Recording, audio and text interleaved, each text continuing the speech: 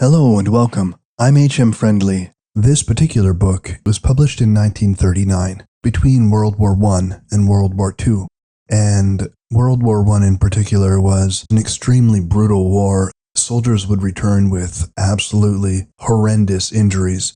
And in this small book, it tells the story of a soldier who returned home from war, basically almost in a casket.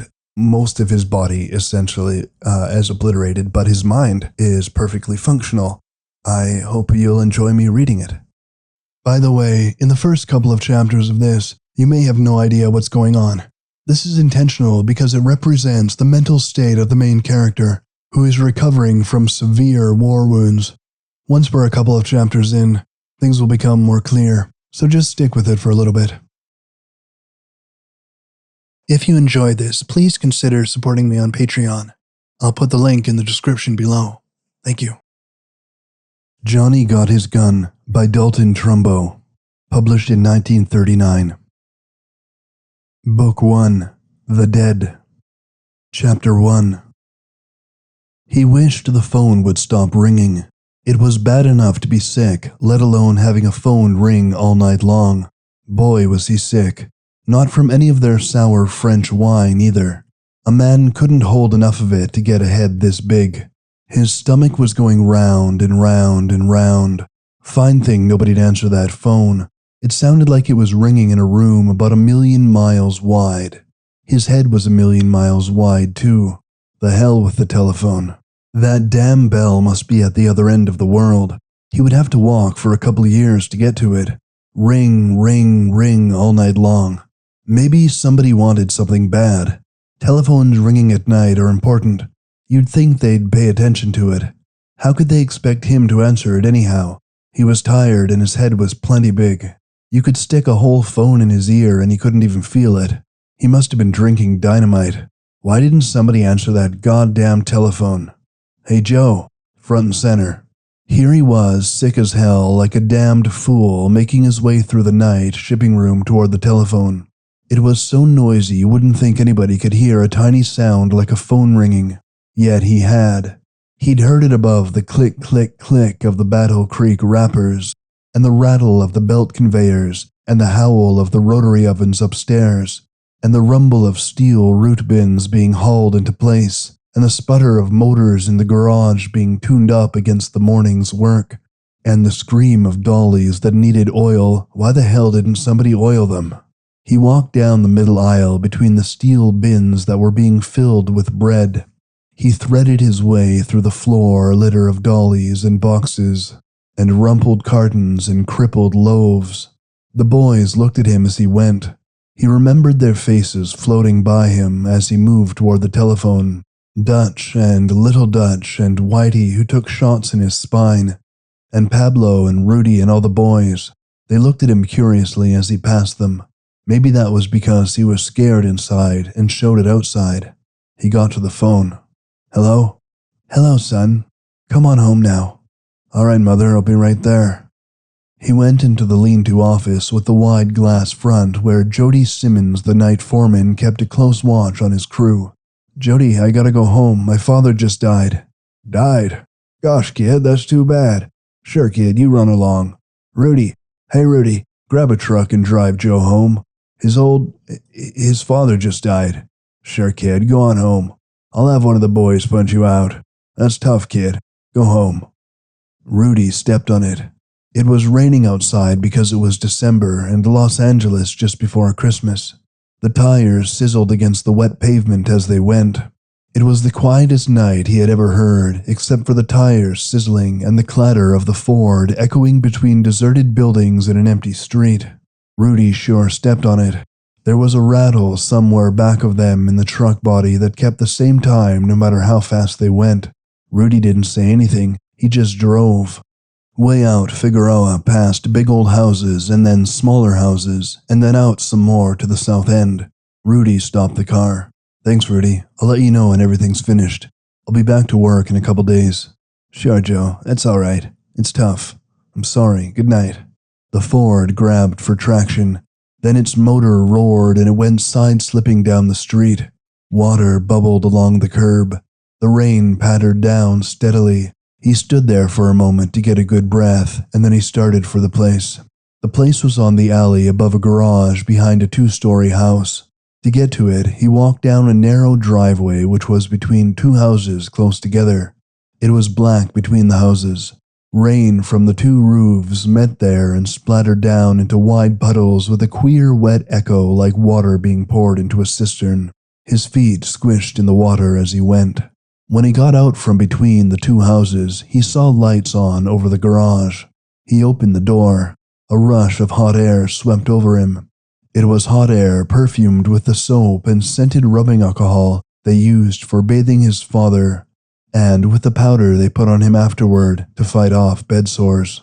Everything was very quiet. He tiptoed upstairs, his wet shoes still squishing a little. In the living room, his father lay dead with a sheet pulled over his face. He had been sick a long while, and they had kept him in the living room because the glassed-in porch, which was the bedroom for his father and mother and sisters, was too drafty. He walked over to his mother and touched her shoulder. She wasn't crying very hard. "Did you call someone?" "Yes, they'll be here any time. I wanted you to be here first."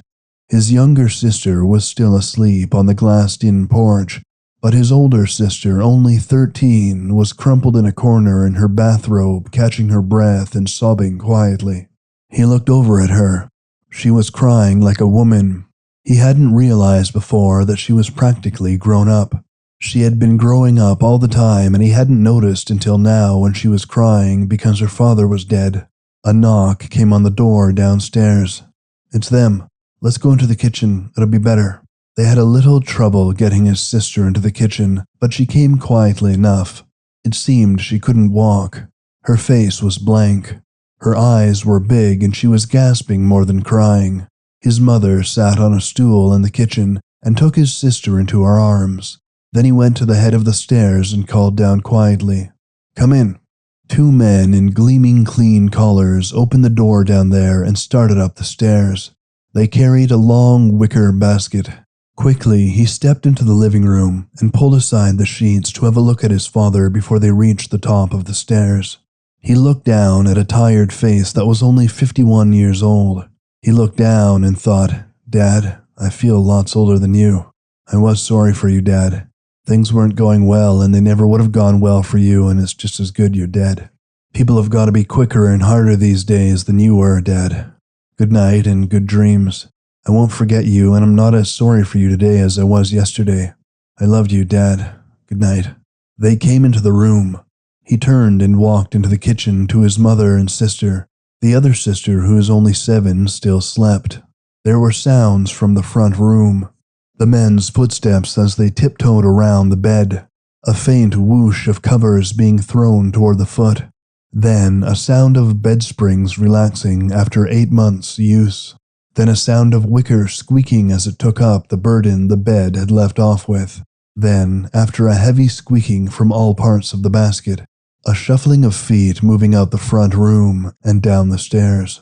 He wondered if they were carrying the basket evenly down the stairs, or if the head was lower than the feet, or if it was in any way uncomfortable. His father, performing the same task, would have carried the basket very gently. When the door at the foot of the stairs closed behind them, his mother began to shake a little. Her voice came like dry air. "That's not Bill. It may seem like it, but it's not." He patted his mother's shoulder. His sister relaxed down on the floor again. That was all. Well, why couldn't it be all then? How many times was he going to have to go through it? It was all over and finished, and why couldn't the goddamn phone ever stop ringing? He was nutty because he had a hangover, a big hangover, and he was having bad dreams. Pretty soon, if he'd had to, he'd wake up and answer the phone, but somebody should do it for him if they had any consideration at all, because he was tired and sick of it. Things were getting floaty and sickly. Things were so quiet. Things were so goddamn still. A hangover headache thumps and clatters and raises hell inside your skull. But this wasn't any hangover. He was a sick man. He was a sick man, and he was remembering things, like coming out of ether. But you'd think the telephone would stop ringing sometime. It couldn't just go on forever. He couldn't go over and over the same business of answering it and hearing his father was dead and then going home through a rainy night. He'd catch cold if he did that much more. Besides, his father could only die once. The telephone bell was just a part of a dream. It had sounded different from any other telephone bell or any other sound because it had meant death. After all, that bell was a particular kind of thing, a very particular kind of thing, as old Professor Eldridge used to say in senior English. And a particular kind of thing sticks with you, but there's no use of it sticking too close. That bell and its message and everything about it was way back in time, and he was finished with it. The bell was ringing again. Way far off, as if echoing through a lot of shutters in his mind, he could hear it. He felt as if he were tied down and couldn't answer it. Yet, he felt as if he had to answer it. The bell sounded as lonesome as Christ ringing out in the bottom of his mind and waiting for an answer. And they couldn't make connections. With each ring, it seemed to get lonesomer. With each ring, he got more scared. He drifted again. He was hurt. He was bad hurt. The bell was fading. He was dreaming. He wasn't dreaming. He was awake even though he couldn't see. He was awake even though he couldn't hear a thing except a telephone that really wasn't ringing. He was mighty scared. He remembered how, as a kid, he read The Last Days of Pompeii and awakened in the middle of the dark night, crying in terror with his face suffocating in the pillow, and thinking that the top of one of his Colorado mountains had blown off, and that the covers were lava, and that he was entombed while yet alive, and that he would lie there dying forever. He had that same gasping feeling now. He had that same cowardly griping in his bowels. He was unchristly scared, so he gathered his strength and made like a man buried in loose earth, clawing out with his hands toward air. Then he sickened and choked and fainted half away and was dragged back by pain. It was all over his body like electricity. It seemed to shake him hard and then throw him back against the bed, exhausted and completely quiet. He lay there feeling the sweat pour out of his skin. Then he felt something else. He felt hot, damp skin all over him, and the dampness enabled him to feel his bandages. He was wrapped in them from top to bottom, even his head. He really was hurt then. The shock caused his heart to smash against his ribs. He grew prickly all over. His heart was pounding away in his chest, but he couldn't hear the pulse in his ear. Oh God, and he was deaf. Where did they get that stuff about bomb-proof dugouts when a man in one of them could be hit so hard that the whole complicated business of his ears could be blown away, leaving him deaf, so deaf he couldn't hear his own heartbeat? He had been hit, and he had been hit bad, and now he was deaf. Not just a little deaf, not just halfway deaf. He was stone deaf. He lay there for a while with the pain ebbing and thinking, this will give me something to chew on, all right. What about the rest of the guys? Maybe they didn't come out so lucky. There were some good boys down in that hole. How will it seem being deaf and shouting at people? You write things on paper. No, that's wrong. They write things on paper and show you. It isn't anything to kick up your heels and dance about, but it might be worse. Only when you're deaf, you're lonesome, you're God-forsaken. So he'd never hear again. Well, there were a hell of a lot of things he didn't want to hear again. He never wanted to hear the biting little castanet sound of a machine gun, or the high whistle of a 75 coming down fast, or the slow thunder as it hit, or the whine of an airplane overhead, or the yells of a guy trying to explain to somebody that he's got a bullet in his belly and that his breakfast is coming out through the front of him, and why won't somebody stop going forward and give him a hand? Only nobody could hear him. They're so scared themselves. The hell with it. Things were going in and out of focus. It was like looking into one of those magnified shaving mirrors and then moving it toward you and away from you. He was sick and probably out of his head, and he was badly hurt, and he was lonesome deaf, but he was also alive, and he could still hear, far away and sharp, the sound of a telephone bell. He was sinking and rising and then going in lazy, quiet black circles. Everything was alive with sound. He was nuts all right. He caught a glimpse of the big ditch where he and the guys used to go swimming in Colorado.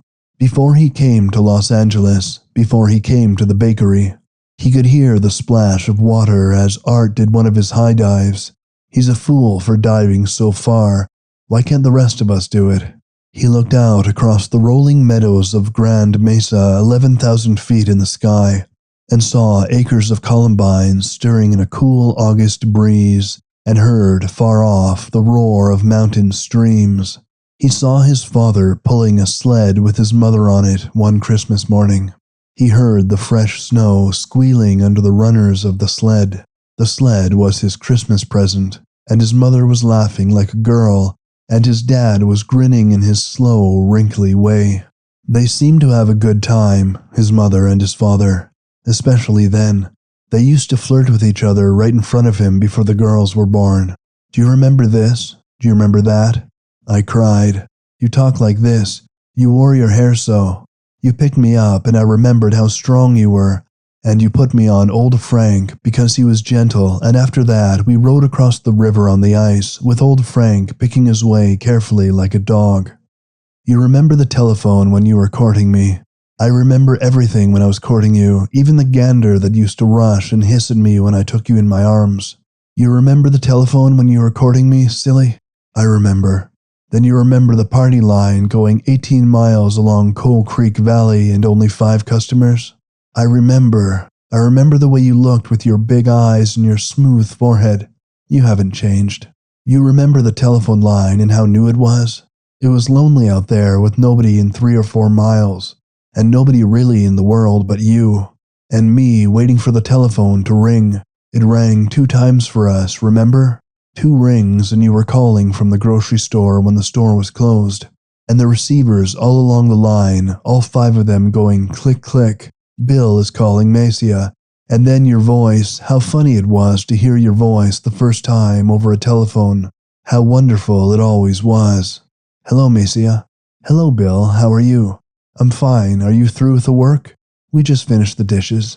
I suppose everybody's listening again tonight. I suppose. Don't they know I love you? You'd think that was enough for them. Maybe it isn't. Macia, why don't you play a piece on the piano? All right, Bill. Which one? Whichever one you like. I like them all. All right, Bill. Wait till I fix the receiver. And then, way out on Coal Creek, way west on the other side of the mountains, from Denver music tinkling over telephone wires that were brand new and wonderful. His mother, before she was his mother, before she thought particularly of becoming his mother, would go over to the piano, the only one on Coal Creek, and play the beautiful Blue Ohio, or perhaps My Pretty Red Wing. She would play it clear through, and his father in Shale City would be listening and thinking, isn't it wonderful?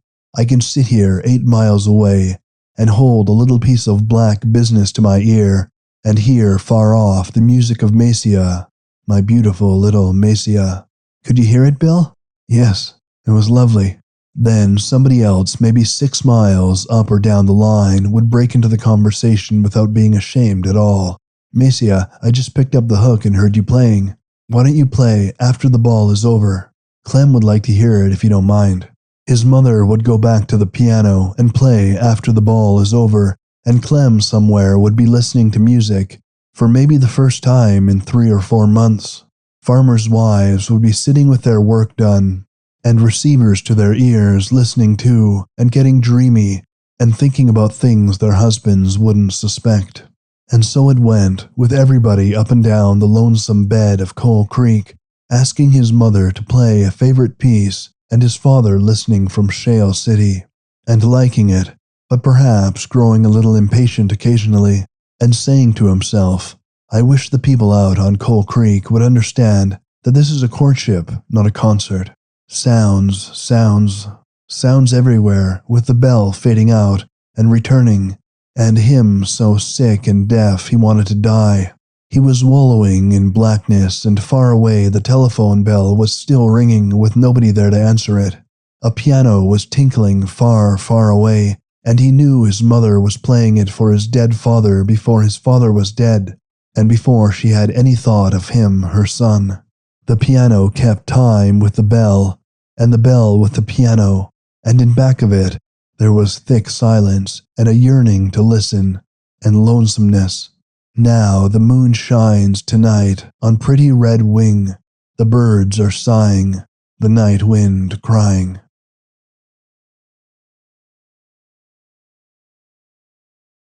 Chapter 2. His mother was singing in the kitchen.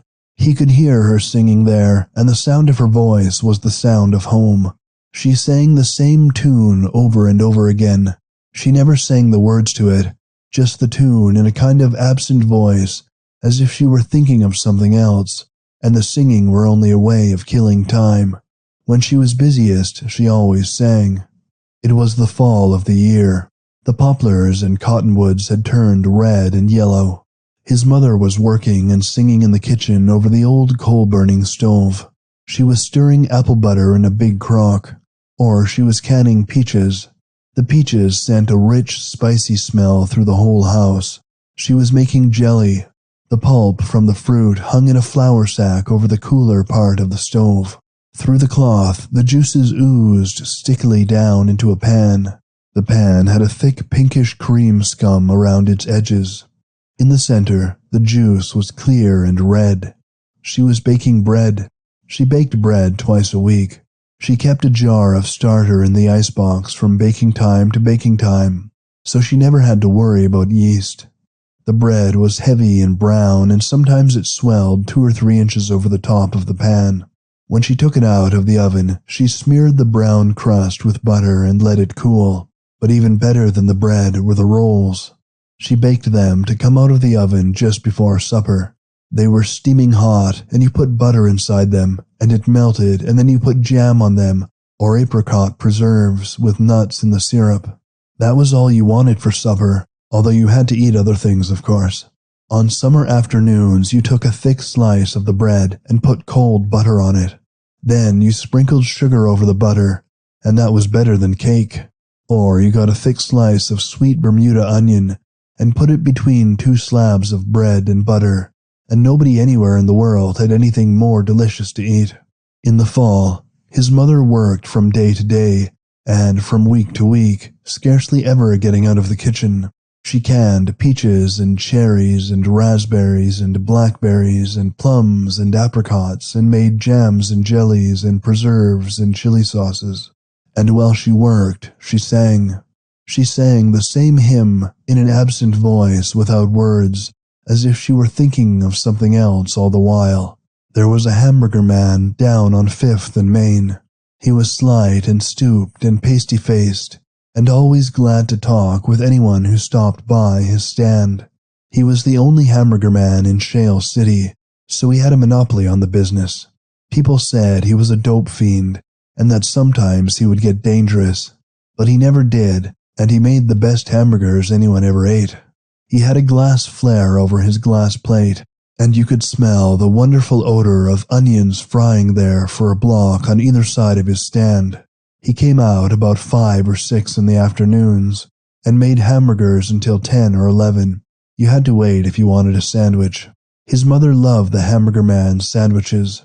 On Saturday nights, his father worked late at the store. He would go downtown on Saturday nights and wait till his father got the paycheck. At about 9:45, when the store was getting ready to close, his father would give him 30 cents for 3 hamburgers. He would rush with his money over to the hamburger man to get a place in line. He would order 3 hamburgers to go with lots of onions and sweet mustard. By the time the order was filled, his father would already be on the way home. The hamburger man would put the sandwiches in a bag, and he would put the bag inside his shirt next to his body. Then he would run all the way home so that the hamburgers would still be warm. He would run through the sharp autumn nights, feeling the heat of the hamburgers next to his stomach.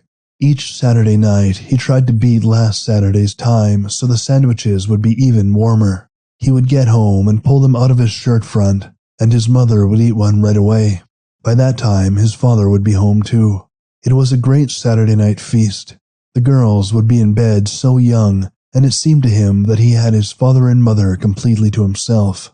He was, in a way, grown up. He envied the hamburger man because the hamburger man could have all the sandwiches he wanted. In the fall, the snow came. Usually there was snow for Thanksgiving, but sometimes it didn't come until middle December. The first snowfall was the most wonderful thing on earth. His father always waked him early, his voice booming out about the snow. It was usually a wet snow, and it clung to everything it touched. Even the wire fence around the chicken coop in the backyard would hold the snow maybe half an inch deep. The chickens never stopped being puzzled and alarmed about the first snow. They would walk carefully in it and shake their feet, and the roosters would talk about it complainingly all day long. The outbuildings were always beautiful, and a fence post would have a cap 4 inches high. The birds in vacant lots would make little patterns in the snow, crossed up once in a while by a rabbit track. His father never failed to wake him early when the snow fell. First, he rushed to the window to look. Then he got into his heavy clothes and his mackinaw, and his boots and his sheepskin gloves, and took his flexible fryer and went out with the rest of the kids, and didn't come back until his feet were numb, and his nose was frosty. The snow was a wonderful thing. In the spring there were primroses all over the vacant lots. They opened in the morning and closed when the sun grew hot, and then opened again in the evening. Each evening the kids went on primrose hunts. They brought back great bouquets of white flowers as big as your hand, and put them in flat bowls of water. On May Day they made baskets and filled them with primroses, hiding a little candy beneath the flowers. When it was dark, they went from house to house and left a basket and knocked on the door and ran away fast into the night. Lincoln Beachy came to town. It was the first airplane Shale City ever saw. They had it in a tent in the middle of the racetrack over in the fairgrounds. Day in and day out, people filed through the tent looking at it. It seemed to be all wire and cloth. People couldn't understand how a man would risk his life just on the strength of a wire. One little wire gone wrong, and it meant the end of Lincoln Beachy. Away up in front of the plane, ahead of the propellers, was a little seat with a stick in front of it. That was where the great aviator sat. Everyone in Shale City was pleased with the idea of Lincoln Beachy coming to town. It was a wonderful thing. Shale City was really becoming a metropolis. Lincoln Beachy didn't stop at every little stick-in-the-mud town. He stopped only in places like Denver and Shale City and Salt Lake, and he was going on to San Francisco. The whole town turned out the day Lincoln Beachy looped the loop. He did it 5 times. It was the damnedest thing anybody ever saw. Mr. Hargraves, who was the superintendent of schools, made a speech before the flight. He told about how the invention of the airplane was the greatest step forward man had made in 100 years. The airplane, said Mr. Hargraves, would cut down the distance between nations and peoples. The airplane would be a great instrument in making people understand one another, in making people love one another. The airplane, said Mr. Hargraves, was ushering in a new era of peace and prosperity and mutual understanding. Everyone would be friends, said Mr. Hargraves, when the airplane knitted the world together so that the people of the world understood each other. After the speech, Lincoln Beachy looped the loop 5 times and left town. A couple months later, his airplane fell into San Francisco Bay, and Lincoln Beachy was drowned. Shale City felt as if it had lost a resident. The Shale City Monitor ran an editorial. It said that even though the great Lincoln Beachy was dead, the airplane, the instrument of peace, the knitter together of peoples, would go on. His birthday fell in December. Each birthday his mother cooked a big dinner, and he had his friends over to the house. Each of his friends also had birthday dinners, so there were at least 6 big affairs during the year for the guys to get together. They usually had chicken, and there was always a birthday cake and ice cream. The guys always brought presents. He would never forget the time Glenn Hogan brought him a pair of brown silk socks. That was before he had long trousers. The socks seemed to mean a step forward into a grown-up future. They were very handsome. After the party, he put them on and stared at them for a long while. He got the long pants to go with them 3 months later. The guys all liked his father, probably because his father liked all of the guys. After the dinner was over, his father always took them all to a show. They would put on their mackinaws and go outside into the snow and tramp down to the Elysium Theater. It was a great feeling, warm on the inside from food, and your face cold on the outside from zero air and a show to look forward to. He could hear their footsteps squeaking in the snow even now. He could see his father leading the pack down to the Elysium. He remembered that the shows were always good. In the fall, there was the county fair. There were bucking broncos and steers to be bulldogged, and bareback Indian races and trotting races. There was always a bunch of Indians headed by the great squaw Chipeta. A street in Shale City was named after her. The town of Ouray, Colorado, had been named after Chief Ouray, her husband. The Indians Chipeta brought with her didn't do much but squat around and stare, but Chipeta herself was full of smiles and talk about the early days. A carnival came to town during the fair, and you could see the women cut in half, and motorcycle riders defying death inside a straight up and down circular wall. In the main auditorium of the fairgrounds, there were canned fruits gleaming through mason jars, and displays of embroidery, and rows of cakes, and piles of bread, and huge squashes, and extra fancy potatoes. In the livestock pens, there were steers that looked as square as an outhouse, and pigs almost as big as cows, and thoroughbred chickens. Fair Week was the biggest week of the year. In a way, it was even bigger than Christmas. You bought whips with tassels on the end, and it was a mark of favor if you flicked the legs of a girl you liked. There was a smell about the fairgrounds you never forgot, a smell you never ceased dreaming of. He would always smell it somewhere in the back of his mind as long as he lived. In the summer, they went out to the big ditch north of town, and stripped off their clothes, and lay around on its banks and talked. The water would be warm from the summer air, and heat would be rising off the brown gray land like steam. They would swim for a little while, and then they would go back on the bank and sit around all naked and tan and talk. They would talk about bicycles and girls and dogs and guns. They would talk about camping trips and rabbit hunting and girls and fishing. They would talk about the hunting knives they all wanted, but only Glenn Hogan had. They would talk about girls. When they came of an age to take girls out on dates, they always took them to the pavilion in the fairgrounds. They began to get very dressy. They talked about ties with matching handkerchiefs, and they wore brogue shoes and shirts that had bright red and green and yellow stripes in them. Glenn Hogan had 7 silk shirts. He had most of the girls, too. It got to be an important matter whether or not you had a car, and it was a very humiliating thing to walk your girl to the pavilion. Sometimes you didn't have enough money to go to the dance, so you would drive lazily by the fairgrounds and hear the music coming through the night from the pavilion. The songs all had meaning, and the words were very serious. You felt all swelled up inside, and you wished you were over there at the pavilion. You wondered who your girl was dancing with. Then you would light a cigarette and talk about something else. It was quite a thing to light a cigarette. You only did it at night when nobody would see you. You made a serious business of holding the cigarette in a properly careless fashion. And the first guy in the bunch able to inhale was the greatest guy on earth until the rest caught up with him. Down at Jim O'Connell's cigar store, the old men sat around and talked about the war. O'Connell's was very cool in the back room.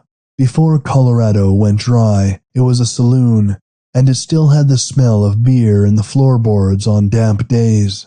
The old men sat there on high chairs and watched the pool tables and spat into big brass spittoons and talked about England and France and about the end, and in the end about Russia. Russia was always on the point of starting a big offensive that would push the goddamn Germans right back on Berlin. That would be the end of your war. Then his father decided to leave Shale City. They went to Los Angeles. There he became conscious for the first time about the war. He waked to the war when Romania entered. It seemed very important. He had never heard of Romania except in geography classes, but the entry of Romania into the war occurred on the same day the Los Angeles newspapers carried a story of 2 young Canadian soldiers who had been crucified by the Germans in full view of their comrades across no man's land. That made the Germans nothing better than animals. And naturally, you got interested and wanted Germany to get the tar kicked out of her. Everybody talked about the oil wells and the wheat fields of Romania, and how they would supply the Allies, and how this surely was the end of the war. But the Germans walked right through Romania, and they took Bucharest and Queen Marie and had to leave her palace. Then his father died, and America entered the war, and he had to come too, and here he was. He lay and thought, "Oh, Joe, this is no place for you. This was no war for you. This thing wasn't any of your business.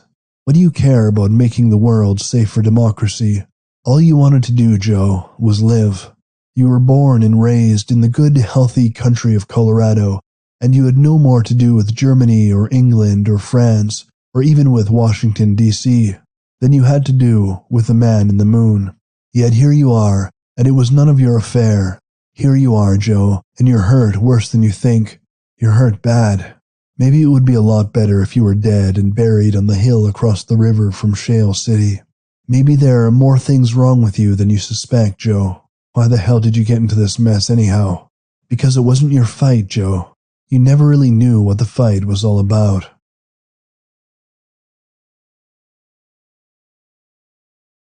Chapter 3. He shot up through cool waters, wondering whether he'd ever make the surface or not. That was a lot of guff about people sinking 3 times and then drowning. He'd been rising and sinking for days, weeks, months. Who could tell? But he hadn't drowned. As he came to the surface each time, he fainted into reality, and as he went down again, he fainted into nothingness. Long, slow faints, all of them while he struggled for air and life. He was fighting too hard, and he knew it. A man can't fight always. If he's drowning or suffocating, he's got to be smart and hold back some of his strength for the last, the final, the death struggle. He lay back quietly because he was no fool. If you lie back, you can float. He used to float a lot when he was a kid. He knew how to do it. His last strength going into that fight, when all he had to do was float. What a fool. They were working on him. It took him a little while to understand this because he couldn't hear them. Then he remembered that he was deaf. It was funny to lie there and have people in the room who were touching you, watching you, doctoring you, and yet not within hearing distance. The bandages were still all over his head, so he couldn't see them either. He only knew that way out there in the darkness, beyond the reach of his ears, people were working over him and trying to help him. They were taking part of his bandages off. He could feel the coolness of the sudden drying of sweat on his left side. They were working on his arm. He felt the pinch of a sharp little instrument grabbing something and getting a bit of his skin with each grab. He didn't jump. He simply lay there because he had to save his strength. He tried to figure out why they were pinching him. After each pinch, there was a little pull in the flesh of his upper arm and an unpleasant point of heat like friction. The pulling kept on in short little jerks with his skin getting hot each time. It hurt. He wished they'd stop. It itched. He wished they'd scratch him. He froze all over, stiff and rigid like a dead cat. There was something wrong about this prickling and pulling and friction heat. He could feel the things they were doing to his arm, and yet he couldn't rightly feel his arm at all. It was like he felt inside his arm. It was like he felt through the end of his arm. The nearest thing he could think of to the end of his arm was the heel of his hand. But the heel of his hand, the end of his arm, was high as his shoulder. Oh, Jesus Christ, they'd cut his left arm off. They'd cut it right off at the shoulder and he could feel it plain now. Oh my God, why did they do a thing like that to him? They couldn't do it, the dirty bastards. They couldn't do it. They had to have a paper signed or something. It was the law. You can't just go out and cut a man's arm off without asking him, without getting permission, because a man's arm is his own and he needs it. Oh, Jesus. I have to work with that arm. Why did you cut it off? Why did you cut my arm off? Answer me. Why did you cut my arm off? Why did you? He went down into the water again and fought, and then came up with his belly jumping and his throat aching. And all the time that he was under the water fighting with only one arm to get back, he was having conversation with himself about how this thing couldn't possibly happen to him, only it had. So they cut my arm off. How am I going to work now? They don't think of that. They don't think of anything but doing it their own way. Just another guy with a hole in his arm. Let's cut it off. What do you say, boys? Sure, cut the guy's arm off. Takes a lot of work and a lot of money to fix up a guy's arm. This is a war, and war is hell, and what the hell, and so to hell with it. Come on, boys, watch this. Pretty slick, hey? He's down in bed and can't see anything, and it's his tough luck, and we're tired, and this is a stinking war anyhow, so let's cut the damn thing off and be done with it. My arm, they've cut my arm off. See that stump there? That used to be my arm. Oh, sure, I had an arm. I was born with one. I was normal just like you, and I could hear, and I had a left arm like anybody. But what do you think of those lazy bastards cutting it off? How's that? I can't hear either. I can't hear. Write it down. Put it on a piece of paper. I can read all right, but I can't hear. Put it down on a piece of paper and hand the paper to my right arm because I have no left arm. My left arm. I wonder what they've done with it. When you cut a man's arm off, you have to do something with it. You can't just leave it lying around. Do you send it to hospitals so guys can pick it to pieces and see how an arm works? Do you wrap it up in an old newspaper and throw it onto the junk heap? Do you bury it? After all, it's part of a man, a very important part of a man, and it should be treated respectfully. Do you take it out and bury it and say a little prayer? You should, because it's human flesh, and it died young, and it deserves a good send-off. My ring. There was a ring on my hand. What have you done with it? Karen gave it to me, and I want it back. I could wear it on the other hand. I've got to have it, because it means something. It's important. If you've stolen it, I'll turn you in as soon as I get these bandages off, you thieving bastards. If you've stolen it, you're grave robbers, because my arm that is gone is dead, and you've taken the ring from it, and you've robbed the dead. That's what you've done. Where's my ring? Kareen's ring. Before I go under again. I want the ring. You've got the arm. Isn't that enough? Where's my ring? Kareen's ring. Our ring. Please, where is it? The hand it was on is dead, and it wasn't meant to be on rotten flesh. It was meant always to be on my living finger, on my living hand, because it meant life. My mother gave it to me, said Kareen. It's a real moonstone. You can wear it. It won't fit. The little finger, silly. Try the little finger. Oh. See, I said it would fit. Little Mick.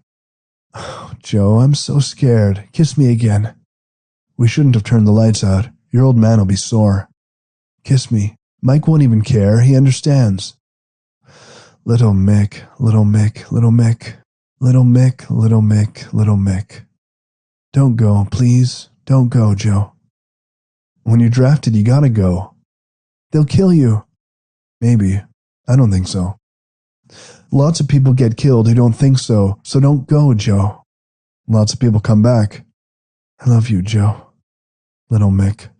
I'm not Mick, I'm Bohunk. You're half and half, but you look Mick. You've got eyes and hair like a little Mick. Joe. Oh, Joe. Don't cry, Kareen. Please don't cry. Suddenly a shadow fell across them and they both looked up. Stop that! Stop it! God damn you!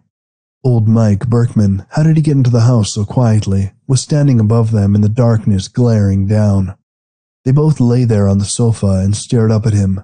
He looked like an overgrown dwarf because his back was crooked from 28 years in the coal mines of Wyoming.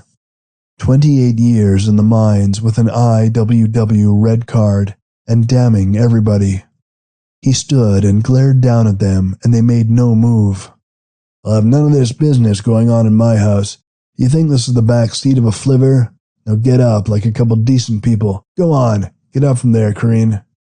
Kareen got up. She was only 5'1". Mike swore it was because she didn't have enough food when she was a kid. That probably wasn't the truth, because her mother had been small, and Kareen was perfectly formed and healthy and beautiful. So beautiful. Mike was liable to exaggerate when he got excited. Kareen looked up at old Mike, unafraid. He's going away in the morning. I know, girl. Get into the bedroom, both of you. Maybe you never get another chance. Go on, Kareen. Kareen took one long look at him, and then with her head bent, as if she were a very busy child thinking about something, walked into the bedroom. Go on in there, boy. She's scared. Go on in and put your arm around her. He started to go, and then he felt Mike's grip around his shoulder. Mike was looking straight into his face, and even in the dark, his eyes could be seen. You know how to treat her, don't you? She's no whore, you know, don't you? Yes. Go to bed, boy. He turned and went into the bedroom. An electric candle was burning on one side of the bureau. In the corner of the room beyond the candle, Corinne was standing.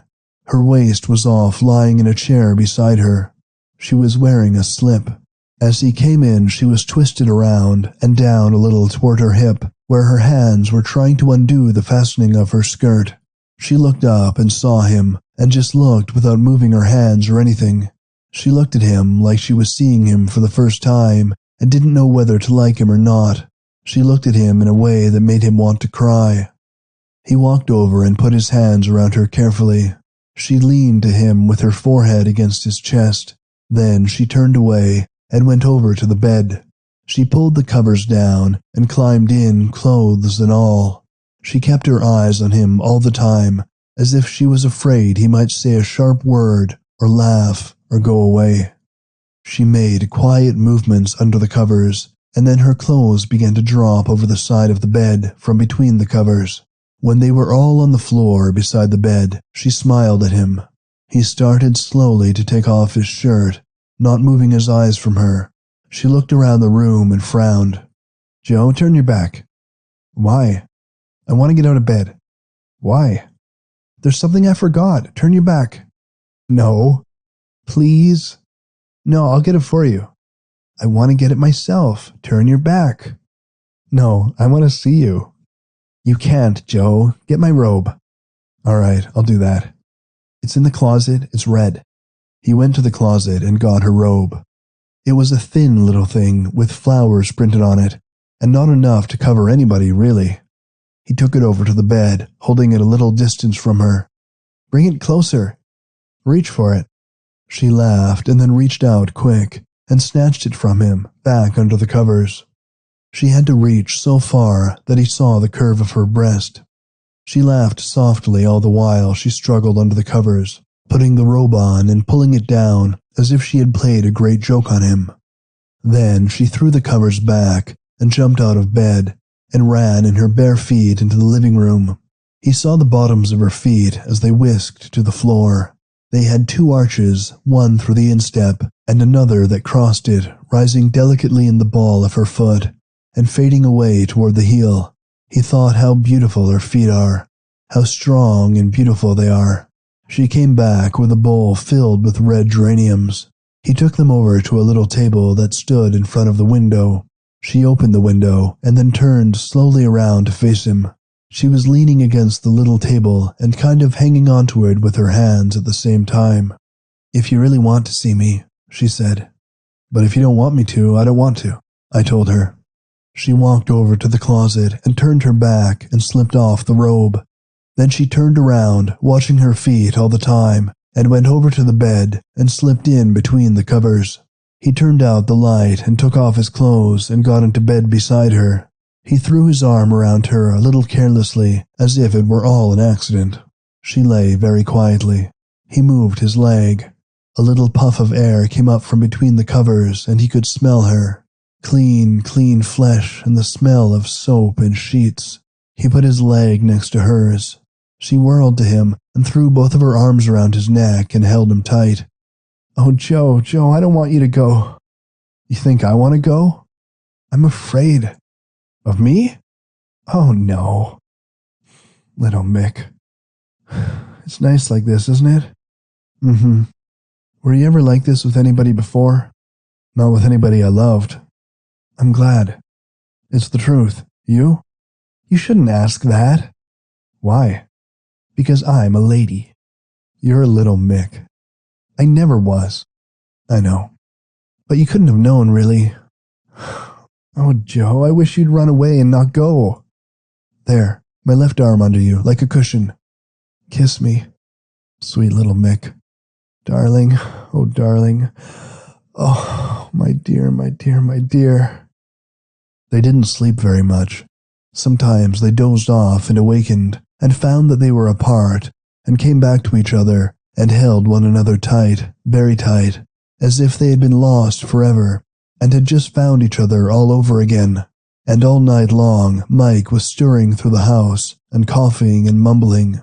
When morning came, he stood over their bed holding a breadboard which had 2 breakfasts on it. "Here, you kids eat." Tough old Mike standing there, gentle and grizzled and fierce with bloodshot, painful eyes. Mike had been in jail too many times not to be good. Old Mike, who hated everybody. He hated Wilson, and he hated Hughes, and he hated Roosevelt, and he hated the socialists because they only had big talk and milk in their veins for blood. He even hated Debs a little, although not much. 28 years in the coal mine had fixed him up for a fine hater. "And now I'm a railroad bull? God damn me, I'm a railroad bull. How's that for a filthy way to make a living?" Mike, with his crooked back from the mines, standing there with their breakfasts. "Here, you kids, hurry up and eat. You ain't got much time." They ate. Mike went grumbling off and didn't come into the room again. When they had eaten, they lay for a while, looking up at the ceiling and digesting their food. "You rumbled." "I did not. Besides, it isn't nice for you to mention it. It was you, anyhow." "It was a cute little rumble. I liked it." "You're terrible. You get up first." "No, you get up first." "Oh, Joe, kiss me. Don't go." "Hurry up, you damn kids." "You get up." "You." I'll count, okay? 1, 2, 3. They jumped out of bed. It was chilly. They shivered and laughed at each other and almost never got dressed for wanting to stop and kiss. "Hurry up, you damn kids. You'll miss the train, and then Joe will be shot by Americans instead of Germans. That would be a goddamn shame." There were 4 trainloads of them leaving that morning, and there was a terrible crowd at the station. The whole place, the station and the cars, and even the locomotives were draped with bunting, and the children and women mostly carried flags, little flags that they waved vaguely, vacantly. There were 3 bands, all seeming to play at once, and lots of officers herding people around, and songs, and the mayor giving an address, and people crying and losing each other, and laughing and drunk. His mother and his sisters were there, and Corinne was there, and Mike was there, muttering, "Goddamn fools," and glaring at everybody, and watching Corinne sharply. "And their lives, if necessary, that democracy may not perish from the face of the earth," said the mayor in his address. It's a long way to Tipperary, it's a long way to go. It's a long way to Tipperary, to the sweetest girl I know. "Don't get scared, Corinne. It's all right. As that great patriot Patrick Henry said, Johnny, get your gun, get your gun, get your gun. Johnny, show the Hun you're a son of a gun. Hoist the flag and let her fly. Yankee doodle do or die. As that great patriot George Washington said, "Goodbye, Mother. Goodbye, Catherine. Goodbye, Elizabeth. I'll send back half my pay, and Dad's insurance will hold out until I get back." And we won't come back till it's over there. Step lively, boy. You're in the army now. Pack up your troubles in your old kit bag and smile, smile, smile. As that great patriot Abraham Lincoln said, "Where's my boy? Where's my boy? He's underage, can't you see? He just came up from Tucson about a week ago. They had him in jail for a tramp, and I came all the way up here to get him back. They let him out of jail if he joined the army. He's only 16, except he's big and strong for his age. He always was. He's too young, I tell you. He's just a baby. Where is he, my little boy?" Yeah, well, now goodbye, Ma, goodbye, Pa, goodbye, me with an old hee-haw. May not know what the war's about, but by God, I'll soon find out. As that great patriot Theodore Roosevelt has said, America, I love you. You're like a sweetheart of mine. From ocean to ocean, for you my devotion is hugging each boundary line. "Don't go, Joe. Run away. They'll kill you. I know it. I'll never see you again." "Oh, Corinne. Why do they have to have a war right now, just when we found each other? Kareen, we've got more important things than war. Us, Kareen, you and me in a house. I'll come home at night to you in my house, your house, our house. We'll have fat, happy kids, smart kids too. That's more important than a war. Kareen, I look at you and you're only 19 and you're old, like an old woman. Kareen, I look at you and I cry inside and I bleed. Just a baby's prayer at twilight, when lights are low. That's a baby's prayer at twilight, for her daddy over there. As that great patriot Woodrow Wilson has said, there's a silver lining through the dark clouds shining. All aboard, said a voice. Over there, send the word, over there. Goodbye, son, write us, we'll make out. Goodbye, Mother. Goodbye, Catherine. Goodbye, Elizabeth, don't cry. For you are all Los Angeles' own. May God bless you. May God give us a victory, continued the mayor. All aboard, all aboard. The Yanks are coming, the drums coming everywhere. Let us pray. Our Father which art in heaven. I can't pray. Kareen can't pray. Kareen, this is no time to pray. Thy will be done on earth as it is in heaven. Kareen, I don't want to go. I want to stay here and be with you and work and make money and have kids and love you. But I've got to go. For thine is the kingdom and the power and the glory forever and ever. Amen.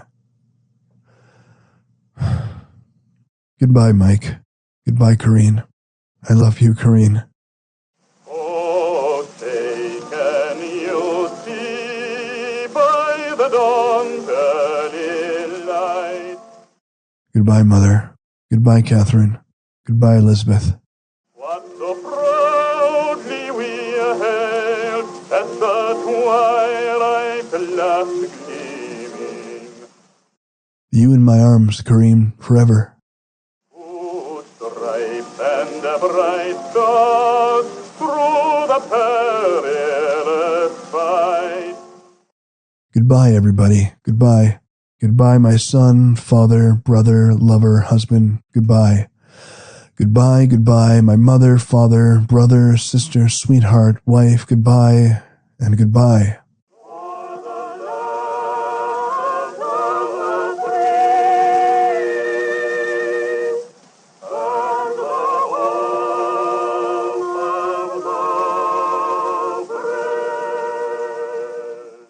Goodbye, Joe. Goodbye, Kareen. Joe, dear darling Joe, hold me closer. Drop your bag and put both your arms around me and hold me tightly. Put both your arms around me, both of them. You in both of my arms, Kareen. Goodbye. Both of my arms. Kareen in my arms, both of them. Arms. I'm fainting in and out all the time, Kareen, and I'm not catching on quick. You're in my arms, Kareen. You're in both of my arms. Both of my arms. Both of them. Both. I haven't got any arms, Kareen. My arms are gone. Both of my arms are gone, Kareen. Both of them. They're gone. Kareen. They've cut off my arms. They've cut off my arms. Both of my arms. Oh, Jesus, Mother God, Kareen, they've cut off both of them. Oh, Jesus, Mother God, Kareen, my arms.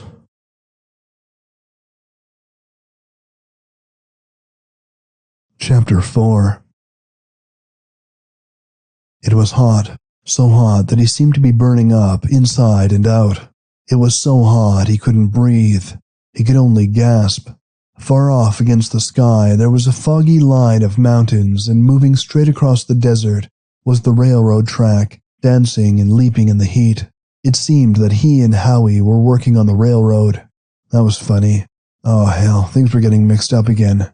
He'd seen all this before. It was like going into a new drugstore for the first time and sitting down and suddenly feeling that you've been there many times before. and that you've already heard what the clerk is going to say as soon as he comes up to serve you. He and Howie working on the railroad in the heat? Sure. It was all right. Things were under control. He and Howie were working there in the hot sun, laying that railroad straight through the Utah desert, and he was so hot he felt like he was going to die. He felt that if he could only stop for a little rest, he would cool off, but that was the awful thing about a section gang job. You couldn't ever stop. The fellows didn't laugh and kid as you think guys would either. They didn't say a word. They just worked. Looking at a section gang, it always seems as if they're working slow, but you have to work slow because you never stop, and you have only so much strength. You don't stop because you're afraid. It isn't that you're afraid of the foreman, because the foreman never bothers anybody. It's just that you're afraid for the job and of how much the other guy will do.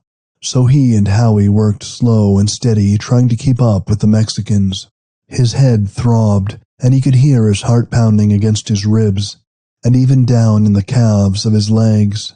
He could feel the strong pulse beat, and yet he couldn't stop work even for a minute. His breath came shorter and shorter, and it seemed that his lungs were too small to hold the air. He had to get into them if he was going to keep alive. It was 125 in the shade, and there wasn't any shade, and he felt like he was smothering under a white-hot blanket, and all he could think was, I've got to stop. They stopped for lunch. It was their first day on the gang, and he and Howie naturally thought they would be supplied with lunch from the handcar, but they weren't. When the foreman saw they had nothing to eat, he said something to a couple of the Mexicans. The Mexicans came over and offered them something out of their lunch pails. The Mexicans were eating fried egg sandwiches all crusted over with red pepper. He and Howie just grunted no thanks and flopped on their backs. Then they turned over on their stomachs because the sun was so hot, it would have burned out their eyeballs even with the lids closed. The Mexicans just sat and chewed on their fried egg sandwiches and stared at them. All of a sudden, there was the noise of the Mexicans getting up, so he and Howie rolled over to see what was happening. The whole gang was starting down the tracks on a slow gallop. The foreman just sat and watched the gang. They asked the foreman what the idea was, and the foreman said the boys were going to go take a swim. The idea of a swim was too much. He and Howie jumped up and ran along after them. The way the foreman spoke, they thought they were going just a little piece down the track. But it turned out they ran 2 miles before they came to a canal maybe 10 feet wide, and mud-colored, and beached on both sides with a solid mass of tumbleweeds. The Mexicans started pulling their clothes off. He and Howie wondered how they figured to make it into the water without getting full of thistles. He decided there must be some path through the weeds, or the Mexicans couldn't have tackled the swim in the first place. By the time they were undressed, the Mexicans were splashing around in the ditch and laughing and yelling. It turned out there wasn't any path through the tumbleweeds after all. They were ashamed to stand there so naked and white compared to the rest and do nothing about it, so they began jumping through the tumbleweeds until they were in the water. The water was hot, and it smelled of alkali, but it didn't make any difference. It was like an April shower. He thought about the YMCA swimming pool in Shale City. He thought, my gosh, these guys act as if this was the greatest swimming hole in the world. He thought, I'll bet they were never in a swimming pool in their lives. He was standing there with the mud of the ditch bottom up above his ankles when the Mexicans began climbing out and putting their clothes on again. The swim was over. By the time he and Howie got back to their clothes, they were whiskered with thistles to the hips. They noticed that the Mexicans didn't even bother to pick the thistles out. Some of the Mexicans were already starting on the trip back to the handcar, so they sort of brushed the thistles off their legs and leaped into their clothes. Then they ran the 2 miles back, and lunch was over and it was time to work again. As the afternoon wore on, he and Howie began to stumble at their work, and finally to fall. The foreman didn't say anything when they fell down, and neither did the Mexicans. The Mexicans just stopped and waited for them to get up, staring like babies all the while. When they stumbled back to their feet, they began tugging at the rails again. Every muscle in their bodies ached, and still they had to keep on working. Most of the skin had worn off their hands. Every time they grabbed the hot rail tongs and lifted, they could taste the pain of raw hands clear into their mouths. The thistles in their feet and legs seemed to go deeper and deeper with every step they took, and they festered there, and there was no time to stop and pick them out. But the aches and bruises and the awful weariness weren't the worst things. His body could keep up somehow, but it was the things inside of him that began to strain and roar. His lungs got so dry that they squeaked with each breath. His heart swelled from pumping so hard. He got a little panic-stricken because he knew he couldn't keep it up and he knew he had to. He wanted to die if that would get him out of work. The ground began to rise and fall beneath him, and things took on a strange color, and the man standing right beside him seemed miles off, floating in a fog. There was nothing real but pain. The whole afternoon was a mixture of stumbling on his knees in the dust, and fighting for breath, and feeling his stomach inside him swell and jerk and draw up hard. He tried to think of Diane. He tried to think of what she looked like. He tried to find her there in the desert, so he would have something to tie to, but he couldn't bring her face before his eyes. He couldn't even imagine her. Suddenly he thought, "Oh, Diane, you're not worth it. You can't be worth it. No one on earth except maybe a guy's mother could be worth so much pain." Yet, working there in the midst of pain, he tried to figure out excuses for Diane. Maybe she really hadn't meant to cheat on him. Maybe she had dated Glenn Hogan because she couldn't find any other way out. If that was true, and he hoped it was true, then it was awfully silly for him to be away out here in the desert, forgetting it all with a bunch of Mexicans, when he might as well just be back in the cool shade of Shale City, enjoying summer vacation, and thinking maybe I'll have a date with Diane tonight. He thought, girls are a terrible thing, all right. Girls are probably all untrue and faithless, and they try to smash a guy, but you've got to just expect it from them. You've had to expect it from them and learn to forgive them, because it stood to reason that if you rushed away like he and Howie had, then went into the middle of a desert and decided that you would bury yourselves there for the whole 3 months summer vacation, why, nobody suffered but you. And that left the girl back there in Shale City to go out with Glenn Hogan as much as she wanted to. Tugging and stumbling and trying to breathe, he suddenly had an awful feeling come over him. He was asking himself a question. He was saying to himself, "Joe Bonham, have you been a fool?" Somebody hollered out that it was quitting time, and things began to dissolve slowly in front of his eyes. When he got them back into focus, he was lying on his stomach with his head hanging over the side of the handcar, and Howie lying beside him. He remembered looking down at the ground as it ran like water in front of his eyes, and hearing those Mexicans singing.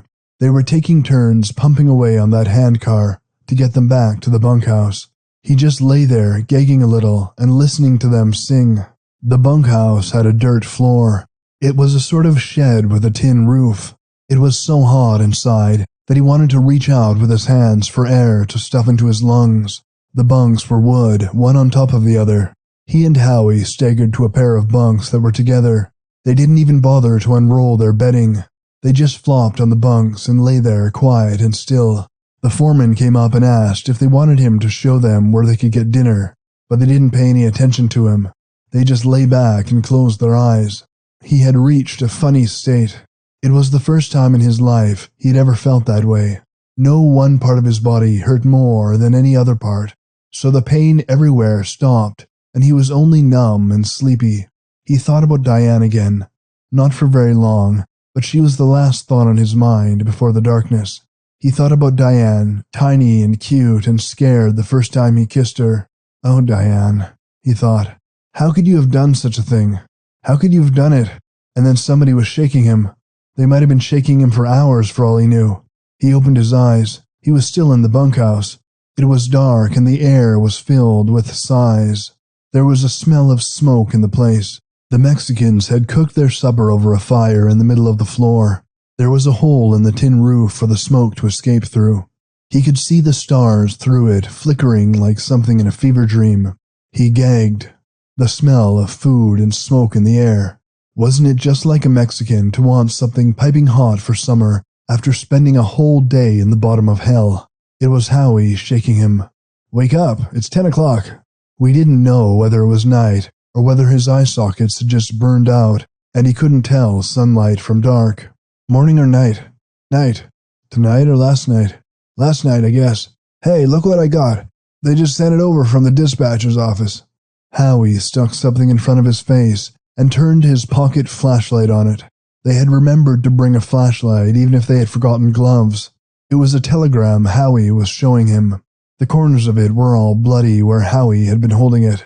It read, "Dear Howie, why were you so impetuous? Stop.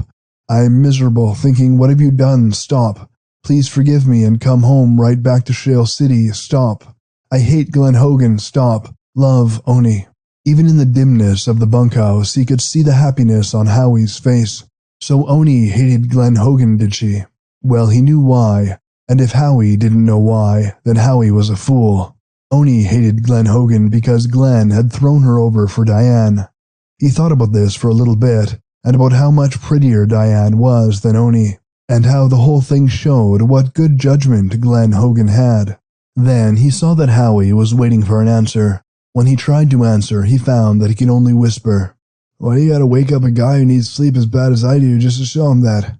Because I got it all figured out." Howie began to whisper very excitedly. "It's just like this. For fellows like you and me to be out here slaving our best years away on a section gang, it's just as if nice girls like our Oni and Diane, suddenly decided to become washerwomen." He didn't say anything. He just lay there and thought about it. He could see the point, all right. The idea of Diane being a washerwoman was so awful he just closed his eyes again. Howie was whispering at him. Of course, since Oni feels that way, I hardly know what to do about the poor kid." He just lay there with his eyes closed, saying nothing. It isn't as if I didn't have a reason to go back. It's almost as if it was my duty to." He just lay there, limp, but he was listening to Howie very closely. "The dispatcher says there's a gravel train going through here tonight bound for Shale City." Still, he didn't say anything. Still, he listened. "It would get us there in an hour." He kind of moved his leg to show he was still awake, listening. "That gravel train goes through here in 10 minutes. He jumped off his bunk and in one motion had his bedroll over his shoulders. Howie stared at him in surprise. "What are you doing?" He gave Howie a look to show the whole thing was on Howie's shoulders. "Well, if you're bound and determined to back out on our agreement, I guess there's nothing I can do to stop you. If we're going to get that gravel train, we better be getting outside."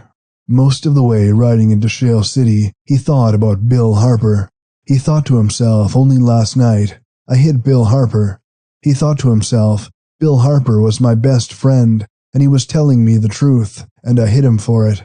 He lay back against the gravel and stared up at the stars. He thought how he and Bill Harper had sat in the drugstore, and how Bill Harper had hemmed and hawed, and how he had finally come to the point. He remembered all over again the rage he felt when Bill Harper told him that Diane was going out that night with Glen Hogan. He knew it was probably true, or Bill Harper wouldn't have told him. Yet he had stood up and he had called Bill Harper a liar, and he had hit Bill Harper and knocked him down, and then he had walked out of the drugstore alone. On the way home, he had run into Diane and Glen Hogan, just getting out of Glen's roadster and going into the Elysium Theater. Then he knew that Bill Harper had been telling him the truth. He knew that Diane had been cheating on him. Down the block, he met Howie. Howie had been having trouble with Oni over Glen Hogan, so they both decided to leave it all and go out into the desert and work like men and forget about it. It wasn't like he and Howie were all the same. Howie had never been able to keep a girl. He kind of resented Howie including him in his class, but he wanted to get away so badly that when Howie suggested it, he said, "Let's go tomorrow." He lay on the gravel car and remembered all the camping trips and the swell times he and Bill Harper had had together. He remembered the first time either of them took a girl out. They made it a foursome because they were so scared. He remembered the time Major his pop was run over and how Bill came over that night with his old man's car and took him riding out into the country until after midnight and didn't say a word all that time because Bill knew how he felt. He remembered lots of other times too, and he thought Bill Harper is too good of a friend to lose over any girl. He thought Bill is too good of a friend to lose even over Diane, and tomorrow I'll tell him so. Tomorrow I will go over to his house and say, "Bill, let's forget about this. Bill, let's be friends because it won't ever happen again." And then, as the gravel train got closer to Shale City, he thought back to Diane again. In the coolness of the night, he could bring her face up before his mind. He hadn't been able to do it out there on the desert. He could bring her face up before his mind, and she was smiling. He thought Howie believed he had lost Oni, but he hadn't because Oni admitted she was wrong and asked him to come back. He thought, besides, I don't want Diane running around with Glenn Hogan. Anybody but Glenn Hogan. Just because Glenn had a good-looking car, he seemed to think he could take liberties with a girl that the ordinary guy would never think of. He felt scary whenever he thought of Diane and Glenn Hogan together. He saw where it was, more or less, his duty to see Diane and talk to her like a brother, and tell her about Glenn Hogan. He knew that he had to save Diane, the embarrassment of finding out for herself what kind of guy Glenn Hogan was. He must do that even at the expense of his pride. They dropped off the gravel train just outside the station because they didn't want anybody to see them. They were such sights. They walked for 2 blocks, and then Howie stopped. "We'll be leaving you here. Where are you going?" "Thought I'd drop by Oni's house." Howie said it in a dreamy kind of way, and a little insinuating too, because he knew there was no place for Joe to go but home. Howie, who could never keep a girl. Howie walked off into the darkness. He was all alone. He started home. Shale City seemed like the prettiest town in the world that night.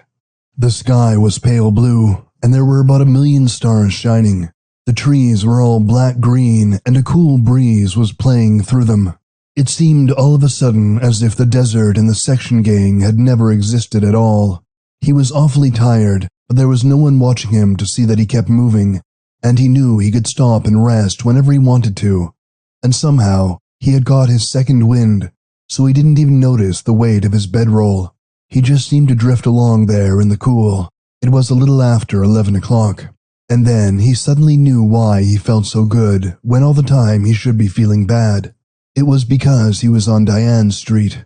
He hadn't deliberately planned to be there because it was a couple of blocks out of his way, and he was really awfully tired. It just seemed that something pulled him over to that street, and he was glad for it. Even on ordinary nights, he always had the funniest feeling when he got near Diane's house.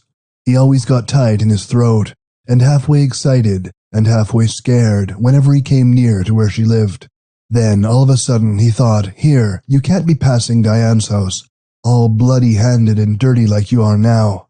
You can't run the risk of letting her see you in this condition." So he went across the street and started walking on his tiptoes as if she might be asleep, and the very sound of his footsteps might wake her and frighten her. And all the time, something inside him was saying, "Tomorrow you'll see her. Tomorrow you'll see her. Tomorrow you'll see her." Then, just across from her place, he stopped still and quit breathing. Diane was there on the front steps with her arms around somebody, and somebody's arms around her. They were kissing. He didn't do anything.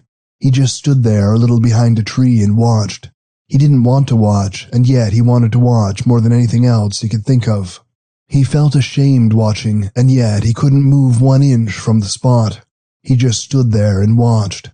Pretty soon the guy she was kissing let her go, and Diane ran up the stairs in that funny little way she always had, and turned just as she got to the door to smile.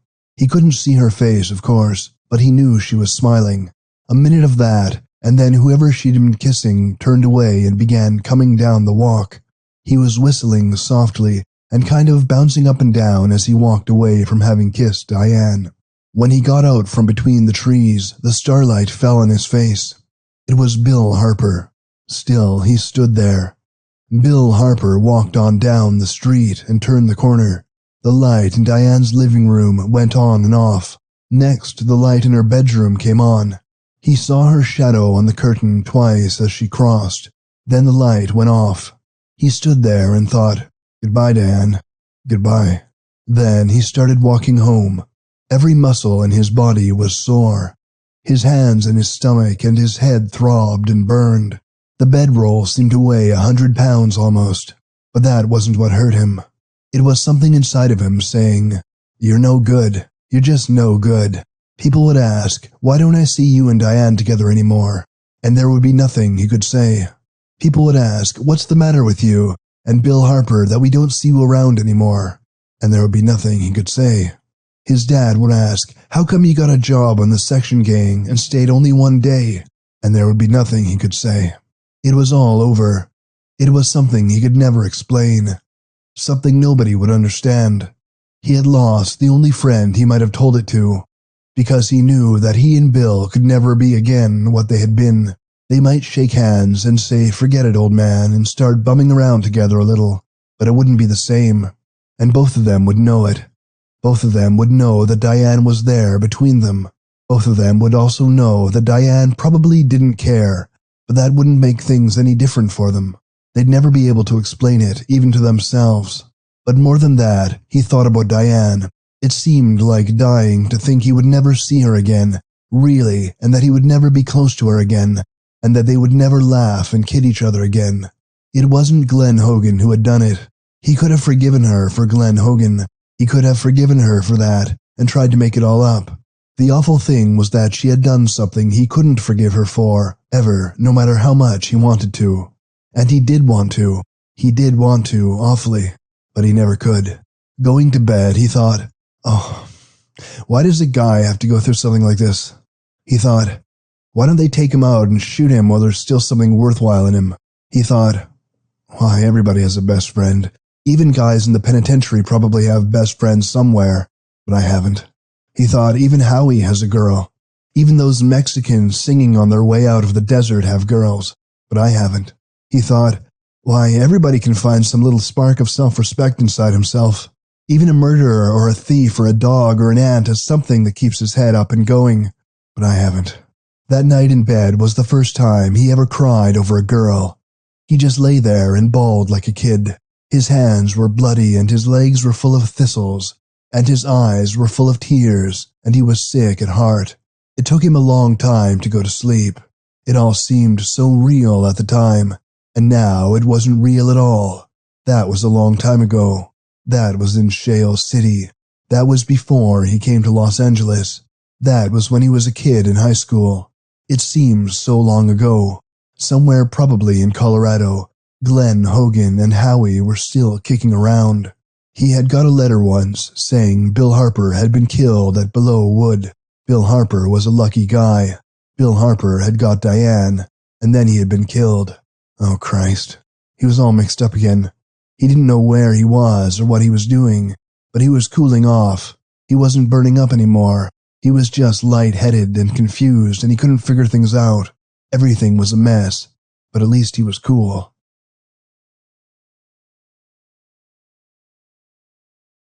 Chapter 5. He couldn't get used to the way things were melting into each other. Sometimes he was drifting on top of white clouds, frightened at his smallness in the midst of a thing so big as the sky. Sometimes he was cushioned in soft pillows that had a way of sliding him feet first over rough and uneven ground. But mostly he was floating in some backwash of the Colorado River, where it wandered through Shale City. He was lying in the water of a river that ran through home, long before he came to Los Angeles, long before he met Corrine, long before he went away on a bunting-covered train with the mayor making speeches. He was floating on his back. There were willows near the edge of the water and sweet clover. There was hot sunshine on his face, but his stomach and back were cool from water that had been snow in the mountains not long ago. He was floating there and thinking about Corrine. It's fine, Corrine, floating here. Lie back, more like this, like that. Isn't it nice, Corrine? I love it. I love you. Float, Corrine. Keep your head out of the water so you can breathe. Keep real close to me, Corrine. Isn't it swell floating here, not going anywhere and not even caring to go anywhere? Just letting the river take care of things. Nothing to do and nowhere to go. Being on top of the river, cool and hot and thoughtful, yet not thinking a thing. Stay closer, Corrine. Don't go away. Closer, closer, Corrine, and watch out for the water coming over your face. I can't turn over on my stomach to swim, Corrine. I can only float. So please don't go so far away. Corrine, where are you? I can't find you and the water was coming over your face. Don't sink, Corrine. Don't let the water come up over your face. Come back, Corrine. You'll choke. You'll fill up like I'm filling up. You'll go down, Corrine. Watch out. Please watch out. Come back, Corrine. You're gone. You aren't even there. Just me alone in the river, with water coming over my nose and mouth and eyes. The water was washing over his face and he couldn't stop it. It was like his head was too heavy for his body, and he couldn't let it lie back without sinking. Or maybe his body was too light for his head, so there wasn't enough weight to balance his head and keep it high. The water was lapping over his eyes and nose and mouth, and he was sputtering from it. It seemed like he was going feet first on his back against the stream, only he was going like a sled with his feet. Only he was going like a sled, with his feet and legs entirely out of the water, and his head below the surface. He was going faster and faster, and if he didn't stop, why, he'd drown from so much water rushing over his face. He was beginning to drown already. He strained the muscles of his neck, trying to raise his nose out of the water, but it wouldn't come up. He tried to swim, but how can a man swim if he hasn't got any arms? He sank down, and finally he drowned.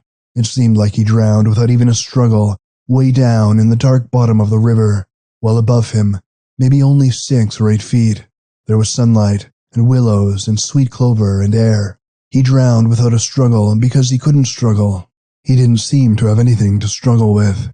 It was like a bad dream where someone is chasing you, and you're scared to death, only there's nothing to do about it because you can't run. Your legs are stuck in concrete and you can't move a muscle. That was why he drowned. He lay there under the water, and thought what a shame it is to drown when you're maybe only 6 or 8 feet from air and sunlight.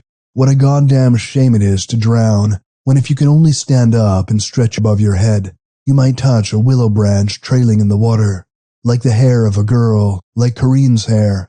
But when you're drowned, you can't stand up. When you're dead and drowned, there's nothing left except time going on, like water over your body. Things began to shoot back and forth in front of his eyes. Rockets and bombs and pinwheels and curves of fire and great white flares whirled through his head and sank into the soft wet part of his brain with a hissing sound. He could hear the hissing very plainly.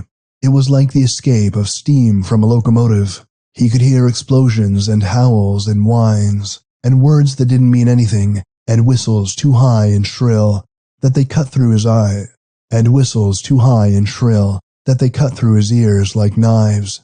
Everything was dazzling and deafening. It hurt so much that he thought all the pain in the world was trapped somewhere between his forehead and the back of his skull and trying to hammer its way out.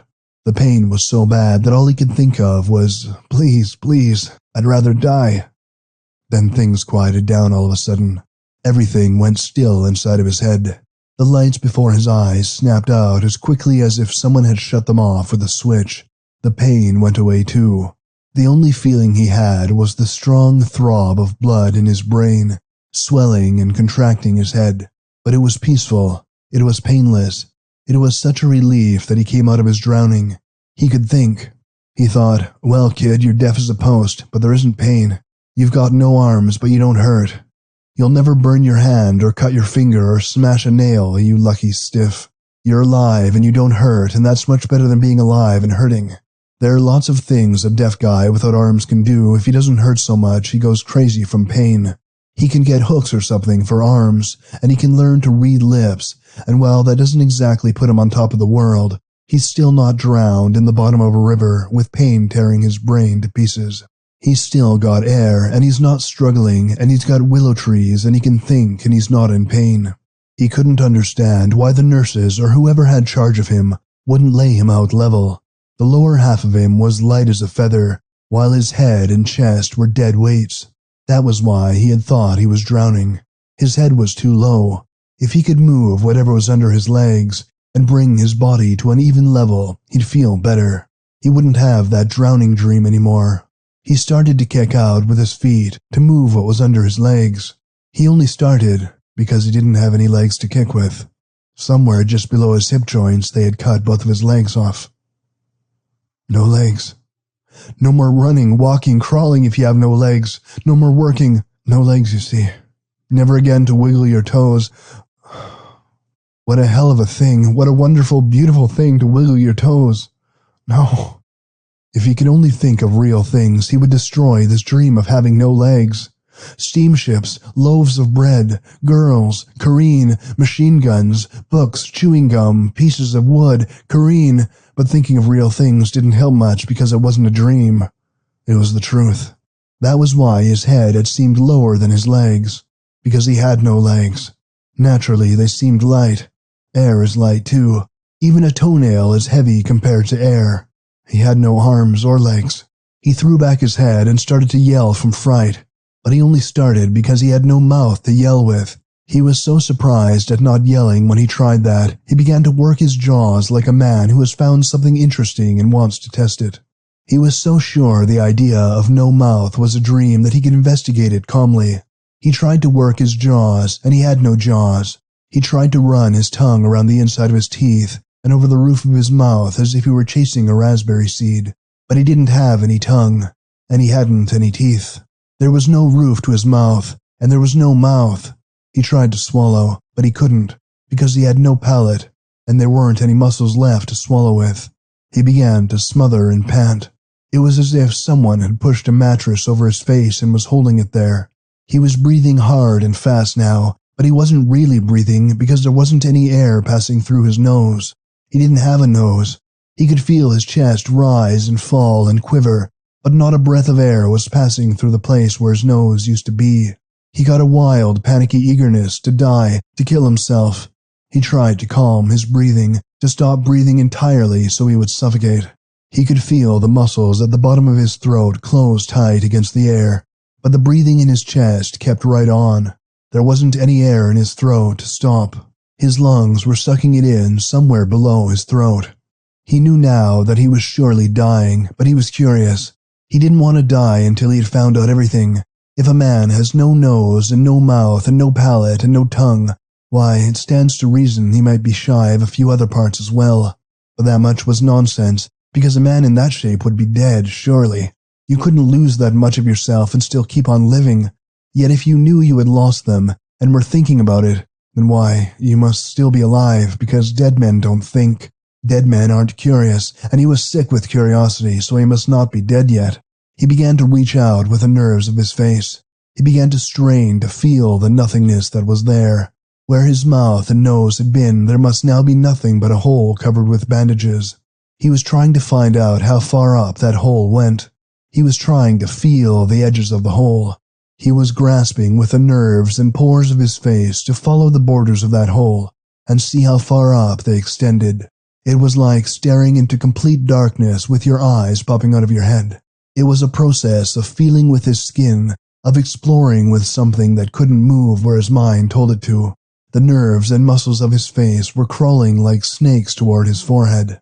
The hole began at the base of his throat, just below where his jaw should be, and went upward in a widening circle. He could feel his skin creeping around the rim of the circle. The hole was getting bigger and bigger. It widened out almost to the base of his ears, if he had any, and then narrowed again. It ended somewhere above the top of what used to be his nose. The hole went too high to have any eyes in it. He was blind. It was funny how calm he was. He was quiet, just like a storekeeper taking spring inventory, and saying to himself, "I see I have no eyes, better put that down in the order book." He had no legs, and no arms, and no eyes, and no ears, and no nose, and no mouth, and no tongue. What a hell of a dream. It must be a dream. Of course, sweet God, it's a dream. He'd have to wake up or he'd go nuts. Nobody could live like that. A person in that condition would be dead, and he wasn't dead, so he wasn't in that condition. Just dreaming. But it wasn't a dream. He could want it to be a dream forever, and that wouldn't change things, because he was alive. Alive. He was nothing but a piece of meat, like the chunks of cartilage old Professor Vogel used to have in biology. Chunks of cartilage that didn't have anything except life, so they grew on chemicals. But he was one up on the cartilage. He had a mind, and it was thinking. That's more than Professor Vogel could ever say of his cartilages. He was thinking, and he was just a thing. Oh no. No, no, no. He couldn't live like this because he'd go crazy. He couldn't die because he couldn't kill himself. If he could only breathe, he could die. That was funny, but it was true. He could hold his breath and kill himself. That was the only way left, except that he wasn't breathing. His lungs were pumping air, but he couldn't stop them from doing it. He couldn't live and he couldn't die. No, no, no, that can't be right. No, no. Mother, where are you? Hurry, Mother, hurry, and wake me up. I'm having a nightmare, Mother, where are you? Hurry, Mother. I'm down here. Here, Mother, here in the darkness. Pick me up. Rockabye baby, now I lay me down to sleep. Oh, Mother, hurry because I can't wake up. Over here, Mother. When the wind blows, the cradle will rock. Hold me up high. Mother, you've gone away and forgotten me. Here I am.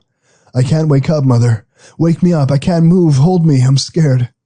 Oh, Mother, sing to me, and rub me, and bathe me, and comb my hair, and wash up my ears, and play with my toes, and clap my hands together, and blow my nose, and kiss my eyes and mouth like I've seen you do with Elizabeth, like you must have done with me. Then I'll wake up, and I'll be with you, and I'll never leave or be afraid or dream again. Oh, no. I can't stand it. Scream, move, shake something, make a noise, any noise. I can't stand it. Oh, no, no. Please, I can't. Please, I can't. Please, no. Somebody come. Help me. I can't lie here forever like this until maybe years from now, until I die. I can't. Nobody can. It isn't possible. I can't breathe, but I'm breathing. I'm so scared. I can't think, but I'm thinking. Oh, please, no. No, it isn't me. Help me. It can't be me, not me. No. Oh, please. No, please, no. Please. Not me.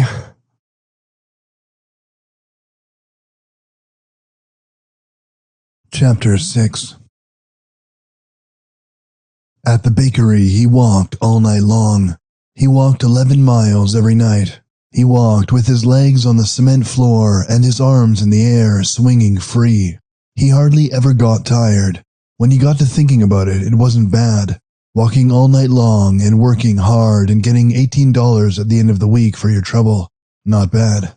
Friday nights were always the heaviest in the night shipping department because on Saturday mornings the drivers would take out enough bread and pies and cakes and rolls to last their customers over Sunday. That made a hell of a lot of work and a hell of a lot of walking on Friday nights, but it wasn't bad. They always sent the midnight mission for an extra man to work with the crew on Friday nights. The guys from the mission came stinking of disinfectant and looking very bedraggled and embarrassed. They knew that anyone who smelled the disinfectant knew they were bums on charity. They didn't like that, and how could you blame them? They were always humble, and when they were bright enough, they worked hard. Some of them weren't bright. Some of them couldn't even read the orders on the bins. One of them came from the turpentine country in Georgia. He'd never been to school at all. Most of the lazy ones came from Texas. One night, a Puerto Rican came up from the mission. His name was Jose. Things were always pretty scrambled up in the shipping room on Friday nights, with boxes and dollies and racks scattered through the aisles, and guys hollering, and the conveyor belts rattling away, and the rotary ovens upstairs screeching as they moved on hot, greaseless plates. It was pretty much of a mess, and most of the mission guys were confused when they first came to work. But not Jose. He looked over the place and listened quietly to instructions, and then went to work. He was tall with brown eyes, and he was pretty good looking for a Mexican or a Puerto Rican or whatever he was. There was something about him that told you he was a little different from the other mission guys, or that maybe he'd been a little luckier than the rest. On Friday nights, all the guys ate their lunches up in the men's can instead of going to a restaurant because there were benches and lockers there, and you could sit down on the benches and eat your lunch in a hurry and get back to work. Jose hadn't brought any lunch, so the guys stole a pint of work from the bakery icebox and gave him a roll with it. Jose was very grateful. While he munched his roll and drank his milk, he talked. He said that California was a wonderful country. He said that it was even more wonderful than Puerto Rico. He said that it was getting spring now and soon he would be able to sleep in the park. He said that California was a great country for people who had no place to sleep because it didn't get so cold, and you could wrap up in an overcoat in the park and get a very good night's sleep, thank you. He said he wished he could get a steady job at the bakery because then he could manage to keep clean. He didn't like to be dirty, and he didn't like the disinfectant they put in the water at the mission. There were a lot of poor men down at the mission who didn't seem to mind the disinfectant, but he minded it very much. He said he had come to California to go into the movies. No, he didn't want to be an actor, but there should be many jobs for a young man like himself with ambition in a business as great as the movies. He said that he thought he might like to work in the research department at one of the studios. Perhaps someone could give him some information about getting a job in the studio, yes? The guys just looked at him and grunted. If any of them knew how to get to work in a studio, wouldn't they have done it long ago instead of sticking around this lousy bakery? Nobody knew how to get work for Jose in a studio. Jose just shrugged. It was pretty hard, he said. When he came to New York, things were going very well for him, and then a very rich girl fell in love with him, and he had to come away from there. A rich girl fallen in love with you, Jose? Yes. He had gotten a job as a chauffeur for a very rich family that lived on Fifth Avenue, and things were very well, and then the daughter of the family took a liking to him, so Jose and the daughter struck a bargain. The daughter wanted to learn Spanish, and Jose wanted to improve his English, so they started trading lessons. And then the girl, she fell in love with him and wanted to marry him, and so he had to come away from New York, and he came to California. The guys sitting around in the can just looked at each other and didn't say anything. Everybody who came from the mission had a line. Everybody had been way up in the money, and then wham, something had happened, and now they were in the mission. Long ago, the guys at the bakery learned that it was no use to argue with the guys from the mission. No matter how closely you questioned them, and no matter how many of their stories you proved were lies, they still stuck to them. They had to stick to them. Their stories were their only excuse for being what they were, so in time, the guys at the bakery came to accept the stories told by the guys from the mission, and to say nothing. So after Jose got through with his talking, they grunted and went back to work again. Next week was Easter, and that meant hot cross buns. And that meant there would have to be lots of extra help, because the shipping crew couldn't put out 20 or 30,000 dozen hot cross buns without extra men. So Jody Simmons offered Jose a job for the week, and Jose took it. He was such a good worker on hot cross buns that when LARPing Larry quit, Jose got Larry's job. He was very grateful and very quiet. He was also pleased that the weather was warmer. He was sleeping in the park, and that was a wonderful thing. You saved money, and Jose needed money for clothes. A man who is going to work in the studios must be well dressed, said Jose. Then one day, Jose came in with a letter. He was very puzzled. He showed it to the guys and asked their advice. Americans were such strange people, he said, and you never knew what their customs were exactly. So what should a gentleman do under these circumstances? The guys all read Jose's letter. It was on a very expensive piece of stationery and written in a woman's hand. At the top of the page was a tiny little engraved address on Fifth Avenue in New York. It was a letter from the girl Jose had been telling about. In the letter, she said she wished he would give her his address, so she wouldn't have to be writing him general delivery all the time. She had come into some money of her own, just a little over $500,000, and as soon as she found out where Jose was living, she was coming to Los Angeles to marry him. This gave the guys at the bakery something to think about. Jose might be full of bull like all the other mission bums, but it began to look like this girl of his was the real thing. Jesus Christ, they said to Jose, don't be a damn fool, marry the girl. Send her your address and let her come out just as fast as she can, and let her bring Oliver Jack with her and marry her before she changes her mind. But Jose shook his head. He said there wasn't any danger of her changing her mind, because, like he had said, the girl was crazy about him. And certainly he had no objections to marrying a girl with money. In fact, he thought the only intelligent thing for a young man without money to do was marry a young lady who had money. But he also wanted to love the girl with money that he would marry someday. This girl, it was too bad, but he didn't love her. Well, I'm a son of a bitch, said the guys at the bakery. You can learn to love her, can't you? No, said Jose sorrowfully. I cannot. He just wanted to know what the American custom about such things was, and how he could write the girl and explain it to her. Was it polite for an American gentleman to tell an American girl he didn't love her? But no, of course not, that would be ungallant. Would it not be better to have a friend, maybe one of the people of the bakery, write to the girl and explain to her that Jose had shot himself because of his love and was now cremated? Jose was willing to do anything to make it right. By this time, all the guys figured Jose was crazy, but they also figured he was kind of smart crazy. When he told tall stories about his native Puerto Rico, the guys paid more attention to him, figuring that since his story about the girl was true, there might be a 50-50 chance that his stories about Puerto Rico were also true. Jose was a very funny guy, but then the bakery was full of funny guys, and it was just as well not to question them too closely. You took them as they came and you said nothing. After about a month of this, Jose came in one night with a very worried look on his face. "What's the matter, Jose? Why do you look so down in the dumps, Jose?" Jose sighed and frowned. He had run into a very serious problem, he said. "What problem, Jose?" He had been out all day as usual, he said, looking for a job. They all got interested then, because everybody at the bakery wanted a better job. Only none of them ever found one. "Where did you get this better job, Jose?" "In a studio, of course," said Jose. "That's why I came to California. Didn't I tell you I came to work in the studios?" Nobody said anything. They just stared at Jose. From anybody else, this would have seemed more like bull, but from Jose, they knew it was the truth. "How do you like that?" As far as the guys at the bakery were concerned, the studios might just as well be in China as in Hollywood. They paid good dough, but nobody except an uncle or maybe a nephew could crack them. Yet Jose, just as calm as a cucumber, had walked into one and got what he wanted. "How did you get this job, Jose?" "I asked for it," said Jose. "Oh," said the guys at the bakery. Then they sat around and stared at him some more. Finally, somebody spoke up and said, "Jose, what's all this about a problem and why are you so worried?" Jose looked surprised. "Anybody should know that," he said. He had come to California and had been without money, and he had been full of disinfectant from the midnight mission, and he had been very unhappy. Then this nice gentleman, Jody Simmons, had accepted him into the bakery and given him a fine job. That made him indebted to Jody Simmons, no? Very well. He was indebted to Jody Simmons, and now he had found a job.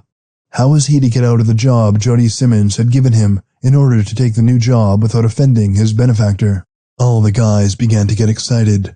Each one had a different speech he would tell Jody Simmons to get out of the job. One guy thought a good way to do it was to punch Jody Simmons right smack in the snoot. Another guy said just to walk in politely and tell Jody Simmons to shove the job up his ass. Another one said just to not show up for work tomorrow, and Jody Simmons would catch on real quick. And there were several other ways the guys at the bakery could think of. There ought to have been. They'd been thinking of them for years. A lot of talent had gone to waste thinking of ways to tell Jody Simmons you were quitting. Here was a guy who was actually going to do it, so naturally everyone cooperated. But when all of the solutions had been offered to him, Jose shook his head, and his eyes looked sadder than ever. He said no, he must think of a better way. It would not be gentlemanly to resign in any of the ways suggested. Jody Simmons was his benefactor, and one did not do such things to one's benefactor. Even if it were an American custom to do it differently, he still would have to follow the customs of his native Puerto Rico, and in Puerto Rico, one did not do such things if one were well born. "When did you start working on this job, Jose?" "This morning," said Jose, "and I'm very tired, and now I'm going to have to work all night, and that will make me much tireder in the morning for the other job, and so it will go, and it's a terrible problem, and I don't know what to do." So, Jose worked all night, and the guys in the bakery thought about it, and finally it became as puzzling to them as it was to Jose. They would start to think of a way out for Jose, and began to speak, and then they would shake their heads and say no, that wouldn't do, and they would go on with their work, thinking very hard. This guy, Jose, was a very queer duck, and his ideas were crazy, but everybody by this time wanted to find a solution, so it became a matter of deep interest to the whole night crew. The night ended. All the guys in the crew went home and slept and then came back to work that night wondering about Jose. Jose came back too. He was getting pale. He said he was feeling very tired. He said he had only gotten 45 minutes sleep, and that unless he thought of something pretty soon, he didn't know what he was going to do. He said surely there must be some American custom to cover his emergency, but they had told him all the American customs the night before, and he had turned them down. So he worked the second night through, and when he left in the morning and faced the first glare of sunlight outside the bakery, he was a very weak-looking man. All the next day he worked for the studio, and the next night when he came to work, he was almost tottering. He said, please think of some way I can quit this job, because a man's health will only last for so long, and mine is breaking rapidly since I had no sleep at all today, and a man must have sleep if he's going to handle even one job in an honest fashion. Then Pinky Carson happened to think of something. Jose said, Pinky Carson, I'll tell you what to do. At about 2 in the morning when the pie run comes down, you just pick up 6 or 8 pies in their boxes and walk out in front of where that little window is out of Jody's office so we can see you, and drop those damn pies. Then Jody will fire you and everything will be all right. Jose thought for a little while. I do not like the use of violence, he said finally, but I'm a desperate man, and if you think violence will work, I'll use it." He thought a little more, and then he said, "I can pay for those pies I violated, yes?" Everybody said yes. If he wanted to be a fool, he could pay for the pies he violated. So that night, at about 2 or 3 o'clock, Jose took 6 pies and stationed himself in the direct line of Jody's vision outside the window of Jody's lean-to office. All the guys were close around, looking as if they were working, but really watching Jose. They were watching for the minute when Jody Simmons would look out through that window from his desk. When he looked, Pinky was to give a signal, and then Jose would dump the pies. It seemed that it took Jody longer to look out the window than it ever had before. But finally he did, and Pinky Carson gave the signal, and Jose dropped the pies. Jody came zipping out of his office like a bumblebee. He said, "What the hell is the matter with you, you clumsy bastard? You turned all those pies over. They're ruined and you'll have to pay for them." Poor Jose stood there almost melting with sadness. He turned his big eyes on Jody Simmons, and he said, "I am so sorry, Mr. Simmons, that I have violated pies. It was an accident, I assure you, and only a poor workman would have done it, and I'm miserable about it, and I'll gladly pay for them, and will you accept my apology, yes?" Jody Simmons looked real hard at Jose for a moment, and then a smile broke over his face, and he said, "Why, sure, Jose, we all make mistakes. You can pay for the pies." He said, "Jose, you are a good conscientious workman, and I don't mind if you make a mistake once in a while." He said, "Jose, I wish I had more men like you. Now forget about the whole thing and go back to work." Jose stood there, kind of quivering all over and shaking his head, as if he couldn't believe such bad luck had happened to him. Then he turned and looked at the guys in the crew who had been watching. He looked at Pinky Carson like a dog that has been betrayed by its master. Then he turned and walked over in the first aisle and began to go to work again. Pinky Carson worked over to him as soon as possible. "Look here, Jose," he said. "The idea was all right, only it wasn't big enough. To quit a fine job like this, you want to do something very big. The pie run is all finished for tonight, but don't give up hope, Jose, because we have a pie run every night, and tomorrow you can get one of those big racks of pies. You can get one of those racks that has 180 pies, just think of it, and you can put that rack in the same place, and you can push the rack over and make a hell of a mess. Oh boy, what a mess. And then Jody Simmons will fire you for sure." Jose looked at Pinky Carson and said, "The whole thing is very dishonorable, but my constitution will not stand very much more, so I will do it tomorrow night when the pie run comes." Then he staggered back to his work. Most of the guys couldn't sleep the next day. They were so anxious to see Jose dump over that rack. They all came to work early. Jody Simmons didn't get in until around 10 o'clock usually, but everybody was hoping he would be in early so they would have a longer time to look at the face of a man who was going to see 180 pies turned over right in front of his office. But when they passed Jody's office and looked into it, Jody wasn't there. There was nothing but a big long box that looked like a floral box lying on Jody's desk. They all glanced at the box, and they went on upstairs and changed for work, and pretty soon Jose came in. The first part of the night was the longest any of them had ever put in. At about 10 o'clock, Jody Simmons checked in. Everybody watched because everybody was curious about that box on his desk. Jody walked into the office and stared at the box like it might be a time bomb. He was a very tough man, and anything unusual about the place always aroused his suspicions. Finally, he must have decided the box was safe, because he began to open it very carefully. 24 American Beauty roses fell out of it onto his desk. Jody began pawing through the roses to find a card, but there wasn't any card.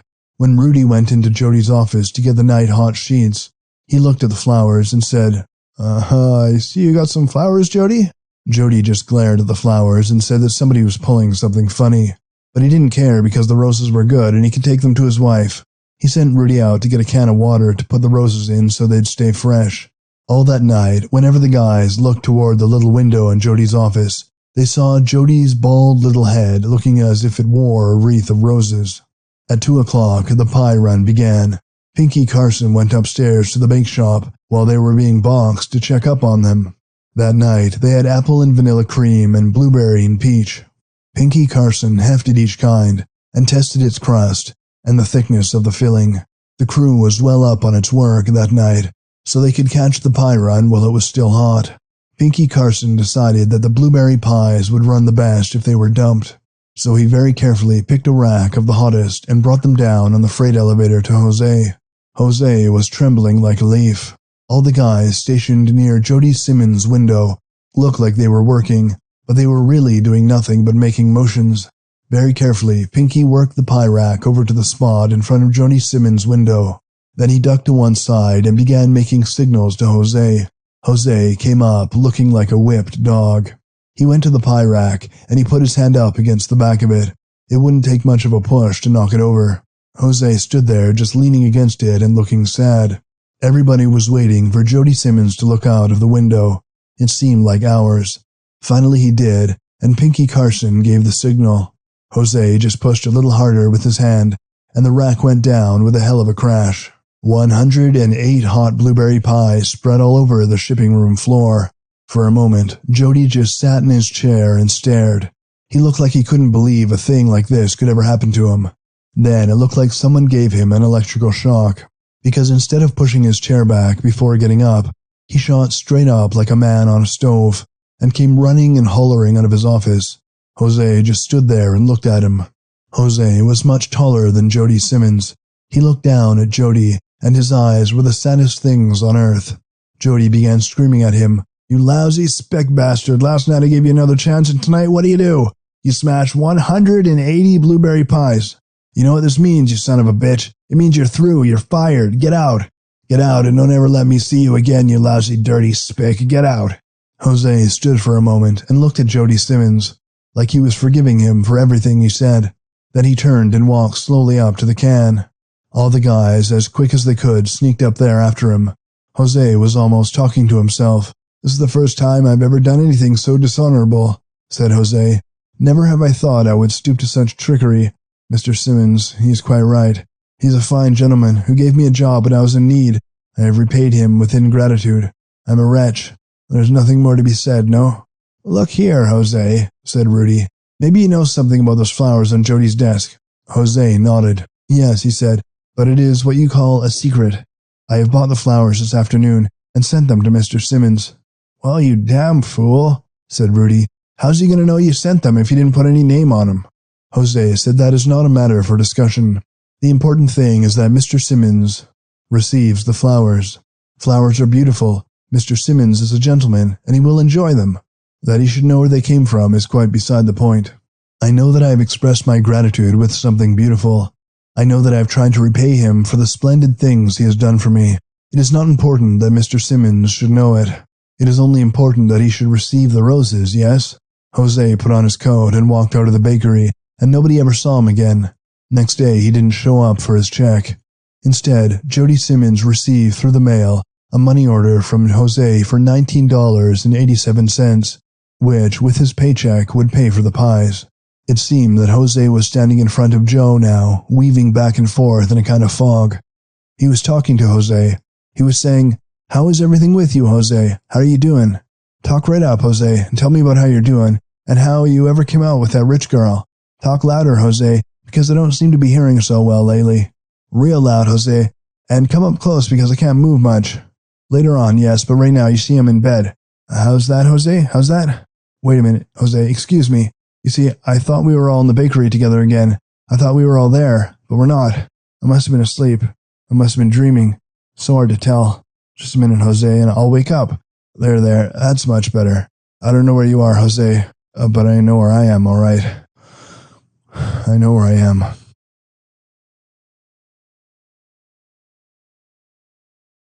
Chapter 7. He had to stop this.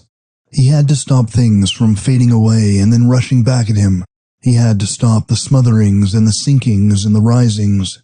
He had to stop the fear that made him want to yell and holler and laugh and claw himself to death with a pair of hands that were rotting in some hospital dump. He had to get a hold of himself so he could think. This had been going on too long. His stumps were healed over now. The bandages were gone. That meant time had passed.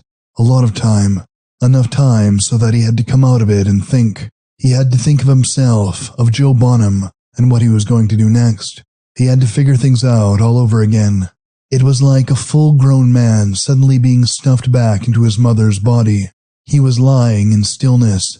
He was completely helpless. Somewhere, sticking in his stomach, was a tube they fed him through. That was exactly like the womb, except a baby in its mother's body could look forward to the time when it would live. He would be in this womb forever and ever and ever. He must remember that. He must never expect or hope for anything different.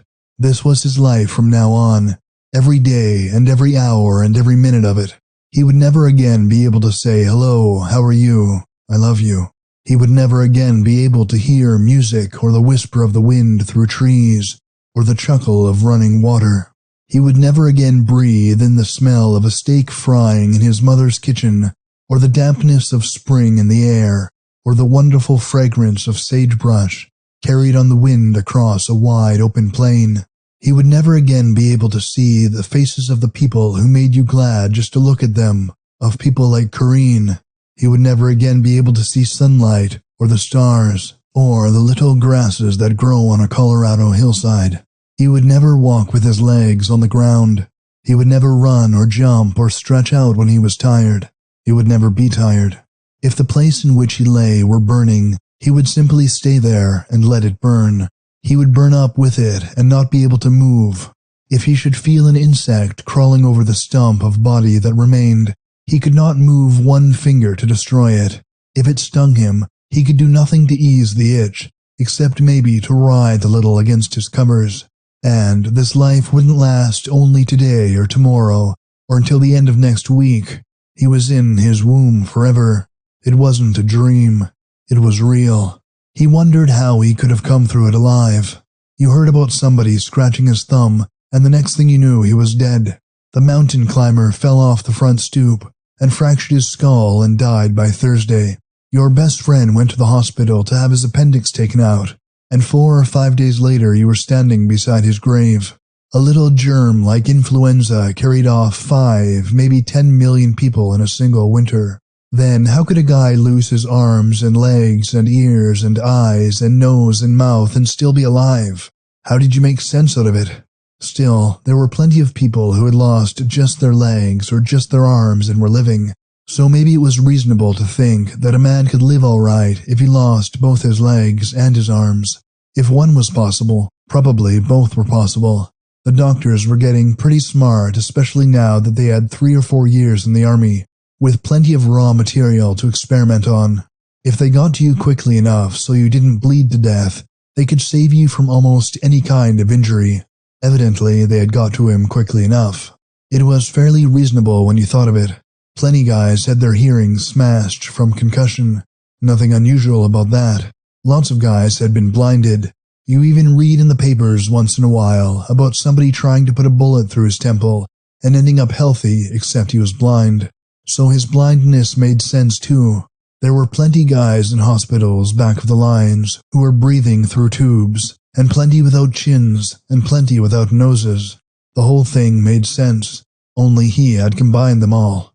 The shell had simply scooped out his whole face, and the doctors had got to him soon enough to keep him from bleeding to death. Just a nice clean slice of the shell that somehow missed his jugular vein and his spine.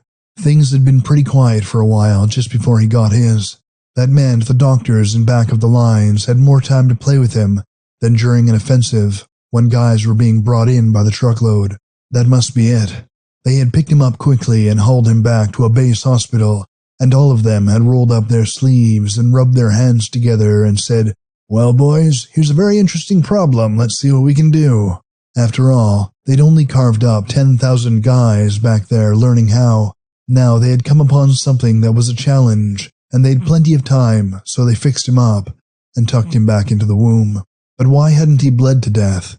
You'd think that with the stumps of 2 arms and 2 legs spouting blood, a man could at least die. There were some mighty big veins in your legs and arms. He'd seen guys bleed to death from losing just 1 arm. It didn't seem reasonable the doctors could work fast enough to stop all 4 flows at once before a man died.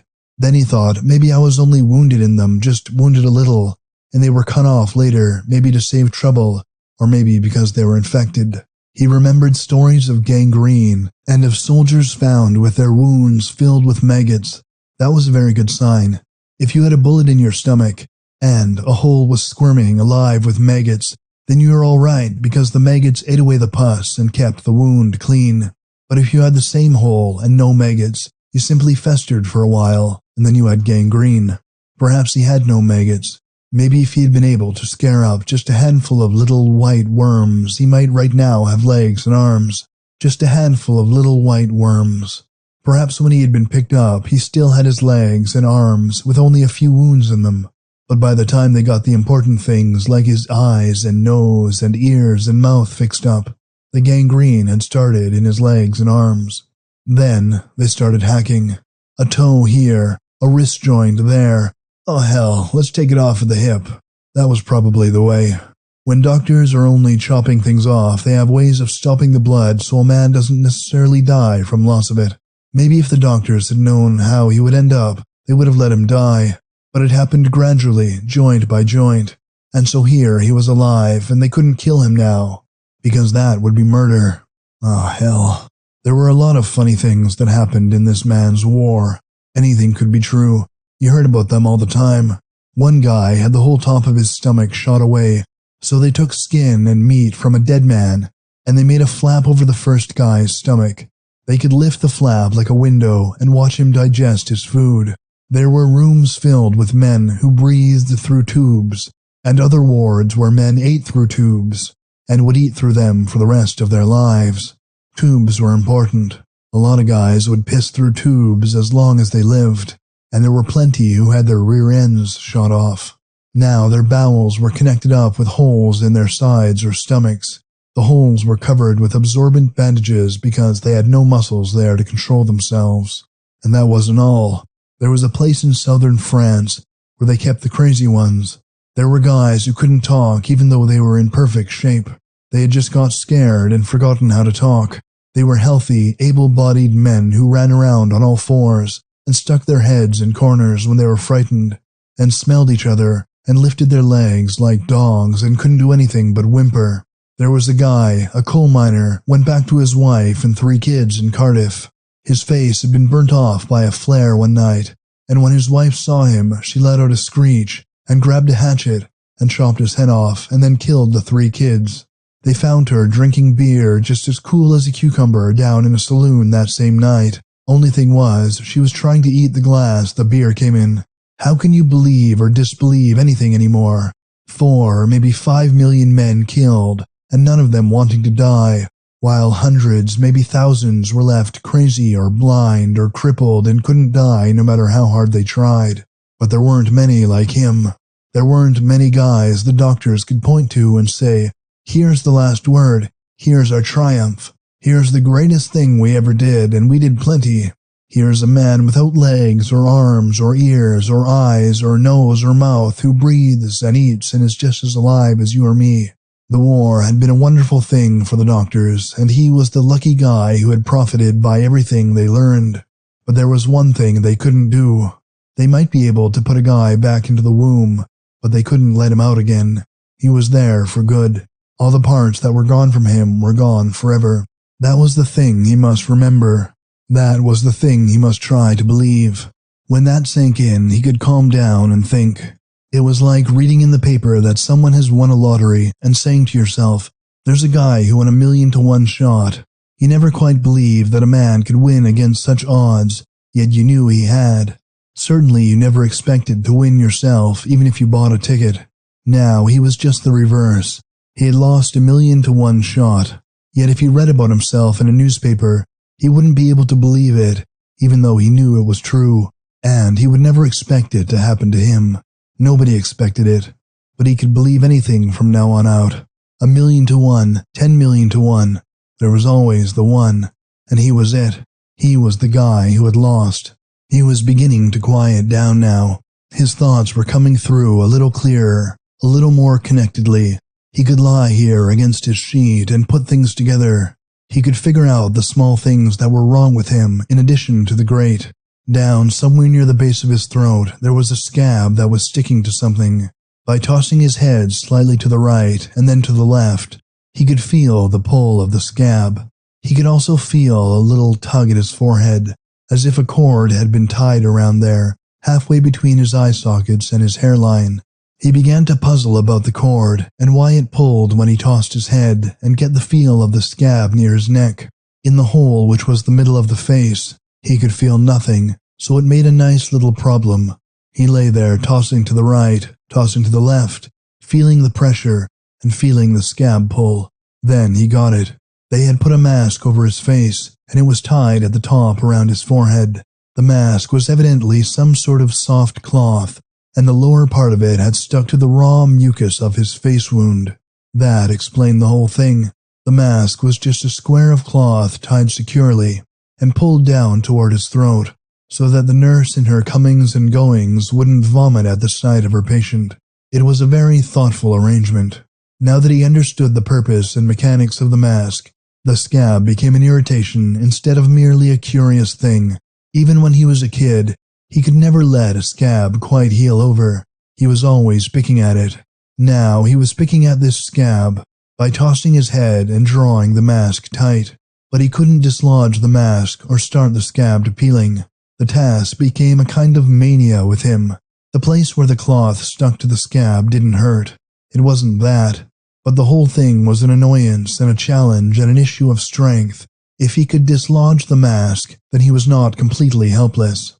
He tried to stretch his neck so that he could rip the cloth from the flesh, but he couldn't stretch far enough. He found himself concentrating all his energy and all his mind on that tiny point of irritation, and then, tug by tug, he realized that he would never be able to dislodge it.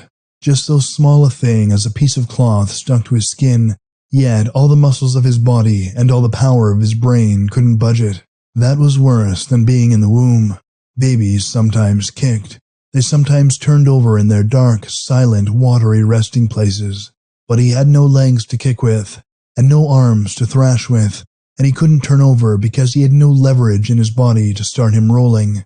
He tried to shift his weight from side to side, but the muscles in what was left of his thighs wouldn't flex properly, and his shoulders were cut down so narrowly that they weren't any good either. He abandoned the scab and the mask and began to scheme about turning over. He could produce a faint rocking motion, but nothing more. Perhaps with practice he might increase the strength of his back and thighs and shoulders. Perhaps after 1 or 5 or 20 years, he could develop such strength that the circle of his rocking would become wider and wider and wider. And then one day, flip-flop, and he'd be turned over. If he could do this, he might be able to kill himself, because if the tubes which fed his lungs and stomach were of metal, the weight of his body might plunge the metal into some vital organ, or if they were soft like rubber, his weight would shut them off, and he would suffocate. But all he could get out of his most violent efforts was that faint rocking motion, and even to produce that made him wet with sweat and dizzy from pain. He was 20 years old, and he couldn't even summon enough strength to turn over in bed. He had never been sick a day in his life. He had always been strong.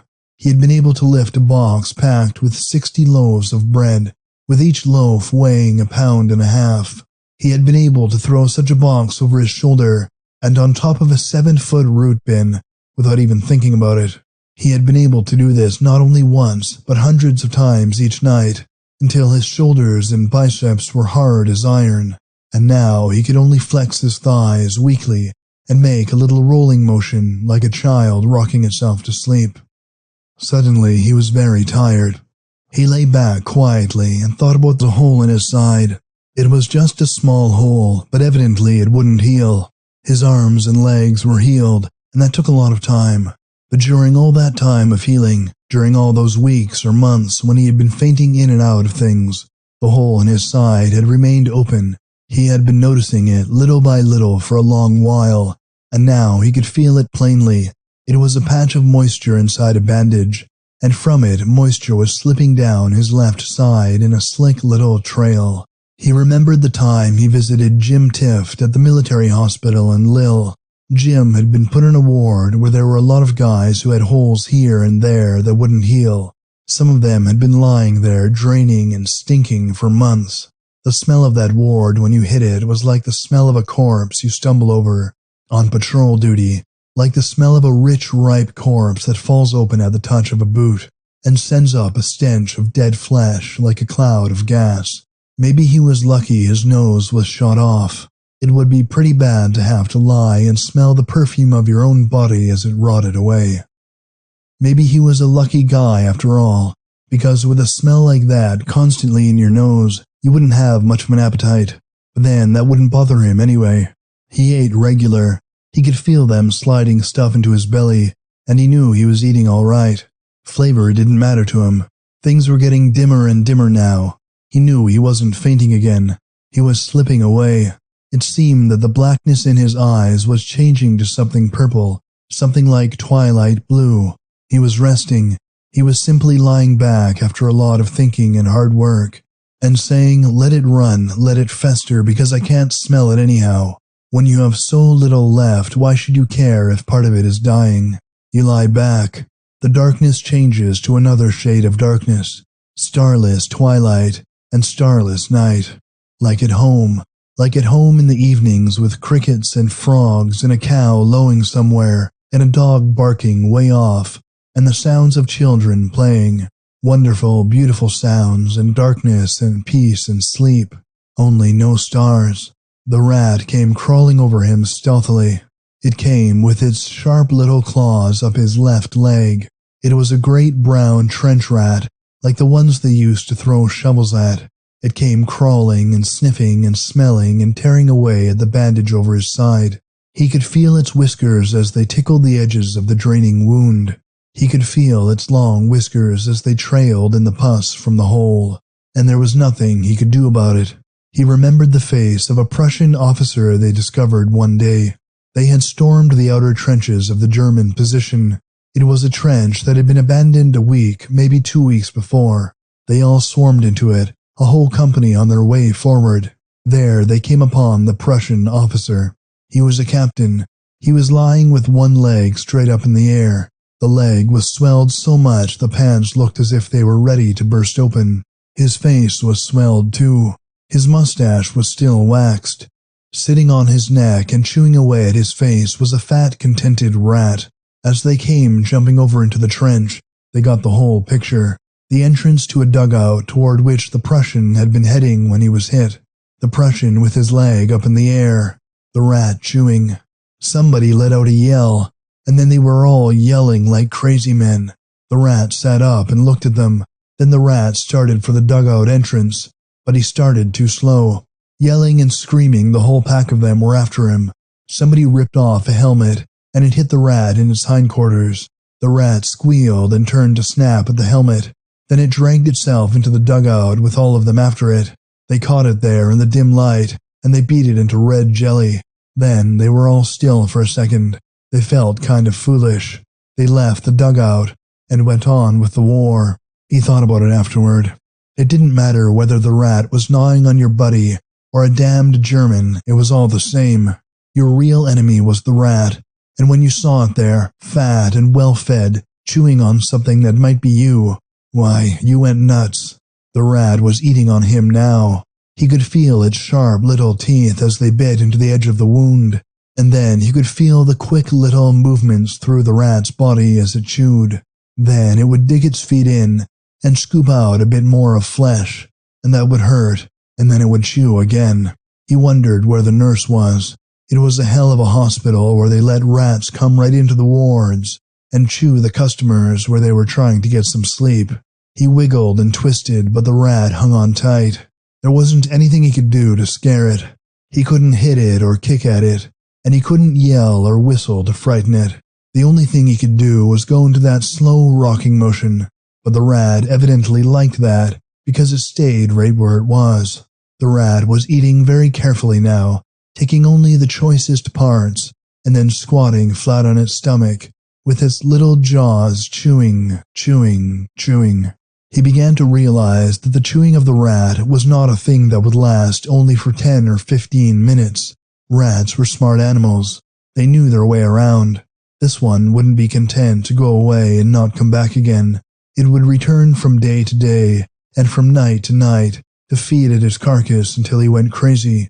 He found himself running through the corridors of the hospital. He found himself coming upon a nurse and grabbing her by the throat and putting her head down to the hole in his side, where the rat was still clinging and hollering at her, "You lazy slut, why don't you come and chase the rats off your customers?" He was running through the night, shrieking, running through a whole series of nights, running through an eternity of nights, yelling, "For Christ's sake, somebody take this rat off me, see him hanging there!"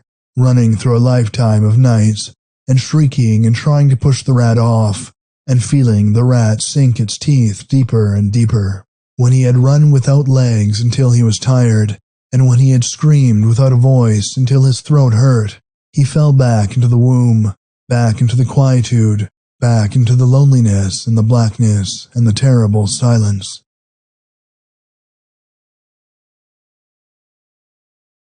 Chapter 8.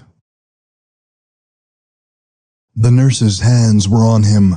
He could feel her washing his body and manipulating his flesh and dressing the wound in his side. She used something warm and greasy to dissolve the scab substance that held the mask to that point of irritation near his throat. He felt like a child that has awakened, weeping from a nightmare to find itself safe and snug in its mother's arms. The nurse was company, even though he couldn't see or hear her. She was somebody and she was his friend. He wasn't alone any longer. With her at hand, there was no need for him to worry, no need for him to struggle, no need for him to think.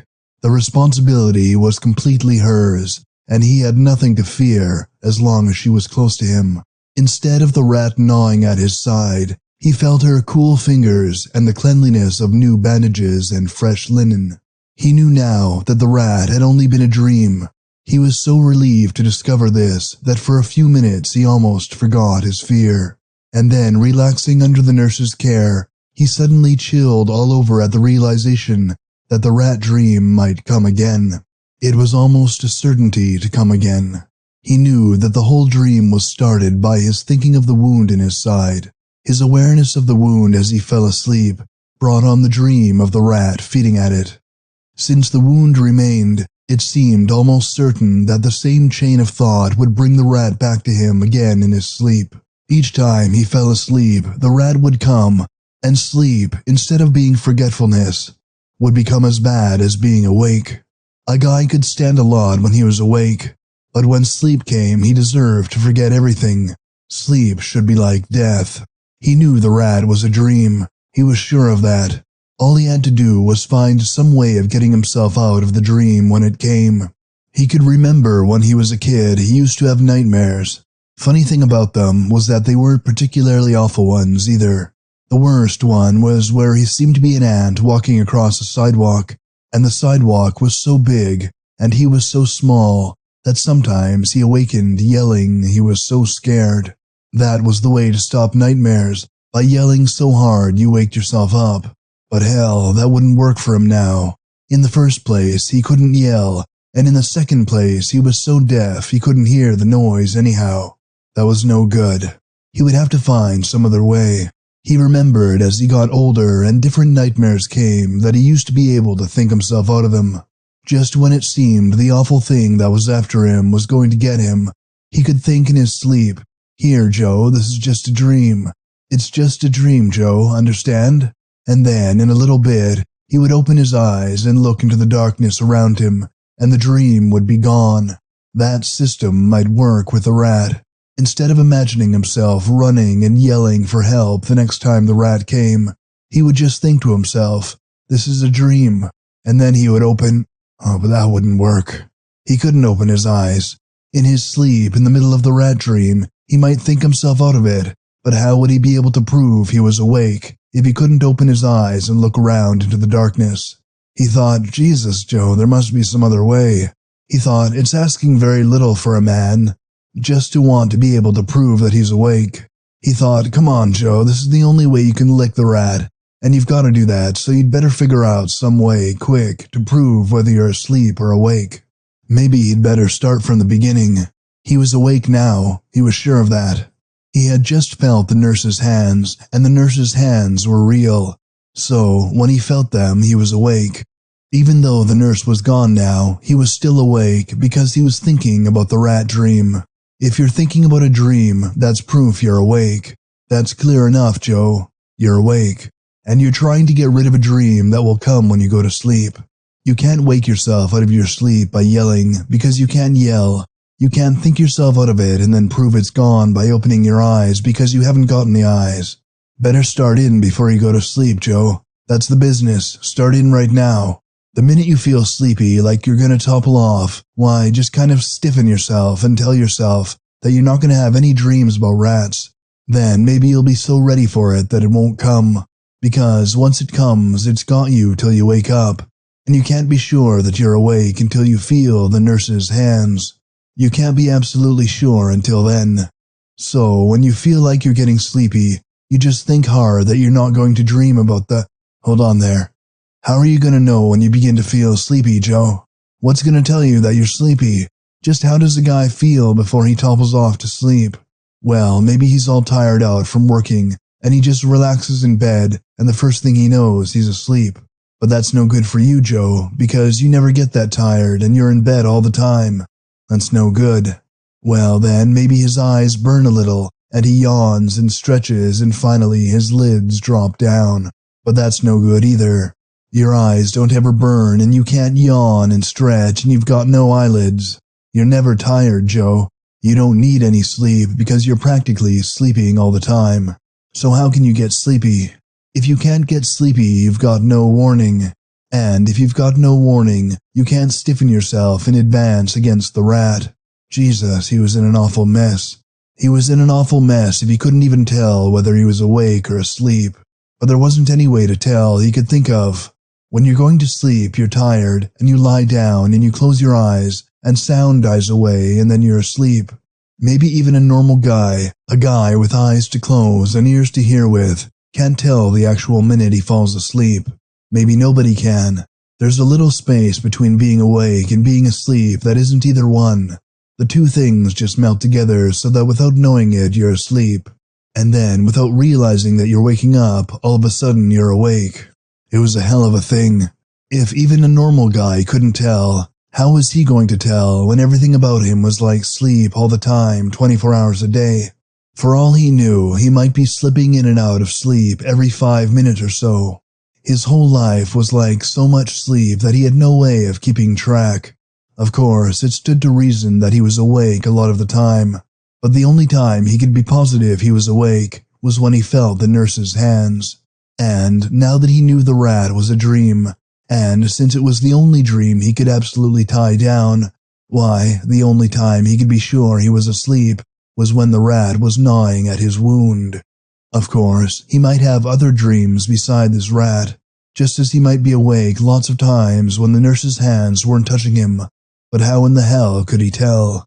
For example, when he was a kid, he used to daydream. He used to sit back and think of things he'd do someday, or he used to think of things he did last week.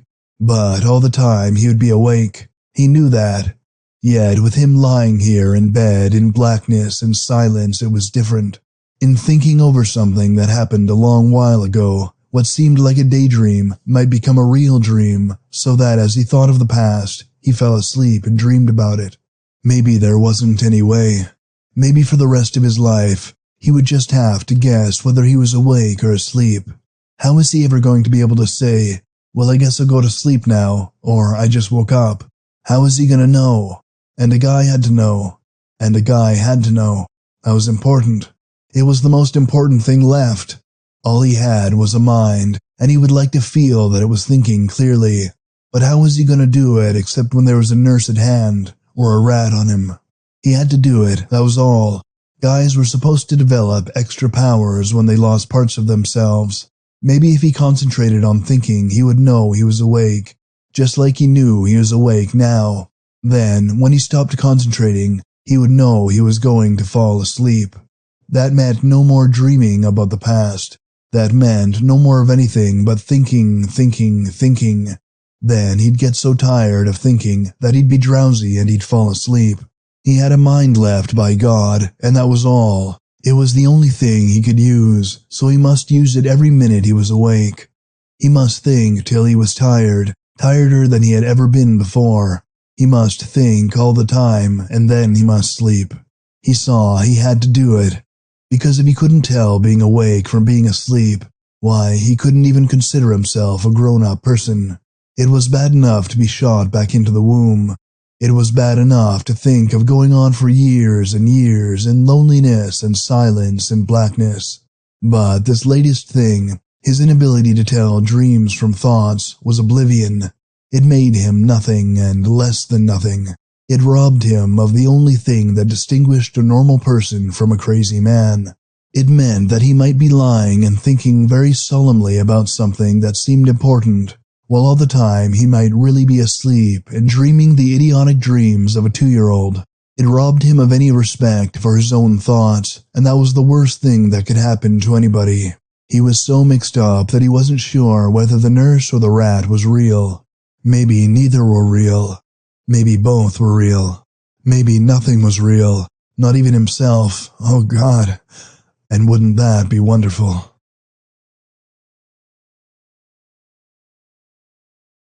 Chapter 9.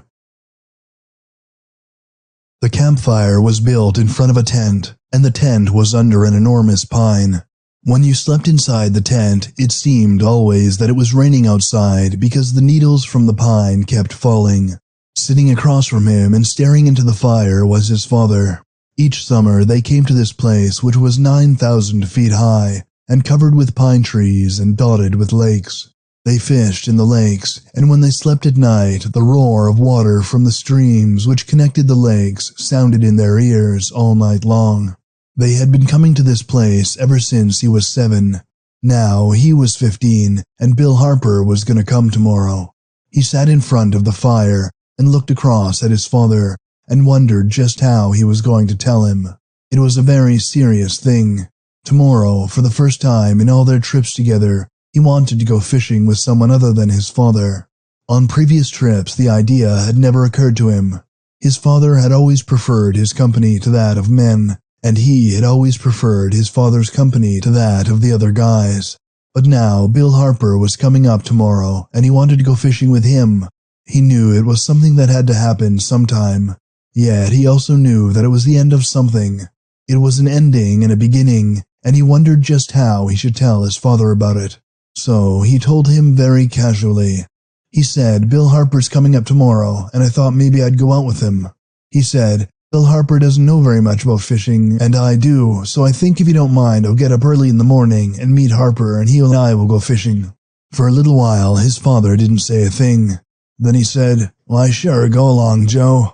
And then a little later, his father said, "Has Bill Harper got a rod?" He told his father, "No, Bill hasn't a rod." "Well," said his father, "why don't you take my rod and let Bill use yours? I don't want to go fishing tomorrow anyhow. I'm tired and I think I'll rest all day. So, you use my rod and let Bill use yours." It was as simple as that, and yet he knew it was a great thing. His father's rod was a very valuable one. It was perhaps the only extravagance his father had had in his whole life. It had amber leaders and beautiful silk windings. Each spring, his father sent the rod away to a man in Colorado Springs who was an expert on rods. The man in Colorado Springs carefully scraped the varnish off the rod and rewound it and revarnished it, and it came back glistening new each year. There was nothing his father treasured more. He felt a little lump in his throat as he thought that even as he was deserting his father for Bill Harper, his father had volunteered the rod. They went to sleep that night in the bed which lay against a floor of pine needles. They had scooped the needles out to make a little hollow place for their hips. He lay awake quite a while thinking about tomorrow and his father who slept behind him. Then he fell asleep. At 6 o'clock, Bill Harper whispered to him through the tent flap. He got up and gave Bill his rod and took his father's for himself, and they went off without awakening his father. It was growing dark when the terrible thing happened. They were in a rowboat, trolling with spinners. They had both lines out. He was rowing and Bill Harper was at the stern, sitting down facing him and holding a rod out on each side of the boat. It was very quiet and the lake was glassy still.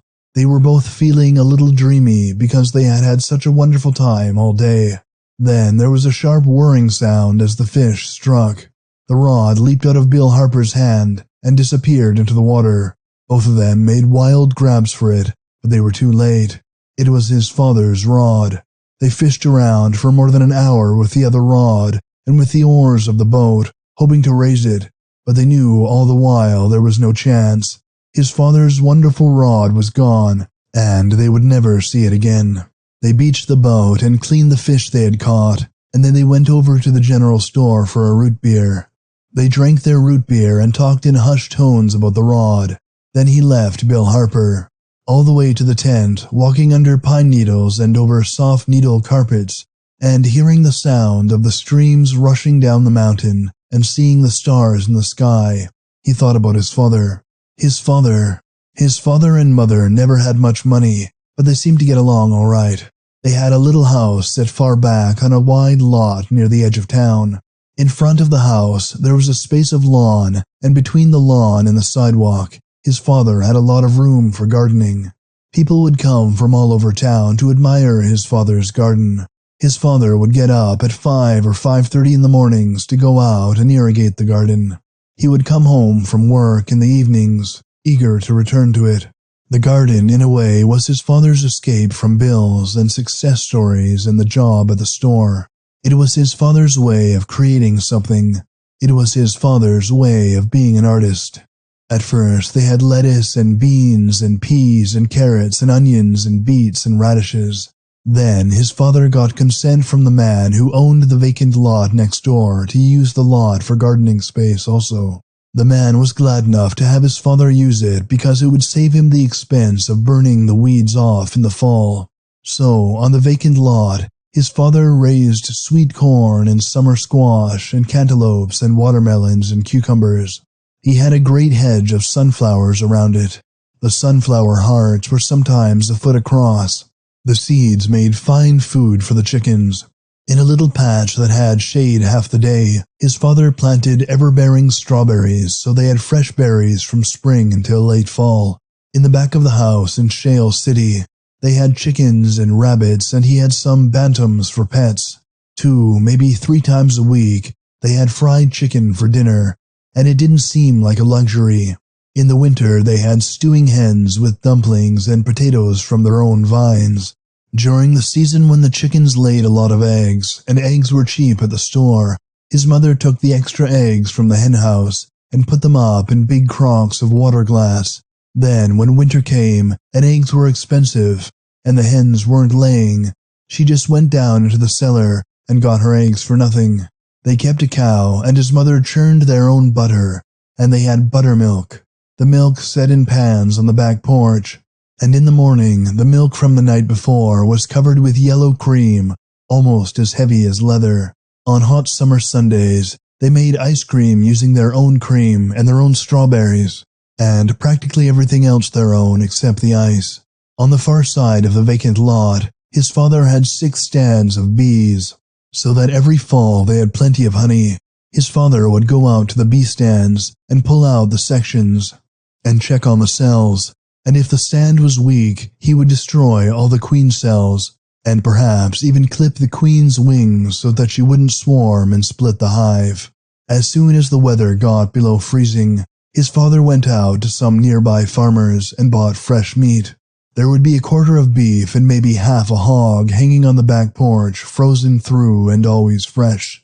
When you wanted a steak, you simply took a saw, and you saw the steak off, and besides being better, it didn't cost you anything like the butcher shops charged. In the fall, his mother spent weeks canning fruit. By the end of the season, the cellar was packed. You would go down there, and beside the great crocks of water-glassed eggs, there would be mason jars of every kind of fruit you could want. There would be apricot preserves, and orange marmalade, and raspberry jam, and blueberry jam, and apple jelly. There would be hard-boiled eggs canned in beet juice, and bread and butter pickles, and salted cherries and chili sauce. If you went down in October, you would find 3 or 4 heavy fruitcakes, black and moist and filled with citron and nuts. They would be in the coolest corner of the cellar, and they would be carefully wrapped with damp cloths against the Christmas season.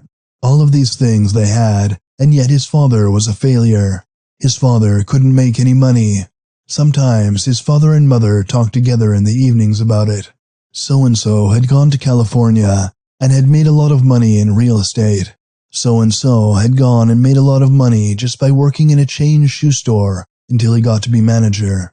Everybody who went to California made money and was a success, but his father in Shale City was a failure. It was hard to understand how his father could be such a big failure when you stopped to think about the thing. He was a good man and an honest man. He kept his children together, and they ate good food, fine food, rich food. better food than people ate in the cities. Even rich people in the cities couldn't get vegetables as fresh or as crisp. They couldn't get meat as well cured. No amount of money could buy that. Those things you had to raise for yourself. His father had managed to do it, even to the honey they used on the hot biscuits his mother made. His father had managed to produce all those things on 2 city lots, and yet his father was a failure. He saw the tent rising ahead of him out of the mountainside, like a small white cloud in the darkness. He thought about the rod again, and he knew why his father was a failure. It wasn't that his father didn't provide for his family and keep them in clothes and food and pleasures. It was all very plain now. His father didn't have enough money to buy another rod, even though the rod was his father's most cherished possession.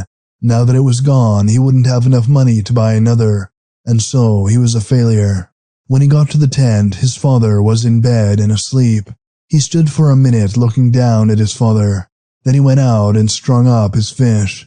He returned to the tent and undressed quickly and got into bed beside his father. His father stirred. He knew it was no good waiting until morning. He had to tell his father now. His voice wouldn't come clearly when he began to talk. It wasn't because he was afraid of what his father might say. It was because he knew that his father would never again be able to have a rod as good as the one that was gone. "Dad," he said, "we lost your rod. We got a quick strike, and before we knew it, the rod was in the water. We hunted around for it and fished with the oars, but we didn't get it, so it's lost." It seemed like maybe 5 minutes before his father made a sound. Then he turned slightly over in bed. He felt his father's arm suddenly thrown over his chest. He felt its warm, comforting pressure. "Well," said his father, "I don't think we should let a little thing like a fishing rod spoil our last trip together, should we?" There was nothing to say, so he just lay still. His father had known all along that it was really their last trip together. From now on, in the summers, he would come up camping with guys like Bill Harper and Glenn Hogan and the rest of them, and his father would come on fishing trips with men. It had just happened that way. It had to happen that way. But he lay there in bed beside his father with the two of them jackknifed together in the way they always slept best, and his father's arm around him, and he blinked back the tears. He and his father had lost everything, themselves and the rod. He awakened thinking of his father and wondering where the nurse was. He awakened lonelier than he had been since he could remember. He was lonely for Shale City and its pleasant ways. He was lonely for one look, for one smell, for one taste, for one word that would bring Shale City and his father and his mother and his sisters back to him. But he was so cut off from them that even if they were standing beside his bed, they would be as distant as if they were 10,000 miles away.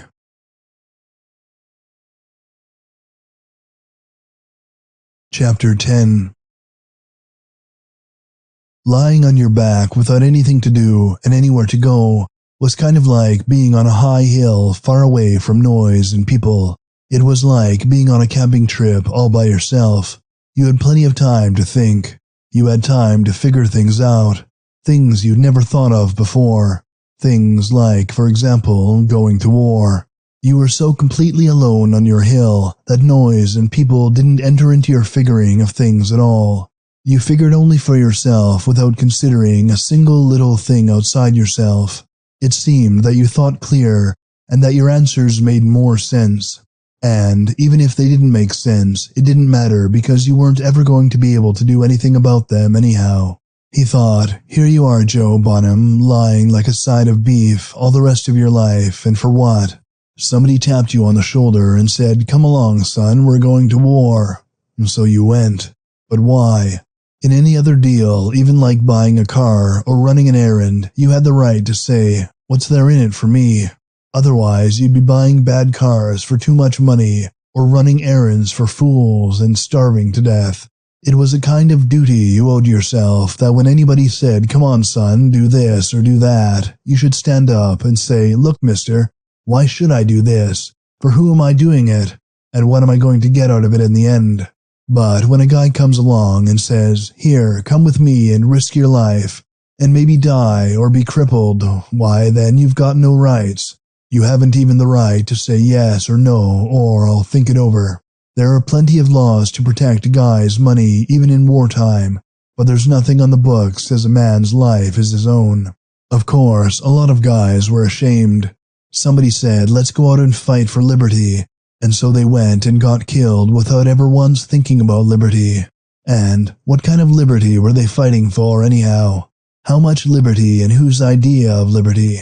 Were they fighting for the liberty of eating free ice cream cones all their lives, or for the liberty of robbing anybody they pleased whenever they wanted to, or what? You tell a man he can't rob, and you take away some of his liberty. You've got to. What the hell does liberty mean anyhow? It's just a word, like house or table or any other word. Only it's a special kind of word. A guy says house, and he can point to a house to prove it. But a guy says, come on, let's fight for liberty, and he can't show you liberty. He can't prove the thing he's talking about, so how in the hell can he be telling you to fight for it? No, sir. Anybody who went out and got into the front line trenches to fight for liberty was a goddamn fool, and the guy who got him there was a liar. Next time anybody came gabbling to him about liberty, what did he mean next time? There wasn't going to be any next time for him. But the hell with that. If there could be a next time and somebody said, let's fight for liberty, he would say, Mister, my life is important. I'm not a fool, and when I swap my life for liberty, I've got to know in advance what liberty is, and whose idea of liberty we're talking about, and just how much of that liberty we're going to have. And what's more, mister, are you as much interested in this liberty as you want me to be? And maybe too much liberty will be as bad as too little liberty, and I think you're a goddamn four-flusher talking to me through your hat. And I've already decided that I like the liberty of God right here, the liberty to walk and see and hear and talk and eat and sleep with my girl. I think I like that liberty better than fighting for a lot of things we won't get and ending up without any liberty at all. Ending up dead and rotting before my life has even begun good, or ending up like a side of beef. Thank you, mister. You fight for liberty. Me, I don't care for some. Hell's fire guys had always been fighting for liberty. America fought a war for liberty in 1776. Lots of guys died. And in the end, does America have any more liberty than Canada or Australia, who didn't fight at all? Maybe so. I'm not arguing, I'm just asking. Can you look at a guy and say he's an American who fought for his liberty, and anybody can see he's a very different guy from a Canadian who didn't? No, by God you can't. And that's that. So maybe a lot of guys with wives and kids died in 1776 when they didn't need to die at all. They're dead now anyway. Sure, but that doesn't do any good. A guy can think of being dead 100 years from now, and he doesn't mind it. But to think of being dead tomorrow morning, and to be dead forever, to be nothing but dust and stink in the earth, is that liberty? They were always fighting for something, the bastards. And if anyone dared say the hell with fighting, it's all the same. Each war is like the other, and nobody gets any good out of it. Why, they hollered, coward. If they weren't fighting for liberty, they were fighting for independence or democracy or freedom or decency or honor or their native land or something else that didn't mean anything. The war was to make the world safe for democracy, for the little countries, for everybody. If the war was over now, then the world must be all safe for democracy. Well, was it? And what kind of democracy? And how much? And whose? Then there was this freedom the little guys were always getting killed for. Was it freedom from another country? Freedom from work or disease or death? Freedom from your mother-in-law? Please, mister, give us a bill of sale on this freedom before we go out and get killed. Give us a bill of sale drawn up plainly so that we know in advance what we're getting killed for. And also, give us a first mortgage on something as security so that we can be sure after we've won your war that we've got the same kind of freedom we bargained for. And take decency. Everybody said America was fighting a war for the triumph of decency. But whose idea of decency? And decency for who? Speak up and tell us what decency is. Tell us how much better a decent dead man feels than an indecent live one. Make a comparison there in facts like houses and tables. Make it in words we can understand. And don't talk about honor. The honor of a Chinese or an Englishman or an African Negro or an American or a Mexican. Please, all you guys who want to fight to preserve our honor, let us know what the hell honor is. Is it American honor for the whole world we're fighting for? Maybe the South Sea Islanders like their honor better.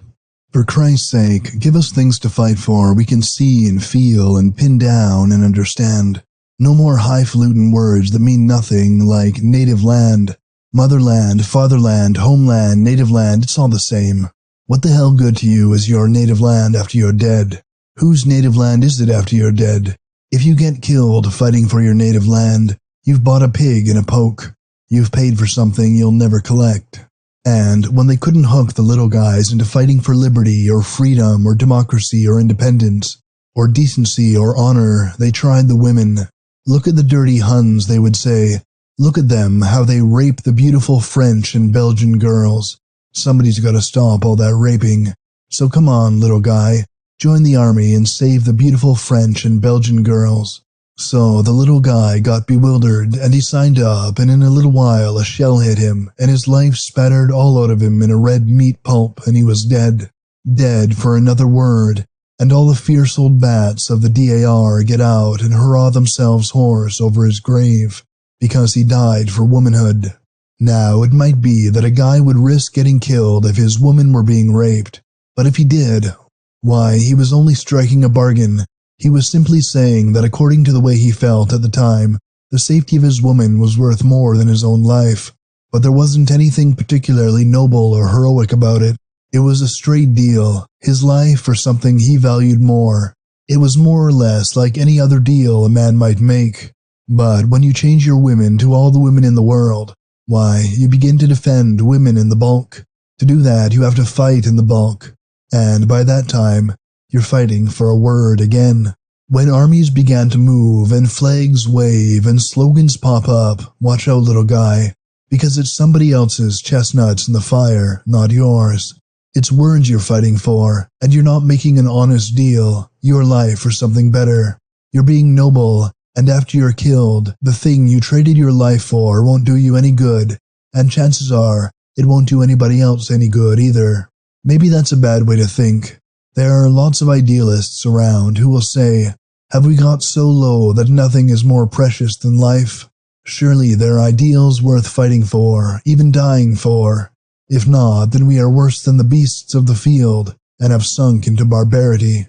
Then you say, alright, let's be barbarous, just as long as we don't have war. You keep your ideals just as long as they don't cost me my life. And they say, but surely life isn't as important as principle. Then you say, oh no?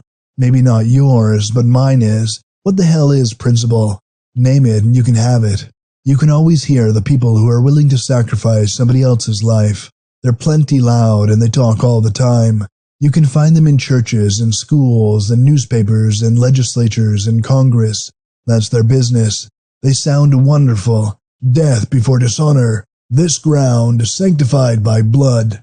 These men who died so gloriously, they shall not have died in vain. Our noble dead. But what do the dead say? Did anybody ever come back from the dead? Any single one of the millions who got killed, did any one of them ever come back and say, by God, I'm glad I'm dead because death is always better than dishonor? Did they say, I'm glad I died to make the world safe for democracy? Did they say, I like death better than losing liberty?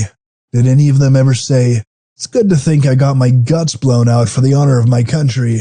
Did any of them ever say, look at me, I'm dead, but I died for decency, and that's better than being alive?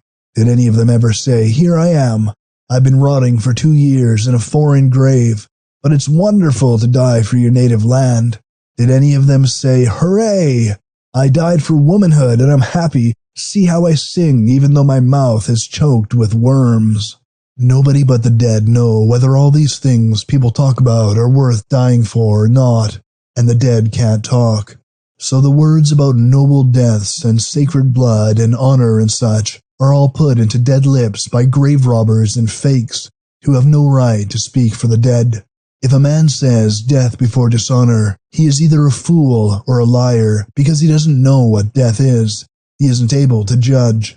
He only knows about living. He doesn't know anything about dying. If he is a fool and believes in death before dishonor, let him go ahead and die. But all the little guys who are too busy to fight should be left alone. And all the guys who say death before dishonor is pure bull, the important thing is life before death, they should be left alone too. Because the guys who say life isn't worth living without some principles so important you're willing to die for, they're all nuts. And the guys who say, you'll see, there'll come a time you can't escape, you're gonna have to fight and die because it'll mean your very life, they're also nuts. They're talking like fools. They are saying that 2 and 2 make nothing. They are saying that a man will have to die in order to protect his life. If you agree to fight, you agree to die. Now, if you die to protect your life, you aren't alive anyhow, so how is there any sense in a thing like that? A man doesn't say, I will starve myself to death in order to keep from starving. He doesn't say, I'll spend all my money in order to save my money. He doesn't say, I'll burn my house down in order to keep it from burning. Why then should he be willing to die for the privilege of living? There ought to be at least as much common sense about living and dying as there is about going to the grocery store and buying a loaf of bread. And all the guys who died, all the 5 million or 7 million or 10 million who went out and died to make the world safe for democracy, to make the world safe for words without meaning, how did they feel about it just before they died? How did they feel as they watched their blood pump out into the mud? How did they feel when the gas hit their lungs and began eating them all away? How did they feel as they lay crazed in hospitals and looked death straight in the face and saw him come and take them? If the thing they were fighting for was important enough to die for, then it was also important enough for them to be thinking about it in the last minutes of their lives. That stood to reason. Life is awfully important, so if you've given it away, you'd ought to think with all your mind in the last moments of your life about the thing you've traded it for. So, did all those kids die thinking of democracy and freedom and liberty and honor and the safety of the home and the stars and stripes river? You're goddamn right they didn't. They died crying in their minds like little babies. They forgot the thing they were fighting for, the things they were dying for. They thought about things a man can understand. They died yearning for the face of a friend. They died whimpering for the voice of a mother, a father, a wife, a child. They died with their hearts sick for one more look at the place where they were born. Please God, just one more look. They died moaning and sighing for life. They knew what was important. They knew that life was everything, and they died with screams and sobs. They died with only one thought in their minds, and that was, I want to live, I want to live, I want to live. He ought to know. He was the nearest thing to a dead man on earth. He was a dead man with a mind that could still think. He knew all the answers that the dead knew and couldn't think about. He could speak for the dead because he was one of them. He was the first of all the soldiers who had died since the beginning of time, who still had a brain left to think with. Nobody could dispute with him. Nobody could prove him wrong, because nobody knew but he. He could tell all those high-talking, murdering sons of bitches who scream for blood just how wrong they were. He could tell them, Mister, there's nothing worth dying for. I know because I'm dead. There's no word worth your life. I would rather work in a coal mine deep under the earth and never see sunlight and eat crusts and water and work 20 hours a day. I would rather do that than be dead. I would trade democracy for life. I would trade independence and honor and freedom and decency for life. I will give you all of these things, and you give me the power to walk and see and hear and breathe the air and taste my food. You take the words. Give me back my life.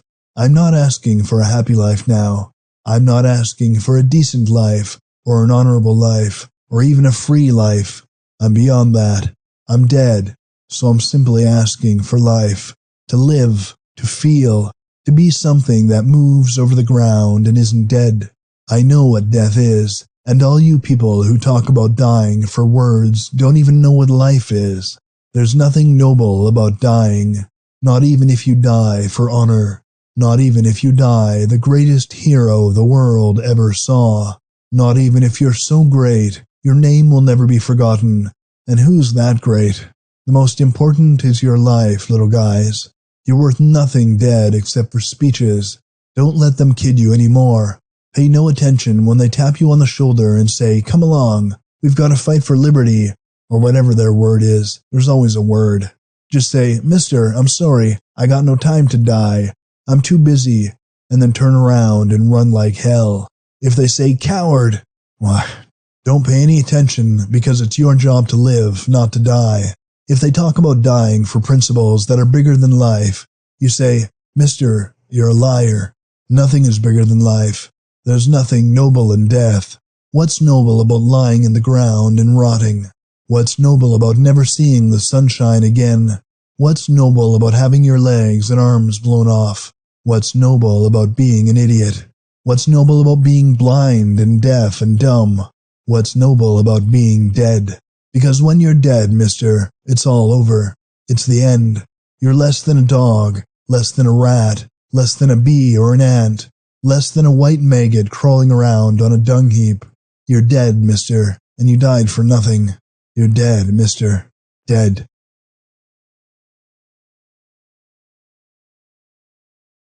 Book 2, The Living, Chapter 11. 2 times 2 is 4. 4 times 4 is 16. 16 times 16 is 256. 256 times 256 is... Oh, well, that was far enough anyway. All right then, 2 times 3 is 6. 6 times 6 is 36. 36 times 36 is 576. 500 and... Well, that wasn't any good. That was as far as he could go. That was the trouble with numbers. They got so big you couldn't handle them, and even if you could, they got you nowhere. Try something else. Lie and lay. Now I lay me down to sleep. I lay these flowers on the table. I lie them on the table. I lie down to sleep. He laid there for 3 hours. I lie this book down. What the hell, why not put it down and be done with it? Who's there? Whom is there? Of whom to whom, of who to whom? Between you and I and the gatepost. Between you and me. Between us. That's much better. There's nobody like her. Nobody like she. There's nobody like she is. There's nobody like her is. Nobody like her. David Copperfield had a tough time and was apprenticed to Mr. Micawber, who believed everything would turn out well. There was an Aunt Dorothy or something like that. David ran away to her. His mother had big brown eyes and was gentle, and Barkis was willing. The father was dead. Old Scrooge was tight, and Tiny Tim said, "God bless us all." There was a pudding round like a cannonball with fire. Tiny Tim was a cripple. The last of the Mohicans was an Iroquois. Was he or wasn't he? And where did Leatherstocking come in? Half a league, half a league, half a league onward. Into the valley of death rode the 600. Noble 600. Theirs is not to reason why. Theirs but to do or die. Nothing more. When the frost is on the pumpkin, and the fodder's in the shock, when you hear the taddy-dum-dee of the ta-da turkey cock, no good. Maybe something else. There are 8 planets. They are Earth, Venus, Jupiter, Mars, Mercury. 1, 2, 3, 4, 5. 3 more. He didn't know. A star flickers, and a planet has a steady light. He couldn't remember. Thou shalt not have any other gods before me. Thou shalt not kill. Thou shalt honor thy father and mother. Thou shalt not covet thy neighbor's ox, nor his ass, nor his manservant, nor his maidservant. Thou shalt not steal. Thou shalt not commit adultery. Not enough. Blessed are the meek, for they shall inherit the earth. Blessed are the poor, for they shall see God. Blessed are they who hunger and thirst after righteousness, for they shall do something or other. He couldn't remember. The Lord is my shepherd, I shall not want. He leadeth me beside the green pastures. He leadeth me beside the cool waters. He anointeth my head with oil. My cup runneth over. Yea, though I walk through the valley of death, I shall fear no evil, for thy rod and thy buckler, they comfort me. Surely goodness and mercy will follow me all the days of my life, and I will dwell in the house of the Lord forever. That was pretty good. That was the best yet. Hell. The trouble with him was that he didn't know anything. He didn't know a thing. Why hadn't they taught him something he could remember? Why didn't he have something to think about? There he was, with nothing to do but think, and he didn't have anything to fall back on. All he could remember was himself, his life, and that was bad. His mind was the only thing he had left, and he had to find something to use it for. Only he couldn't use it because he didn't know anything. He was ignorant as a baby when he really tried to think. If he could remember a book, chapter for chapter, he could lie back and read it over and over again in his mind. Only he couldn't remember. He couldn't even remember the plots, much less the chapters. Only a little bit here and a little bit there. It wasn't that he had forgotten how to remember. It was just that he'd never paid any attention, so he had nothing worth remembering. He was a man. He was alive. He would be alive for a long time, and he had to have something to do, something to think about. He had to start in like a baby and learn. He had to concentrate. He had to start in at the beginning. He had to start in with an idea. The idea had been seeping into his mind for a long while now. Just how long, he didn't know. And the idea was this, that the important thing is time. He remembered from ancient history in the 10th grade that way back, even before Christ, the first men who began to think were thinking of time. They studied the stars and figured out the week and the month and the year so that there would be some way of measuring time. That was smart of them, because he was in about the same fix they were, and he knew that time was the most important thing in the world. It was the only real thing. It was everything. If you can keep track of time, you can get a hold of yourself and keep yourself in the world. But if you lose it, why, then you are lost too. The last thing that ties in with other people is gone, and you are all alone. He remembered how the Count of Monte Cristo, when he was put into his dungeon down there in the darkness, kept a record of time. He remembered how Robinson Crusoe was very careful to keep track of time, even though he never had any appointments. No matter how far you are separated from other people, if you have an idea of time, why then you are in the same world with them, you are a part of them. But if you lose time, the others go on ahead of you, and you are left alone, hanging in air, lost to everything forever. All he knew was that on a day in September 1918, time stopped. There was a howl somewhere, and he dived into a dugout, and things blotted out, and he lost time. From that instant to the present, he might as well figure that there was a chunk of time he could never regain. Even if he discovered a way to check up on time from now on, that which was gone was lost forever, and he would always be living behind the rest of the world because of it. He could remember nothing after the explosion until he woke up and realized he was deaf. His wounds were very serious, and he might have been unconscious for 2 weeks, 2 months, 6 months before he awakened, who could tell? And then, afterwards, the faintings in and out, and the long periods when he simply lay in between thinking and dreaming and imagining things. When you're completely unconscious, there is no such thing as time. It goes like the snap of your finger. You're awake, and zip, you're awake again with no idea of how long a time passed in between. Then, when you're fainting in and out, time must still seem shorter than to a normal person because you're really half crazy and half awake, and time bunches up on you. They said his mother was in labor 3 days when she had him, and yet when it was all over, she figured she had been in labor for about 10 hours. Even with pain and everything, time had seemed shorter to her than it really was. Now, if all this was true, he probably had lost more time than he suspected. He might even have lost a year, 2 years. The idea gave him a funny prickling feeling. It was a kind of fear, yet not like any ordinary fear. It was more of a panic. It was the panicky dread of losing yourself, even from yourself. It made him a little sick at his stomach. The whole idea had been taking form in his head for a long while. The idea of trapping time and getting himself back into the world, but he hadn't been able to concentrate on it. He had drifted off into dreams, or he had found himself suddenly in the middle of thinking of something entirely different. Once he thought he had the problem solved by the visits of the nurse. He didn't know how many times she came into his room every 24 hours, but she must have a schedule. All he had to do was count the seconds, then the minutes, then the hours between each visit she made, until he had 24 hours counted, and after that, he would be able to figure the days simply by counting her visits. There would be no danger of a slip-up, because the vibration of her footsteps always awakened him. Then, just in case the spacing of her visits might be changed sometime, he could figure out things like the number of his bowel movements each day, and he could also figure out the other things which happened maybe only 2 or 3 or 4 times a week, like his baths, and the changing of his bedclothes and mask. Then, if any of these things changed, he could check up on it by the others. It took a long time to make his mind stick on the idea long enough to figure out this formula, because he wasn't used to thinking, but in the end, he thought it through and started putting it into effect.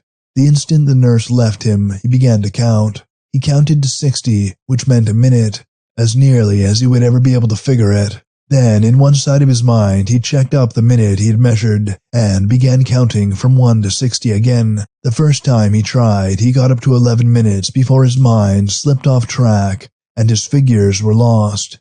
It happened like this. He was counting along the seconds when all of a sudden he thought, maybe you're counting too fast. And then he thought, remember, it seems to take a sprinter an awful long time to run 100 yards. Yet he does it in only about 10 seconds. Then he slowed down his counting while he watched an imaginary sprinter step off 100 yards. Then he was in the middle of a high school track. Meet Shale City against Monroe's watching Ted Smith run the 100-yard dash and win it with his head high, lunging for the tape, and all the kids from Shale City yelling their heads off. And then he had lost count. That meant he had to wait all over again for the nurse, because she was his starting point. It seemed like hundreds, maybe thousands of times that he got started out, and then lost track, and had to sink back angrily into the darkness of his mind, and wait for the vibration of her feet, and the feel of her hands on him again, so he could start anew. Once he got up to 114 minutes, and then thought to himself, I wonder how long 114 minutes is in hours, and stopped in spite of himself to figure it out, and discovered it was 1 hour and 54 minutes, and then he remembered a phrase, 5440 or fight, and almost went crazy trying to recall where it came from and what it meant. He couldn't remember, and when he got back to the counting, he realized that he had lost a lot of minutes in thinking, and so, even though he had broken a record, he was no farther along than when the idea of time first entered his mind. On that day, he realized he was tackling the thing from the wrong angle, because to figure it out, he would have to stay awake for 24 hours in a stretch, counting steadily all the time without making a mistake. In the first place, it was almost impossible for a normal person to stay awake counting that long, much less a guy whose body was 2/3 asleep to begin with. And, in the second place, he couldn't help making a mistake, because he couldn't keep the minute figures separate in his mind from the second figures. He would be counting along on the seconds when all of a sudden he would get panicky and think, how many minutes was it that I had? And even though he was almost positive it was 22 or 37 or whatever it was, the tinge of doubt that had first caused him to ask the question hung on, and then he was sure he was wrong, and by that time he had lost count again. He had never succeeded in counting the time from one visit to the next, but he began to realize that even if he did, then he would have to keep 3 sets of figures, the seconds, the minutes, and the count of the nurse's visits until 24 hours were completed. Then he would have to stop sometime to reduce the minutes to hours, because when the minute figures got too high, he wouldn't be able to remember them at all. So, with the hours, he would have a 4th set of figures. In counting just the seconds and the minutes, which was as far as he ever got, he tried to pretend that they were actual figures that he could see on a blackboard. He pretended that he was in a room with a blackboard on the right side and another on the left. He would keep the minutes on the left-hand blackboard, and then they would be there when he needed to add another to them, but it didn't work. He couldn't remember. Each time he failed, he could feel choking gasps in his chest and stomach, and he knew that he was crying. He decided to forget all about the counting and to check up on simpler things. It didn't take long to discover that he had a bowel movement about once in every 3 visits from the nurse, although sometimes it took 4 visits. But that didn't tell him anything. He remembered that doctors used to say twice a day was healthy, but the people doctors were talking about had normal food, and they ate it with their mouths and swallowed it with their throats. The stuff he was fed might give him a much higher average than ordinary people. Then again, just lying in his bed from one year to the next, he might not need much food, and so his score might be much less than ordinary people. He also discovered that his bath and changing of bedclothes came about once in every 12 visits. It was 13 once, and another time only 10, so he couldn't count on it absolutely, but it was at least a figure. He was a little surprised to discover that where he had first thought of seconds and minutes, he was now thinking of days, and even series of days. That was how he got on the right track. It came to him while he was lying and feeling with the skin of his neck the line that the covers made at his throat. He got to imagining them a mountain range, snuggling down against his throat. He had one or two strangling dreams from them, but he kept on thinking. He got to thinking that the only part of him that wasn't covered up, that was free, that was just as it should be, was the skin on the sides of his neck, which went from the cover line to his ears, and the half of his forehead above the mask, that skin and his hair.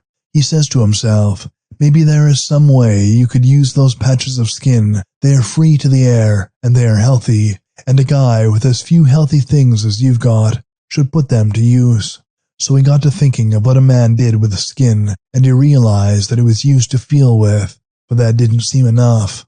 He thought about skin some more, and then he remembered that you could also sweat with it, and that when you started sweating, you were hot, but by the time the sweat covered your skin, you were cool from the air drying the sweat. That was how he got the idea of heat and cold, and that was how he came to wait for the sunrise.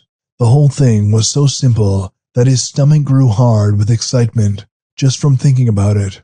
All he had to do was feel with his skin. When the temperature changed from cool to warm, he would know it was sunrise in the beginning of a day. Then he would check right through counting the nurse's visits to the next sunrise, and then he would have the number of her visits per day, and he would forever afterwards be able to tell time. He started trying to stay awake until the change in temperature occurred, but half a dozen times running he fell asleep before it happened. Other times he got confused thinking to himself, is it hot now or is it cool? What kind of a change am I waiting for?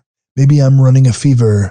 Maybe I'm too excited and I'm sweating from excitement, and that would spoil the whole thing. Oh, please God, don't let me sweat. Don't let me run a temperature. Let me know whether I'm hot now or whether I'm cold. Give me some idea of when the sunrise is coming, and then I'll be able to catch it.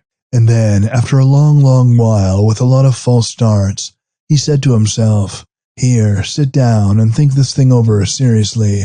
Right now you're panicky.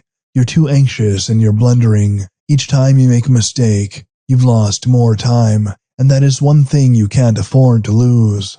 Think what usually happens in the morning in a hospital, and try to figure out what follows that. That's easy, he said to himself. In the mornings in a hospital, nurses try to get their heavy work done. That meant he was bathed, and his bedclothes were probably changed in the morning. He would have to take that as his starting point. He would have to assume a few things, and the first assumption would be that this was true.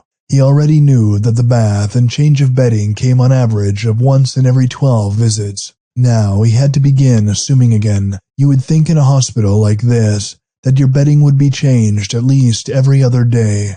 Maybe it was once a day, but he didn't think so, because at the rate of one change in every 12 visits, that would make the nurse visit him every 2 hours, and there was so little to do he couldn't see why her trip should be that often. So he would figure that every 2 days she bathed him and changed his bedclothes, and that she did this in the morning. If this was true, then she came into his room 6 times in a day and night. That would make it every 4 hours. The simplest schedule for her to follow would be to come in at 8, 12, 4, 8, 12, 4, and so on. She would probably change the bedding as early as possible in the morning, so that would be at 8 o'clock. Now, he said to himself, what is it that you want to try and check up on first, the sunrise or the sunset? He decided it was the sunrise, because when the sun sets, the warmth of the day usually hangs on, and the change is so slow that these 2 pieces of skin on his neck might not be able to catch it. But in the early dawn, everything is cool, and almost the first flash of sunlight should give some kind of heat. At least the change should be more complete in the morning than at night, so he would catch the sunrise. He had a panicky minute when he thought, what if you're on the west side of the hospital and the setting sun comes in full on the bed, and then you'll mistake that for sunrise? What if you're on the north or south side of the hospital and never get the direct sunlight at all? Maybe that would be simpler. Then he realized that even if he were on the west side and caught the heat of the setting sun, he would still have the visits of the nurse to check on to tell him which was which, because by now he was convinced she changed the bedclothes in the morning. Now, you damn fool, he said to himself. You're getting things so complicated you'll never come out if you don't stop.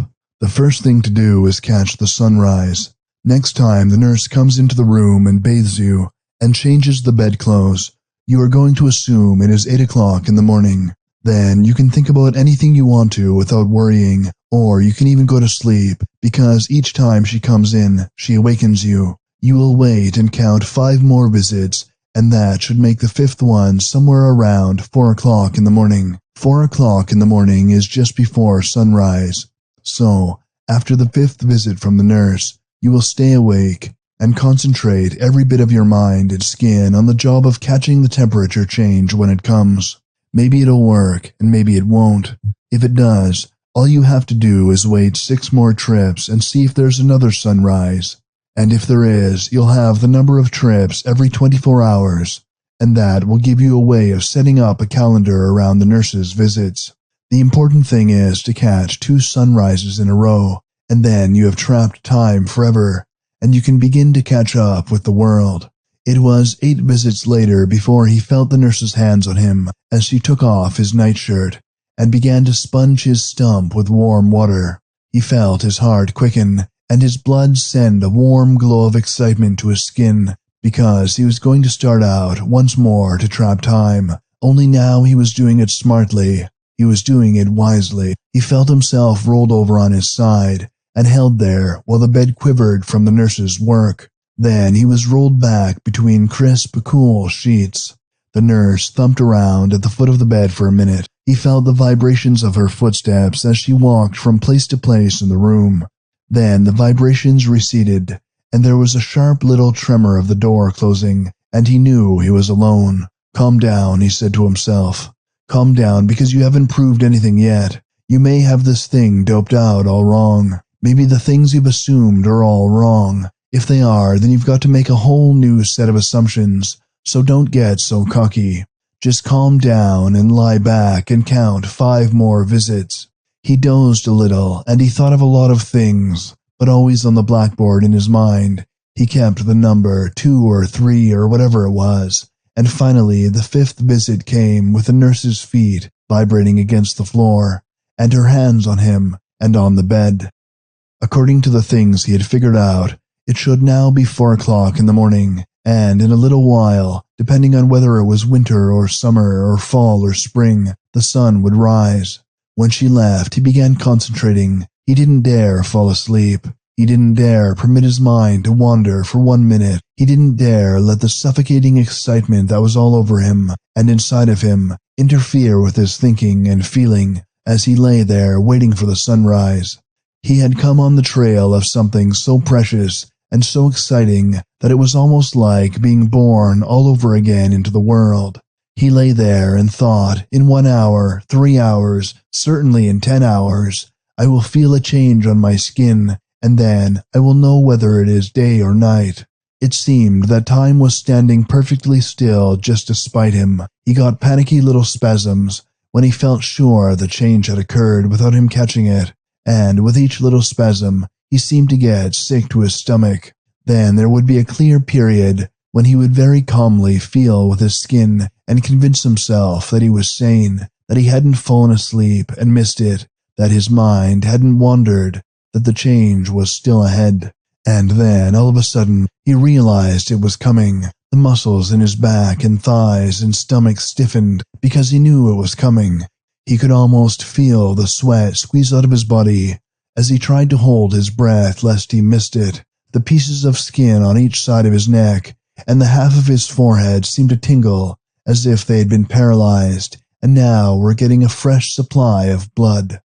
It felt as if the pores of his neck were actually reaching out to grab at the change to suck it in. The whole thing was so slow, so gradual, that it seemed impossible it was happening at all. There was no danger now of his mind wandering or falling asleep. It would be like falling asleep in the middle of a first kiss. It would be like falling asleep in the middle of running a 100-yard dash and winning it. The only thing he could do now was wait and feel out with his skin and catch every second of the change, every slow movement of time and temperature as they offered him a return of life. It seemed like he lay there stiff and expectant and excited for hours. There were times when he was sure that the nerves of his neck were not registering, when it seemed they had suddenly gone numb and that the change might slip away from him. And then there were other times when it felt as if his nerves had jabbed through so near the surface of his skin that there was actual pain, sharp and fine and penetrating as they groped to register the change. And then the thing began to happen swiftly and more swiftly, and although he knew he was in a sheltered hospital room, as far removed as possible from changes in temperature, it seemed to him when it came that it came in a blaze of heat. It felt like his neck was seared, burned, scorched from the heat of the rising sun. It had penetrated his room. He had recaptured time. He had won his fight. The muscles of his body relaxed. In his mind, in his heart, in whatever parts of him that were left, he was singing, singing, singing. It was dawn all over the world, or at least all over the country to which he had been brought. The sun was rising in the east, and people were getting out of bed, and the hills were turning up pink, and birds were singing. All over Europe, or all over America, it was sun up. What the hell did it matter if you didn't have any nose, so long as you could smell the dawn? He lay without nostrils and he sniffed. He caught the smell of dew on grass, and he shivered because it was so delicious. He shaded his eyes against the first bright rays of the morning sun, and looked off, and saw the high mountains of Colorado in the east. And he saw the sun coming over them, and he saw colors creeping down their sides, and in the nearer distance he saw brown rolling hills, which became pink and lavender like the inside of a seashell. And still closer in the field in which he stood, and clear up to his ankles, he saw the green grass, and it was sparkling, and he burst into tears. He thanked God that he could see the dawn. He turned from the sunrise, and looked toward the little town in which he lived, toward the little town in which he had been born. All of the rooftops were rosy with the dawn. Even the houses that were unpainted and square and squat and ugly were beautiful. He heard the lowing of cows waiting to be milked in backyards, for the town in which he had been born was a very sensible town, and each man had his cow. He heard the slam of back screen doors, as sleepy householders went to the chicken yards or to the barnyard to take care of their animals. And he could see inside the houses where men were getting out of bed and yawning healthily and scratching their chests and groping for house slippers, and finally getting up and going into the kitchen where their wives had sausages and hot cakes and coffee for them. He saw babies squirming in their cribs and rubbing their eyes with tiny fists, and maybe smiling or maybe crying and maybe smelling a little bad, but looking awfully healthy as they greeted the sunshine, as they greeted the morning, as they greeted the dawn. He saw all of these things, all of these beautiful, homely things, as he looked toward the town, and he had only to turn from the town to look at the sun and the mountains. Oh God, thank God, he thought. I've got it now, and they can't take it away from me. He thought, I have seen the dawn again, and I will see it every morning from now on. He thought, thank you, God, thank you. He thought, if I never have anything else, I will always have dawn and morning sunlight. Chapter 12. New Year's Eve. Snow flying in the air, wet snow clouds sifting close over Shale City. Everything still with lights glowing inside warm houses. No confetti, no champagne bottles, no yelling, no noise at all. The quietude of New Year for ordinary people who worked and were kind and wanted only peace. Happy New Year. His father kissing his mother and saying, "Happy New Year, my dear. We've been lucky. The kids are healthy. I love you. Happy New Year. I hope the new one turns out as well as the old." New Year's Eve at the bakery with guys saying, "God damn, I'm glad it's over. The next one can't be any worse. Happy New Year. Hell, let's go out into the fog and get drunk." Walking out of the bakery on New Year's Eve with the bins every which way and the ovens empty and the conveyors stopped and the wrapping machines paralyzed and the dividers still, and nobody but the crew going out of a strange silent place with their voices echoing flatly against dead machinery. The guys at the bakery going out to celebrate the new year. The guys in saloons shoving free ones across the bar and saying, "Happy New Year and many more of them, kid. You've been a good customer. Have one on the house. Happy New Year, and the hell with the prohibitionists. Someday the bastards are going to give us trouble." The girls from the hash houses, and the girls from the hotels, and the guys swarming out of dirty little apartment bedrooms, and music and dancing and smoke, and somebody with a ukulele, and have another, and the feeling of being lonesome that everybody has inside him, and people bouncing against you and off you, and have another one, and a girl passing out at the bar, and a fight, and Happy New Year. Oh God. The happy New Year he had counted 365 days, and now it was New Year's Eve. It didn't seem like a year. It had gone by like a lifetime when you look back and think of a time so far away that you can't clearly remember what happened, yet a time that has gone so quickly it seems only a minute ago it started. 6 visits from the nurse each day, 30 days to a month, and now 365 days. It had gone quickly because he was doing something. He was keeping track of time like other people. He had sets of figures to remember. He controlled a little world of his own, lagging behind that on the outside, but still nearer to it than before. He had a calendar in which the sun and the moon and the seasons had no place, a calendar with 30 days for each month, and 12 months in the year, and now 5 extra days to make up the difference, with the nurse's next visit to make it New Year's morning. He had been a very busy guy, and he had learned a lot. He had learned how to check everything against something else, so that he couldn't possibly lose the grip he had gained on time. He could tell the day from the night, without straining for the sunrise. He knew exactly what visit from the nurse would bring him a bath and a change of bedclothes. When the schedule was interrupted, and the nurse was a visit late, he grew disappointed and sullen, and tried to imagine what she was doing. But when she finally came in, he was always excited. He could even tell his nurses apart. The day nurse was steady, but the night nurses seemed to change. The day nurse had smooth, slick hands, a little hard, like the hands of a woman who has worked a long while, so he guessed that she was middle-aged, and he imagined her with gray hair. She always came directly to the bed from the door in 4 firm steps, so he figured that his bed was about 10 feet from the door. Her footsteps were heavier than the night nurse's, so he took her for a large woman. Her steps were almost as heavy as those of the doctor who came in once in a great while, and poked around for a little time, and then went away. The day nurse had a brisk way of doing things. Flip, and he was on his side. Whoosh, and a sheet slid next to him. Flop, and he was on his back. Swipe, swipe, and he was bathed. She knew her business, this old day nurse, and he liked her. Once in a great while, she came in at night instead of the night nurse. He always squirmed to let her know he was pleased to see her, and she patted him on the stomach and ran her hand through the thin hair on his skull to tell him thanks and how are you. The night nurses were irregular. Sometimes he would have 2 or 3 of them the same week.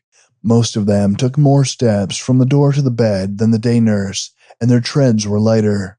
They closed the door softer or harder, and they wandered around the room more. Mostly their hands were very soft and just moist enough to go bumpily instead of smoothly over his body. He knew they were young. When a new nurse came in, he always knew what she would do first. She would pull the covers off him, and then she would make no movements for a minute or 2, and he would know she was looking at him and probably getting a little sick. One of them turned and ran out of the room and didn't come back. That day, he didn't get his urinal, and so he wet the bed, but he forgave her for it. Another one cried. He felt her tears on the chest of his nightshirt. He got a little passionate because suddenly he felt she was very close to him, and he lay in pain for hours after she left. He imagined her young and beautiful. All of these things were interesting. They were important. They kept him a very busy guy. He had made a new universe. He had organized it to his liking, and he was living in it. And this was New Year's Eve, although on the outside it might be 4th of July for all he cared. He named the days of the week, Monday through Sunday, and he named the months so he could celebrate the holidays. Each Sunday afternoon he went for a walk in some woods that were just outside Paris. Once in springtime, when he was on leave, he walked in them, so now it was springtime every Sunday afternoon, as he walked through the woods in his uniform, with his chest way out, and his legs pumping, and his arms swinging free. When July came, and the trout were biting, he went up to Grand Mesa, and talked things over with his father. They had lots to talk about, and they had learned a lot since the last time they saw each other. "It's much better than worrying," his father said. "You worry so much, you don't enjoy life. Death is better. Only I wish I knew how your mother was." Each night, summer and winter, week in and week out, he went to sleep with Corinne, whispering to her, "God bless you, Corinne, darling. God bless you. I don't know what I'd do without you here, beside me every night. The others have all gone, and I'm all alone except for you, Corinne." They slept with his arm around her, or hers around him, and they always turned together. They nestled tight against one another, and he kissed her in his dreams all night long. A year. What a hell of a long time a year was. Corinne was 19 that day a minute ago, when he said goodbye to her at the railway station. He was 4 months in training camp and 11 months in France, so that made her over 20. Then the time he had lost completely would probably even it up to another year, and now another, and others to come, others and others. Corinne must be 22 by now. She was at least 22. 3 years. It would go on that way as long as he lived. 10 more years, and Corinne would have lines. A little later, and her hair would be gray, and then she would be an old woman, an old woman, and the girl at the station would never have existed. He knew it wasn't true. Corinne would never grow old. She was still 19. She would be 19 forever. Her hair would stay brown, and her eyes clear, and her skin fresh like rain. He would never let one line mark her face. That was something he could do for her that no other man on earth could ever do. He could keep her safe beside him, young and beautiful, forever safe from time in the world where he had built, where time moved according to orders, and every Sunday was spring. But where would she be, the real Corinne?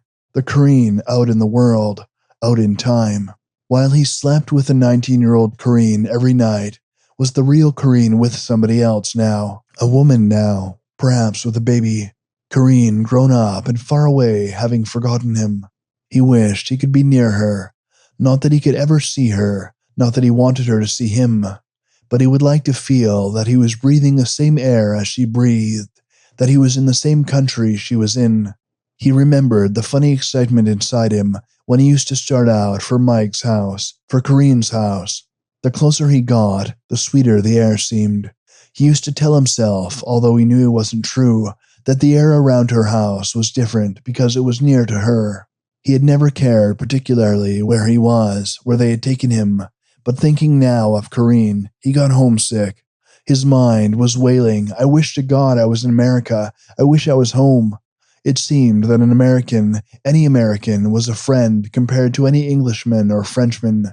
That was because he was an American himself. America was his home. He had been born there, and anyone outside was a stranger. Then he would say to himself, "What do you care? You'll never be able to see or talk or walk. You won't know the difference. You might as well be in Turkey as America." But that wasn't true. A guy liked to think he was home. Even though he could do nothing but lie in blackness, it would be better if the blackness were the blackness of home, and if the people who moved in the blackness were his own people, his own American people. But that was too much to hope for. In the first place, a blast strong enough to tear his arms and legs off must have blown all identification to hell and gone. When you have only a back and a stomach and half a head, you probably look as much like a Frenchman or a German or an Englishman as an American. The only way they would have of telling what country he was from would be by the place they had found him, and he was pretty sure he had been found among Englishmen. The regiment had been stationed right alongside a Limey regiment, and when they went over the top, both the Americans and the Limeys went together. He remembered very clearly that the Americans shifted to the left among the Limeys because there was a little hill just in front of the American position. The Germans on the hill had all been wiped out 2 days before, so there was no use of the Americans puffing their way up it. They all shifted to the left as they went over, and they were all mixed up with the Limeys. He remembered looking around when he dived into that dugout and seeing only 2 Americans and all the rest Limeys. Just a flash of them, just a thought of them, then blackness. So he was probably in some crummy English hospital, with people all taking him for a Limey, and on the report sent home about him, there was nothing except missing in action. Maybe it was just as well he was eating through a tube. That English coffee was so stinking bad. Roast beef and pudding and soggy pastries and bad coffee. It was just as well. Only he wasn't any American any longer. He was an Englishman. He was a Limey and probably a citizen at that. It gave him a lonesome feeling just to think about it. He'd never had any particular ideas about America. He'd never been very patriotic. It was something you took without even thinking. But now it seemed to him that if he were really lying in an English hospital, he had lost something he could never hope to get back.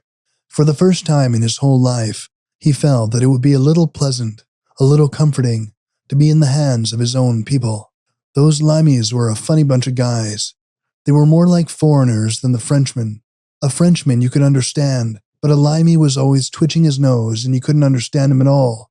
When you were stationed right next to them for 2 months, you began to understand just how foreign they were. They did some funny things. There was a little Scotchman in the Limey regiment who threw down his gun and quit the war when he heard that the Huns on the other side of no man's land were Bavarians. The little Scotchman said that the Bavarians were commanded by Crown Prince Rupert, and that the Crown Prince was the last Stuart heir to the throne of England, and the rightful king, and that he would be goddamned if he would fight his king just because some Hanoverian pretender told him to. Now, in any ordinary army, they would take you out and shoot you for a thing like that. But that's the way Limeys were funny. This little guy caused a hell of a stink. 2 or 3 of his officers argued with him very politely instead of shooting him, and when they couldn't get him to see things their way, they called the colonel.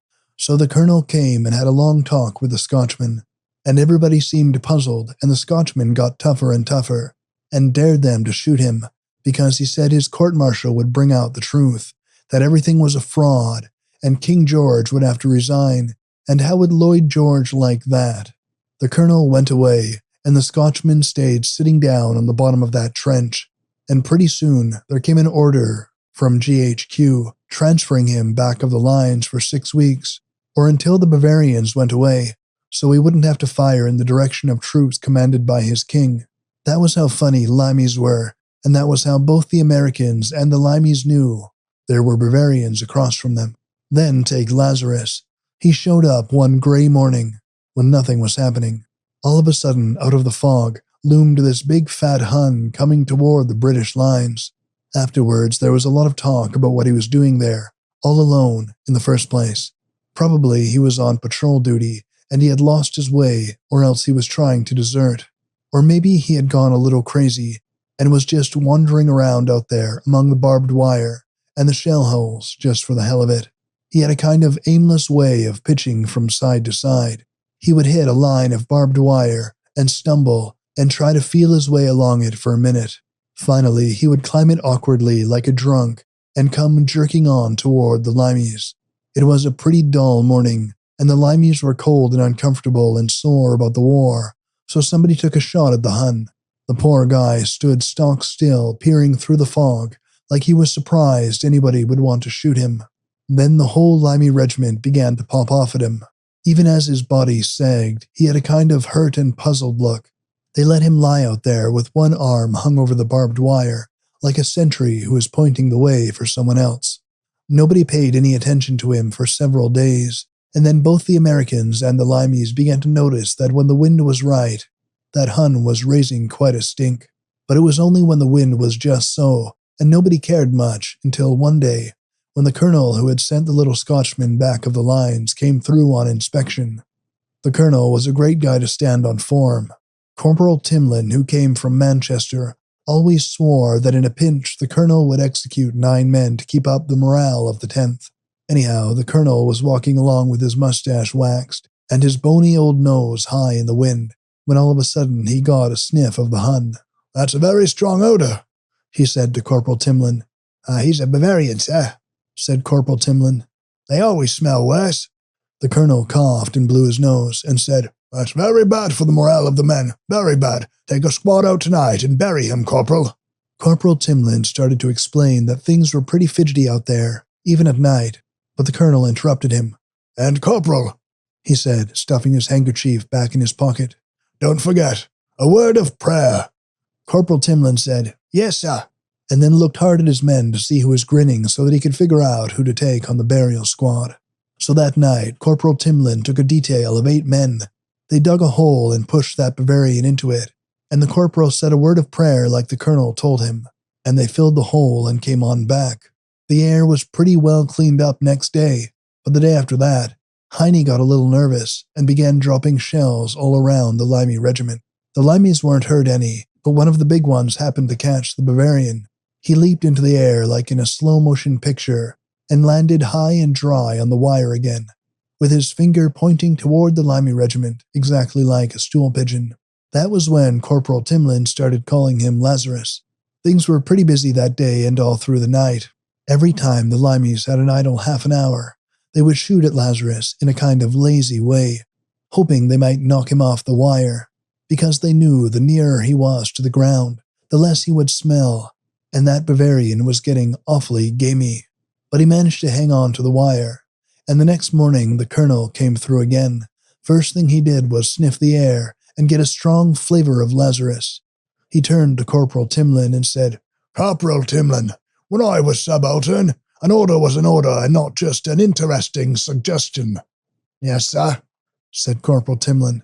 "You will take a full burial squad out tonight," said the colonel, "and you will bury the corpse 6 feet deep, and just so that you will not take orders so lightly in the future, you will read the full service of the Church of England over the body of our fallen enemy."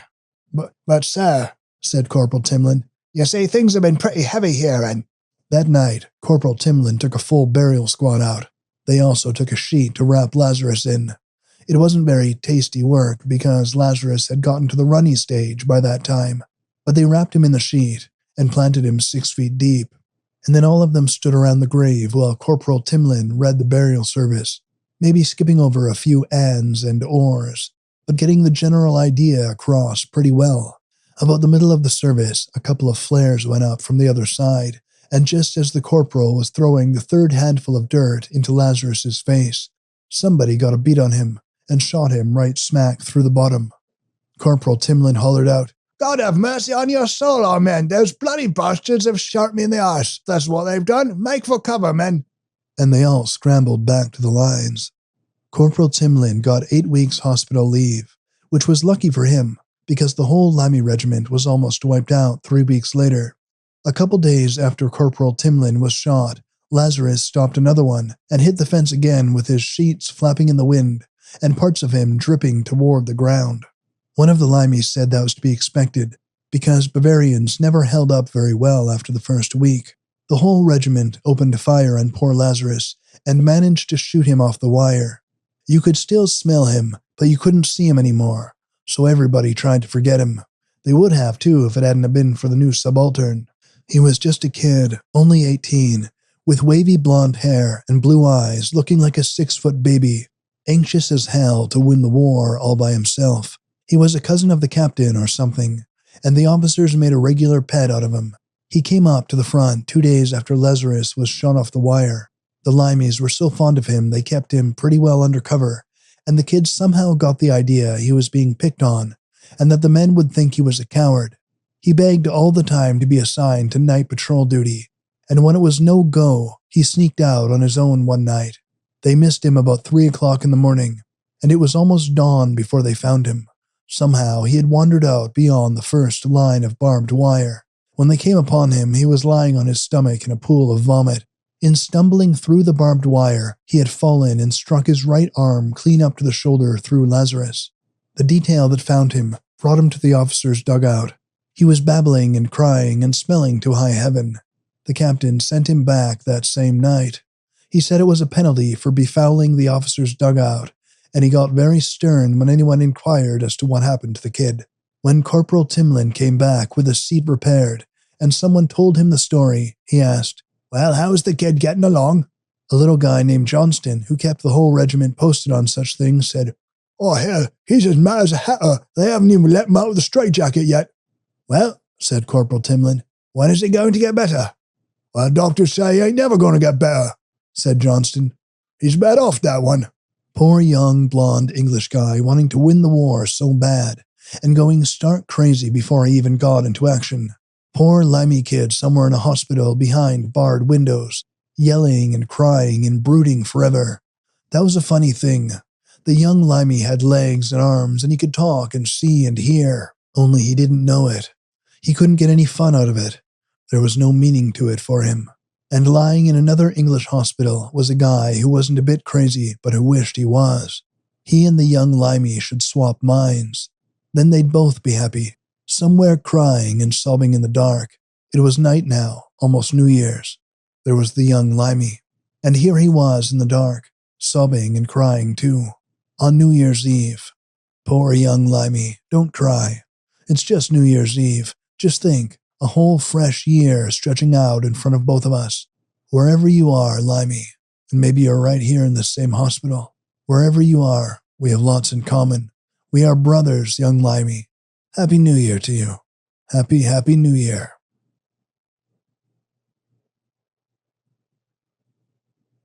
Chapter 13. During the second year of his new time world, nothing happened, except that once a night nurse stumbled and fell to the floor, setting up a fine vibration in his bed springs. During the third year, he was moved to a new room. The heat of the sun in the new room came in over the foot of his bed, and by checking against the bath hour, he figured that his head was to the east, and his other way to the west. His new bed had a softer mattress, and its springs were stiffer. They carried vibrations longer, and that helped him a great deal. It took him months to locate the door and the dresser, but they were months filled with calculation and excitement, and finally with triumph. They were the shortest months he could remember in his whole life. All of this made the third year whisk by like a dream. The fourth year started very slowly. He spent a lot of time trying to remember the books of the Bible in their order, but the only ones he could be sure of were Matthew, Mark, Luke, and John, and 1st and 2nd Samuel, and 1st and 2nd Kings. He tried to put words to the story of David and Goliath, and Nebuchadnezzar, and Shadrach, Meshach, and Abednego. He remembered how his father used to yawn loudly around 10 o'clock at night, and stretch his arms, and get up out of his chair, and say Shadrach, Meshach, and Abednego. But he couldn't remember the stories that went with the characters very clearly, so they were poor time fillers. That was bad because when he couldn't fill in the time, he got to worrying. He got to thinking, I wonder if I haven't made a mistake in figuring the days, the weeks, the months. He got to thinking it wouldn't be impossible to drop even a whole year if a person were careless. Then he would get excited and frantic. He would check back and back to make sure he hadn't made a mistake so far back that he would get more confused than before. Every time he fell asleep, he tried to have the day and month and year numbers firmly planted in his mind, lest he forget them while he dreamed, and every time he awakened, his first panicky thought leaped at the terrible possibility that he might not have remembered correctly the numbers he had in his mind while he fell asleep. And then an astonishing thing happened. One day toward the middle of the year, the nurse gave him a completely fresh change of bed linen when he had received a change only the day before. That had never happened before. Every third day he was changed, no sooner and no later. Yet here, everything was upset, and for 2 days in a row, he was getting the change. He felt all in a hubbub. He felt like bustling around from room to room and chattering about how busy he was and what great things were going to happen. He felt all bright with expectation and excitement. He wondered if he would get a fresh change of linens every day from now on, or whether they would return again to the old schedule. This was as important as if an ordinary man with legs and arms and other parts were suddenly confronted with the possibility of living in a new house every day. It would be something to look forward to from day to day throughout the years. It would be something to break up time and make it something a guy could stand without mulling over Matthew, Mark, Luke, and John. Then he noticed something else. In addition to giving him an unexpected bath, the nurse was spraying him with something. He could feel the spray cool and misty against his skin. Then she put a clean nightshirt on him and folded the covers back at his throat. This was different too. He could feel her hand through the covers as it passed over the fold, smoothing, smoothing, smoothing. He was given a fresh mask, which the nurse arranged very fussily so that it fell to his throat, and there was carefully tucked under the fold of the bed covers. After that, she combed his hair carefully and left. He could feel the vibrations of her footsteps as she went away, and the little jar of the door closing behind her. Then he was alone. He lay perfectly still because it was a very luxurious feeling to be so completely redone. His body glowed and his sheets were cool and crisp, and even his scalp felt good. He was afraid to move for fear he would spoil the good feeling. There was only a moment of this, and then he felt the vibrations of 4, maybe 5 people coming into his room. He lay tense, trying to catch their vibrations and wondering why they were there. The vibrations got heavier, and then they stopped, and he knew that people were gathering around his bed. More people than ever before had been in his room at the same time. It was like the first time he went to school, and was embarrassed and bewildered with so many people around. Little tremors of expectations ran through his stomach. He was stiff with excitement. He had visitors. The first thought that passed through his mind was that they might be his mother and sisters and Corinne. There was just a chance that Corinne, forever lovely and young, was standing by him, was looking down at him, was, even this moment, putting out her hand, her soft and tiny hand, her beautiful, beautiful hand, to touch his forehead. And then, just as he could almost feel the touch of her hand, his delight turned suddenly to shame. He hoped, more than anything else in the world, that it was not his mother and sisters and Corinne who had come to visit him. He didn't want them to see him. He didn't want anybody he had ever known to see him. He knew now how foolish it had been to wish for them, as sometimes in his loneliness he had. It was all right to think about having them near. It was comforting, it was warm and pleasant. But the idea that they might be beside his bed right now was too terrible to cope with. He jerked his head convulsively away from his visitors. He knew this dislodged his mask, but he was beyond thinking of masks. He only wanted to hide his face, to turn his blind sockets away from them, to keep them from seeing the chewed-up hole that used to be a nose and mouth, that used to be a living human face. He got so frantic that he began to thrash from side to side, like someone very sick with a high fever, who can only monotonously repeat a motion or a word. He fell into his old rocking motion, throwing his weight from one shoulder to the other, back and forth, back and forth, back and forth. A hand came to rest on his forehead. He quieted because it was the hand of a man, heavy and warm. Part of it lay on the skin of his forehead, and part of it he felt through the mask, which cut across his forehead. He lay still again. Then another hand began to fold the covers back from his throat. 1 fold, 1.5 folds. He grew very quiet, very alert, very curious. He had thought very hard about who they might be. Then he had it. They were doctors come to examine him. They were visiting firemen. He was probably a very famous guy by this time, and the doctors were beginning to make pilgrimages. One doctor was probably saying to the others, "You see how we were able to do it? You see what a clever job we did. You see where the arm came off, and you see the hole in his face, and you see he still lives. Listen to his heart. It's beating just like your heart or mine. Oh, we did a fine job when we got him. It was a great piece of luck, and we're all very proud. Stop by in my office on your way out, and I'll give you one of his teeth for a souvenir. They take a wonderful polish. He was young, you see, and his teeth were in good condition. Would you like a front one, or would you prefer a good thick tusker from farther back? The thick ones look best on a watch chain. Somebody was plucking at his nightshirt over his left breast. It was as if a forefinger and thumb were pinching up a portion of it. He lay very quiet now, deathly quiet, his mind jumping in 100 different directions at once. He could sense that something important was about to happen.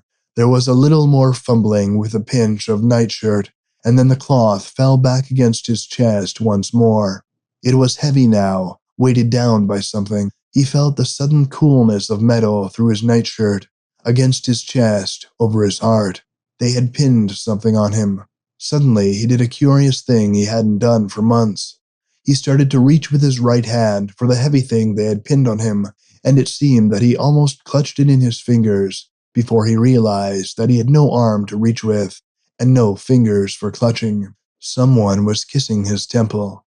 There was a slight tickling of hair as the kiss was given. He was being kissed by a man with a mustache. First his left temple, and then his right one. Then he knew what they had done to him. They had come into his room, and they had decorated him with a medal. He knew, furthermore, that he must be in France instead of England, because French generals were the ones who always kissed you when they handed out medals. Still, that might not be true. American generals and English generals shook your hand, but since he had no hand to shake, maybe this was an Englishman or an American who had decided to follow the French custom because there was no other way to do it. But still, the chances now seemed even that he was in France. When he snapped back from thinking of where he was and adjusting himself to the idea that it might be France, he was a little surprised to find that he was getting mad. They had given him a medal. 3 or 4 big guys, famous guys who still had arms and legs, and who could see and talk and smell and taste, had come into his room, and they had pinned a medal on him. They could afford to, couldn't they, the dirty bastards? That was all they ever had time to do, just run around putting medals on guys and feeling important and smug about it. How many generals got killed in the war? There was Kitchener, of course, but that was an accident. How many others?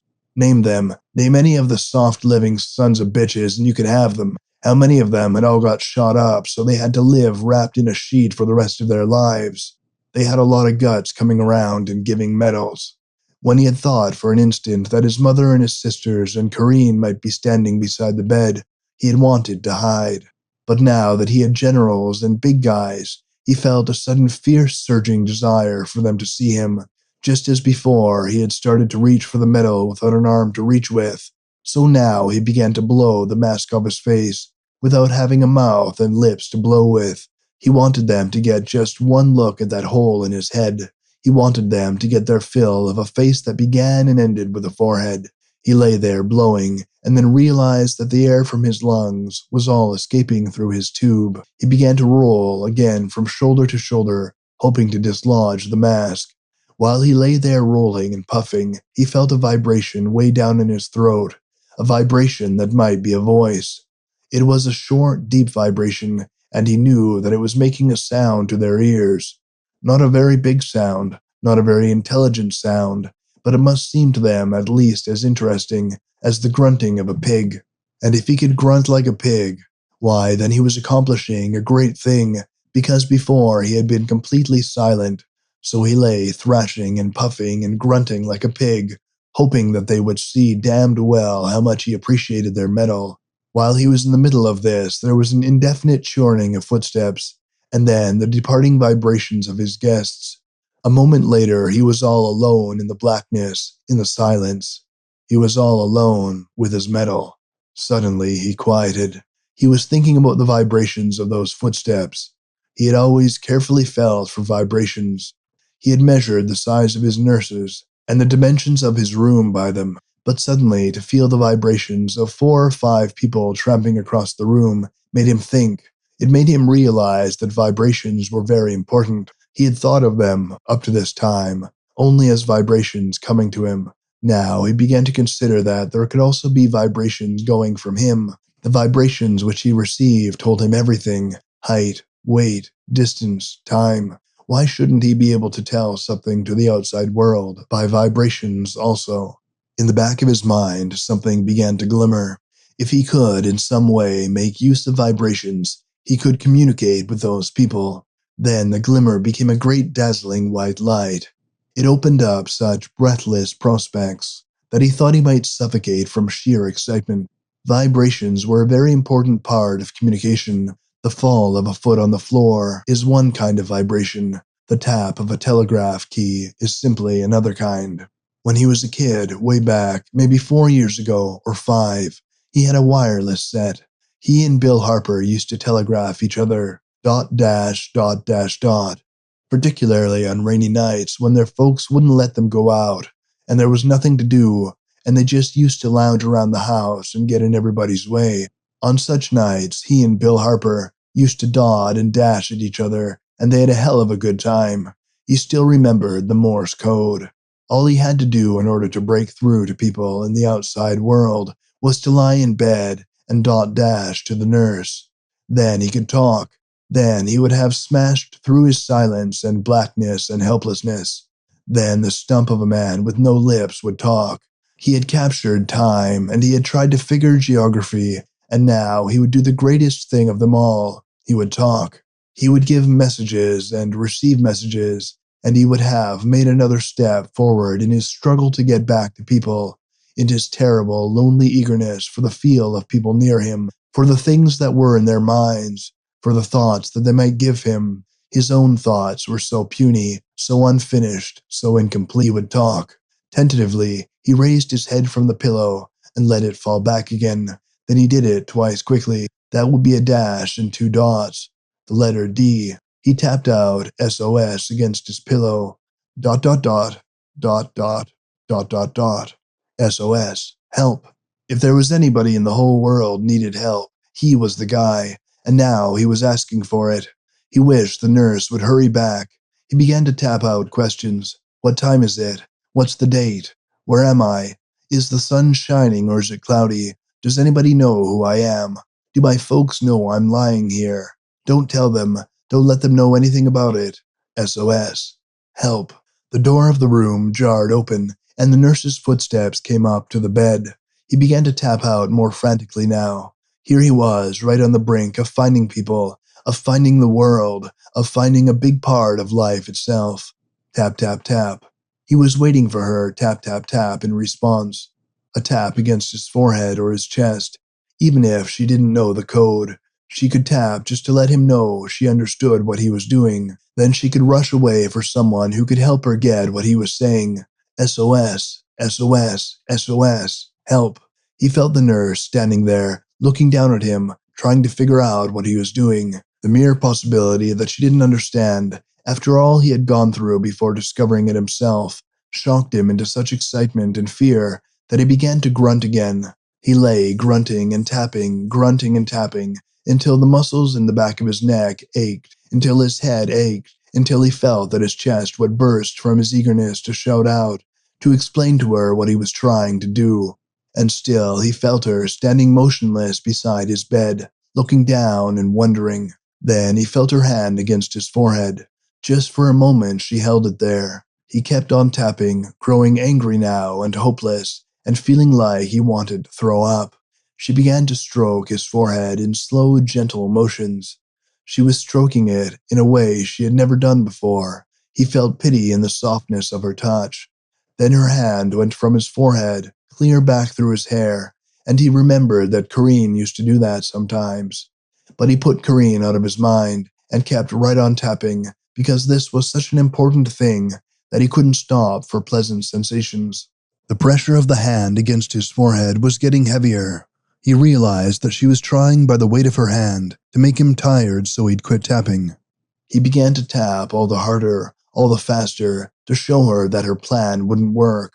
He could feel the vertebrae in the back of his neck crack and pop from the strain of this unexpected work. The nurse's hand grew heavier and heavier on his head. His neck grew tireder and tireder. It had been a terrible day, a long day, an exciting day. His tapping grew slower, and her hand got still heavier, and finally he lay back very quietly against the pillow while she brushed his forehead.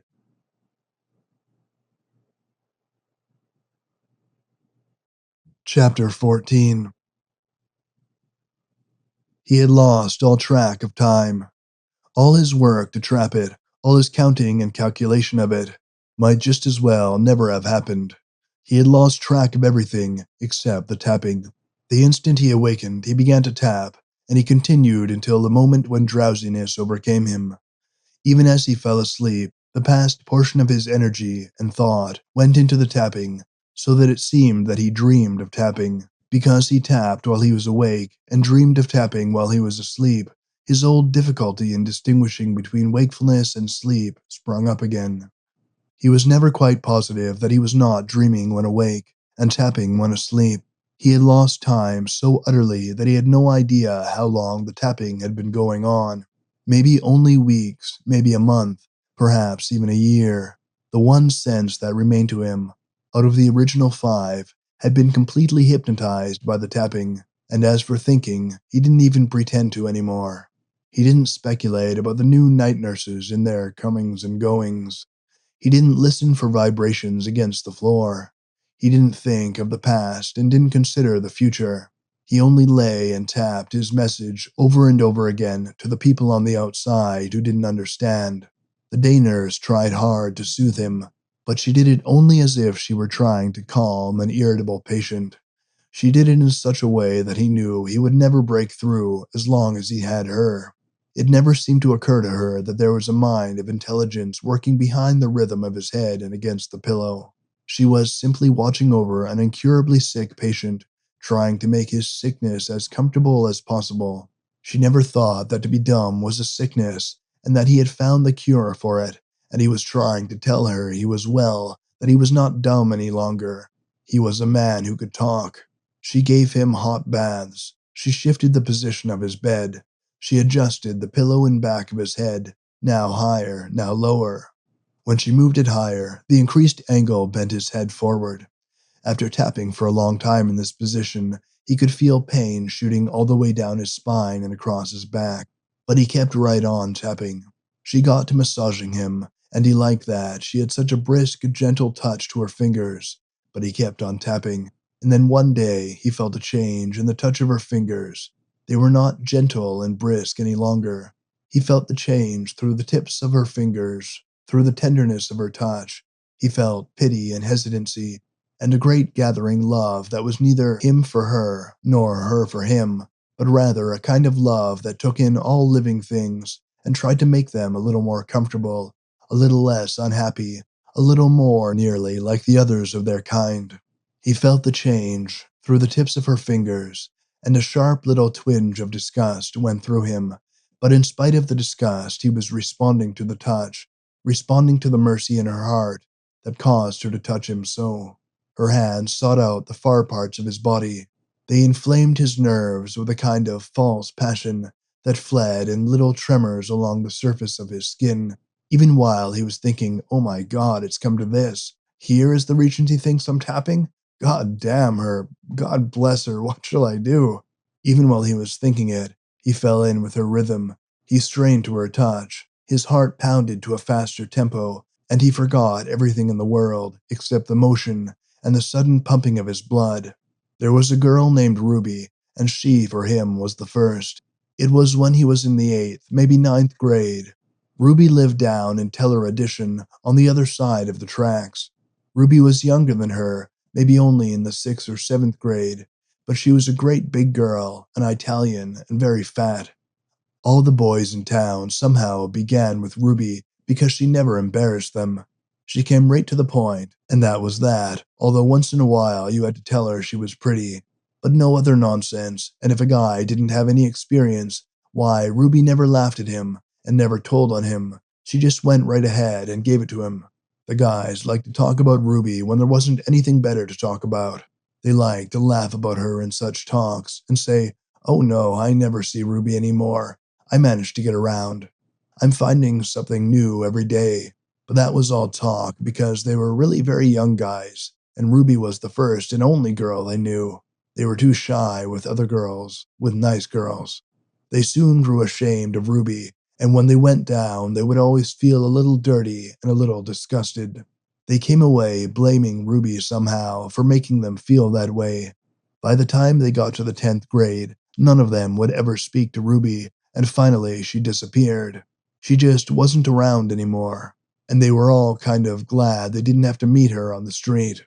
There was Laurette down at Stumpy Tesla's place.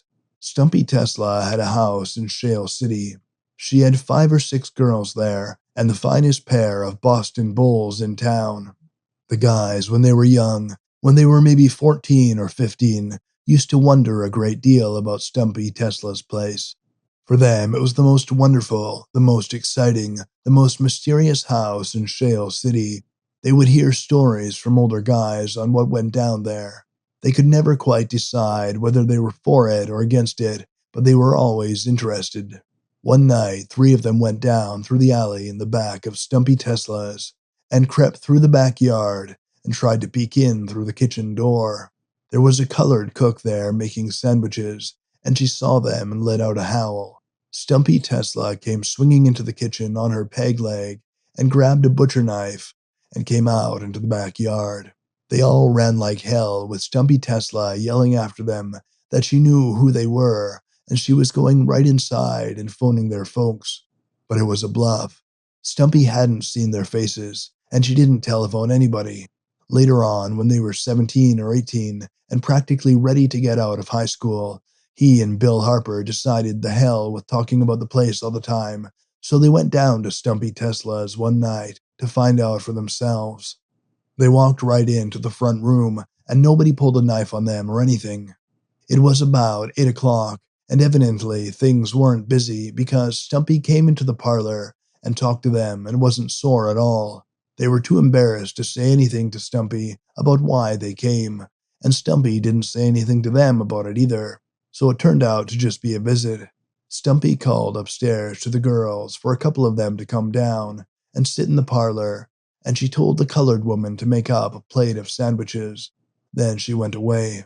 Alone in the parlor, they could hear the 2 girls coming down from upstairs, and they knew that they were now going to find out whether all the things they had heard about such places were true.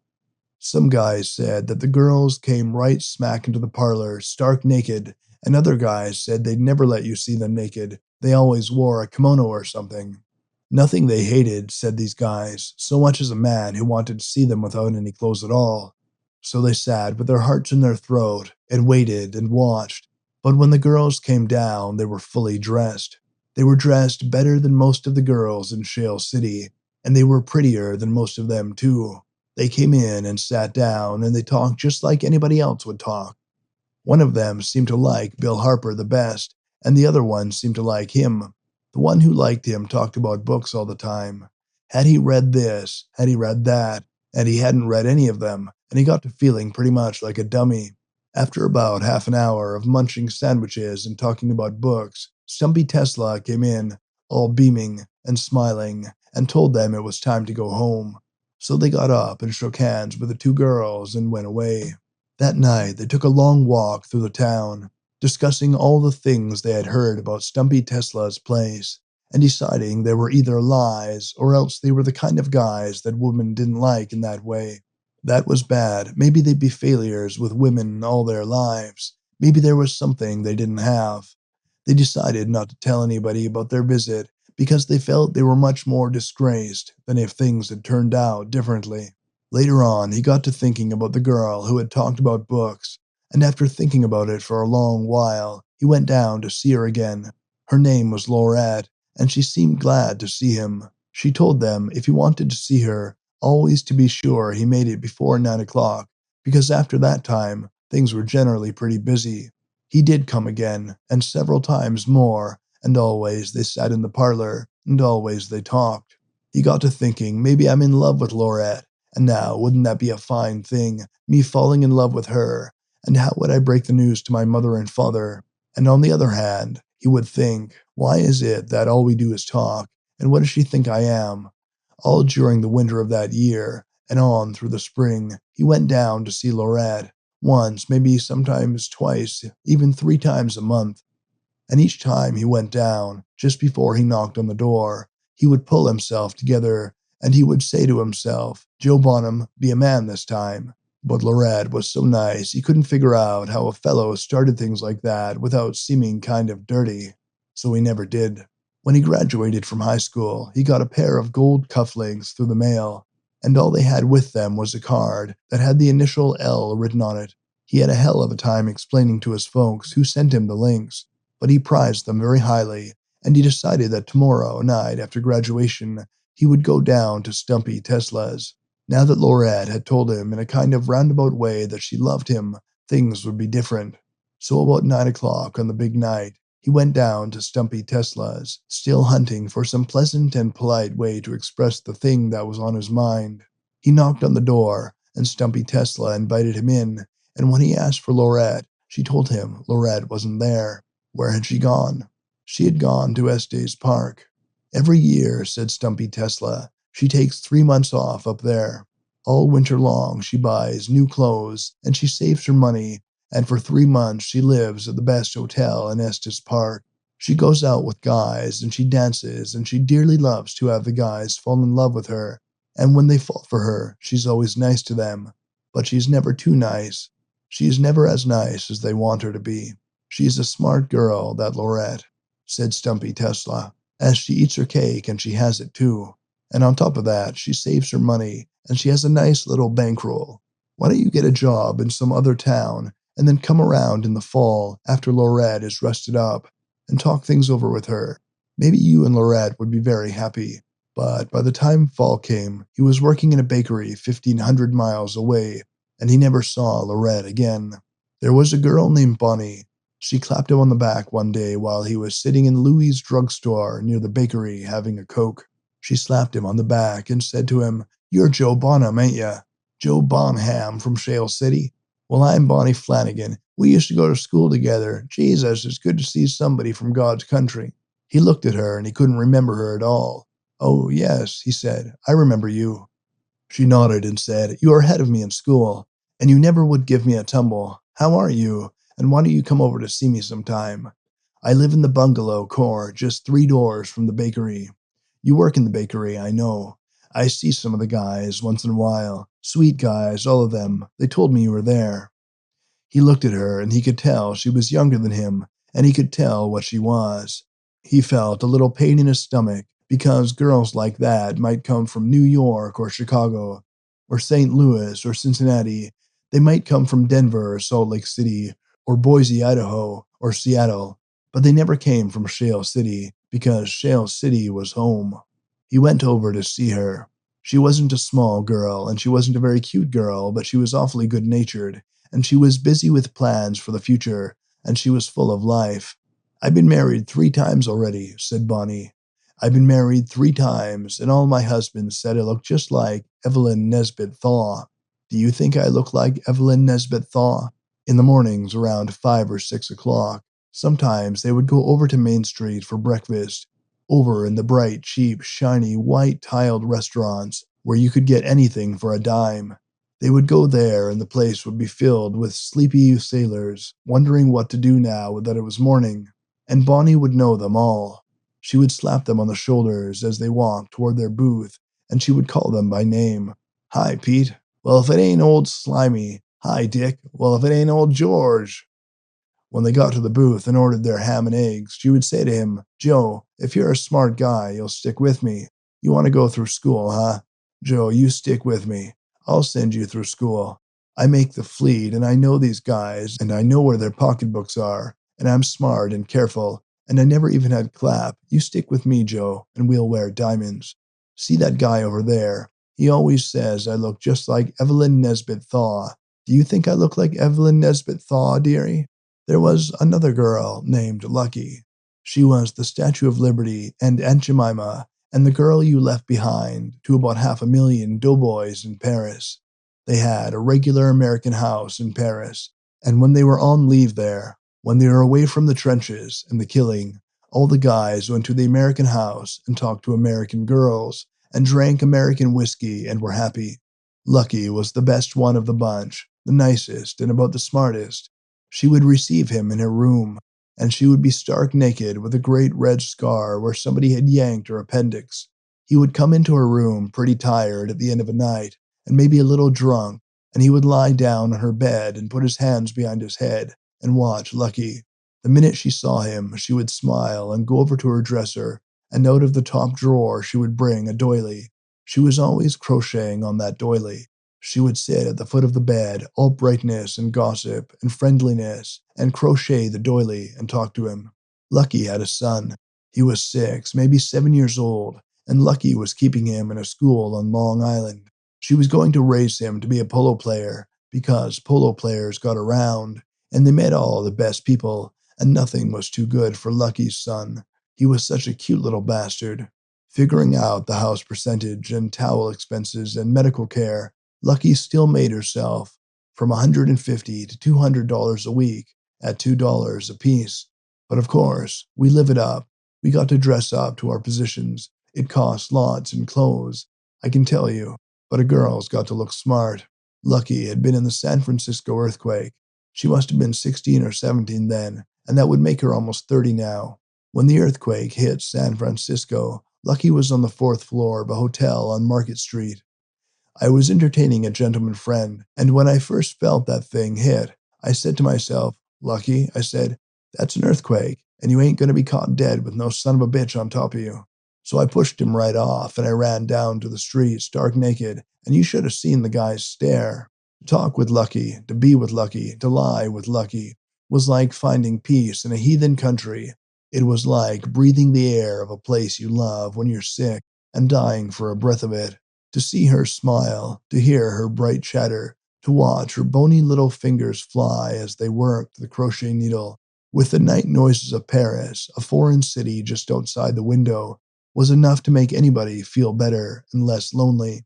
Paris was a strange city, a foreign city, a dying city, a lively city. It had too much life and too much death, and too many ghosts, and behind the bars of the cafes, too many dead soldiers. Have a drink. Oh, Paris is a woman's town with flowers in her hair. No doubt about it, Paris was a wonderful town, a woman's town, but it was also a man's town. 10,000 doughboys, Tommies, pilots on leave. 1,000, 100,000 of them. A few days, boys, a few days, and then you go back.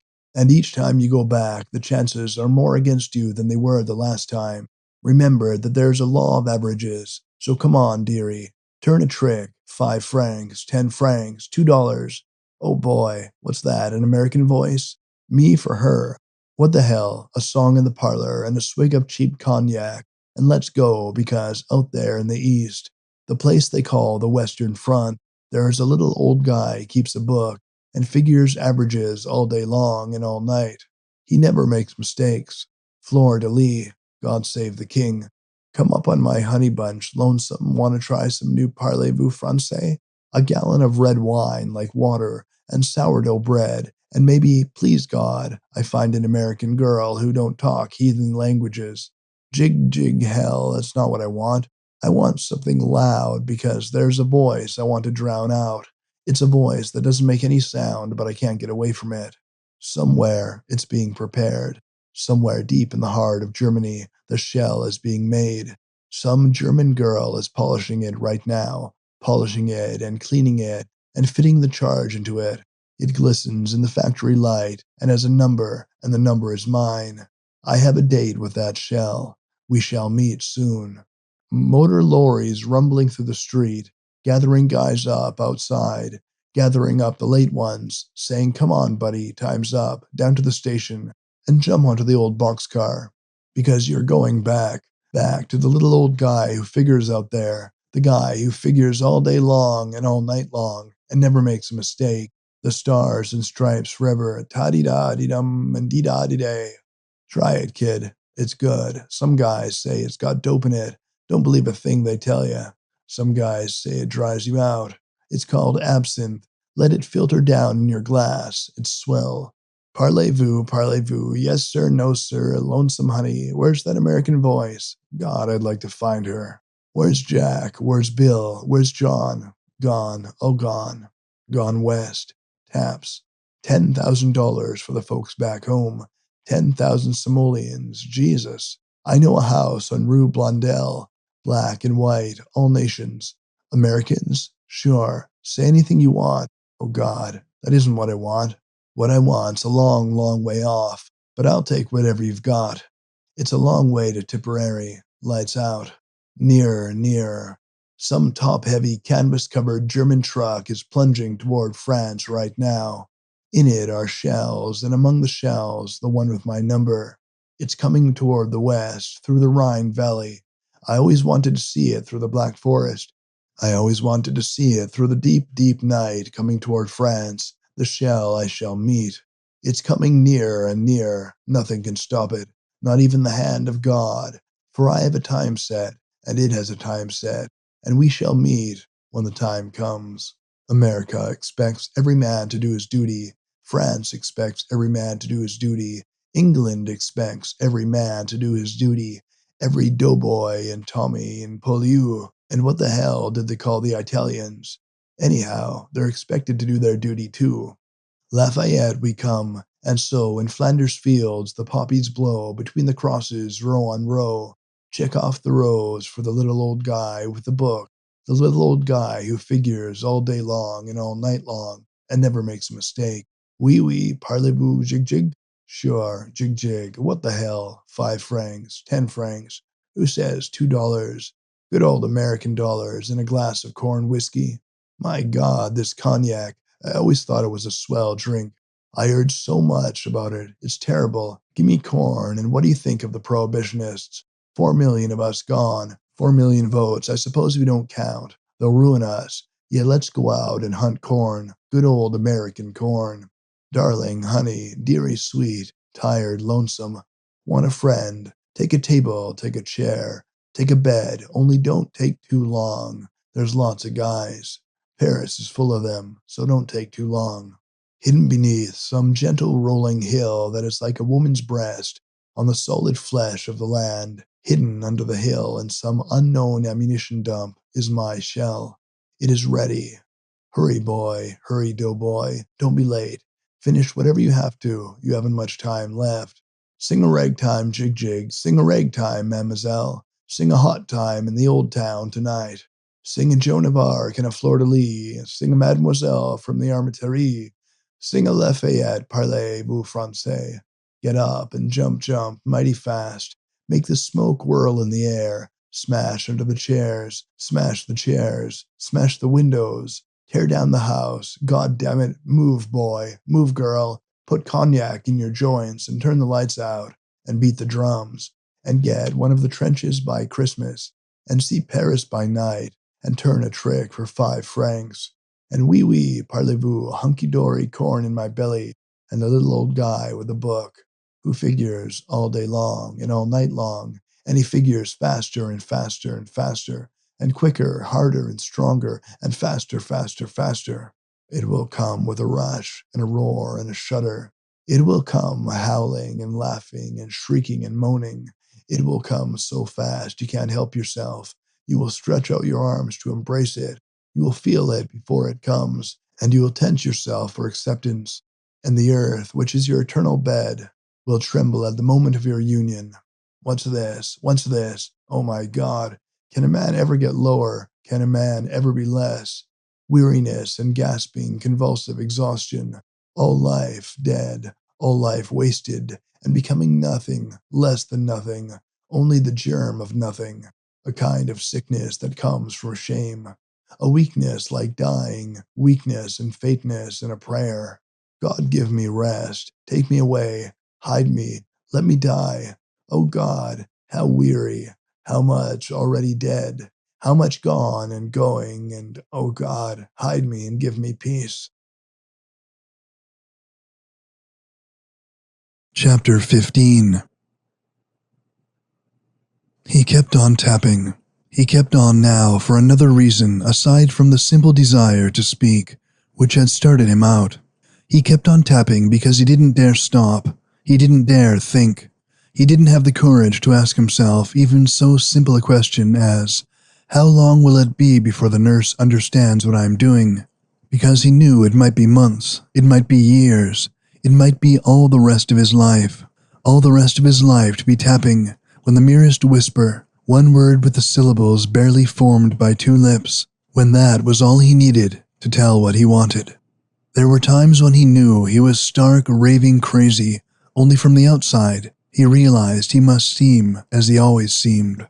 Anyone looking down at him would have no way of suspecting that beneath the mask and the mucus there lay insanity as naked and cruel and desperate as insanity ever could be. He understood insanity. He knew all about it now. He understood the overpowering impulse to kill without having a reason for killing, the desire to beat against living skulls until they were pulp, the passion to strangle, the lust for murder that was more beautiful, more satisfying, more imperative than any lust he had known before. But he couldn't do it. He couldn't kill. He couldn't do anything but tap. Inside his skull there was a normal man with arms and legs and everything that goes with them. It was he, Joe Bonham, trapped in the darkness of his own skull, rushing frantically from earhole to earhole. Wherever in the skull there might be an opening.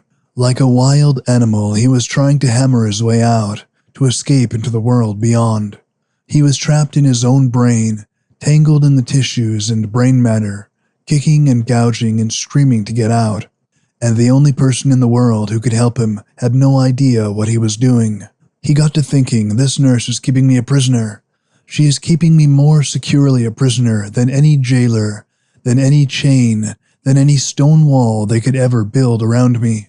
He got to thinking of all the prisoners he had ever read about or heard about, all the little guys from the beginning of the doing of things who had been caught and imprisoned and who had died without ever becoming free again.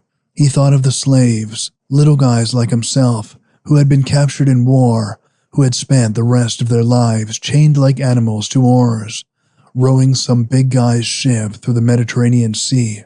He thought of them down there in the deeps of the ship, never knowing where they were going, never smelling the outer air, never feeling anything except the oars in their hands, and the shackles on their legs, and the whip that lashed their backs when they grew tired. He thought of them all, the shepherds and farmers and clerks, and the little shopkeepers who had suddenly been taken away from their way of living, who had been cast into the ships and had stayed there, away from their homes and their families and their native parts, until finally they collapsed at their oars and died, and they were thrown out into the sea for the first time to touch fresh air and clean water. He thought of them, and he thought they were luckier than I am. They could move, they could see each other. They were more nearly living than I, and they were not imprisoned as securely. He thought of the slaves deep under the street levels of Carthage, before the Romans came and destroyed the city. He remembered from some time way back in the past how he had read of the Carthaginian slaves, and what they did and how they were treated. How the great Carthaginian lords, wanting someone to guard their treasure stores, would find a healthy young man and poke his eyes out with sharp sticks so he wouldn't be able to see where they took him, and thus learn the location of their treasures. Then they would take him, poor, blinded young guy, down into the passages under the level of the streets to the door of the treasure house. There they chained one arm and one leg to the door, and one arm and one leg to the wall, so that for anyone to enter, the seal would have to be broken, and the seal was the living, breathing body of a man. He thought of the Carthaginian slaves down in the darkness, blinded and chained, and he thought that they were lucky guys. They died soon. There was no one there to take care of them, to make sure the breath of life stayed in their bodies as long as possible. They were in agony, but they died soon, and even in their agony they could stand on two legs. They could pull against their chains. They could hear, and when someone spoke, some great noble coming down into the treasure house, they could hear the blessed sound of a human voice. He thought of the slaves who built the pyramids, thousands of them, tens of thousands of them, spending their whole lives to put up a dead monument to a dead king. He thought of the slaves who fought each other in the Colosseum in Rome for the entertainment of big guys who sat in the boxes and held their thumbs up or down to give the slaves life or death. He thought of the slaves when they disobeyed, ears lopped off, hands hacked away, Screaming tongues flexed with cries for mercy, even as they were pulled out by the roots, so that no secrets would be betrayed. Little guys all over the world, shot, drowned, stabbed, crucified, boiled in oil, whipped to death, burned at the stake. All these things were the fate of slaves, the fate of the little guy, the fate of men like himself. Only the slaves could always die, but he couldn't, and he was mutilated far beyond any slave who had ever lived.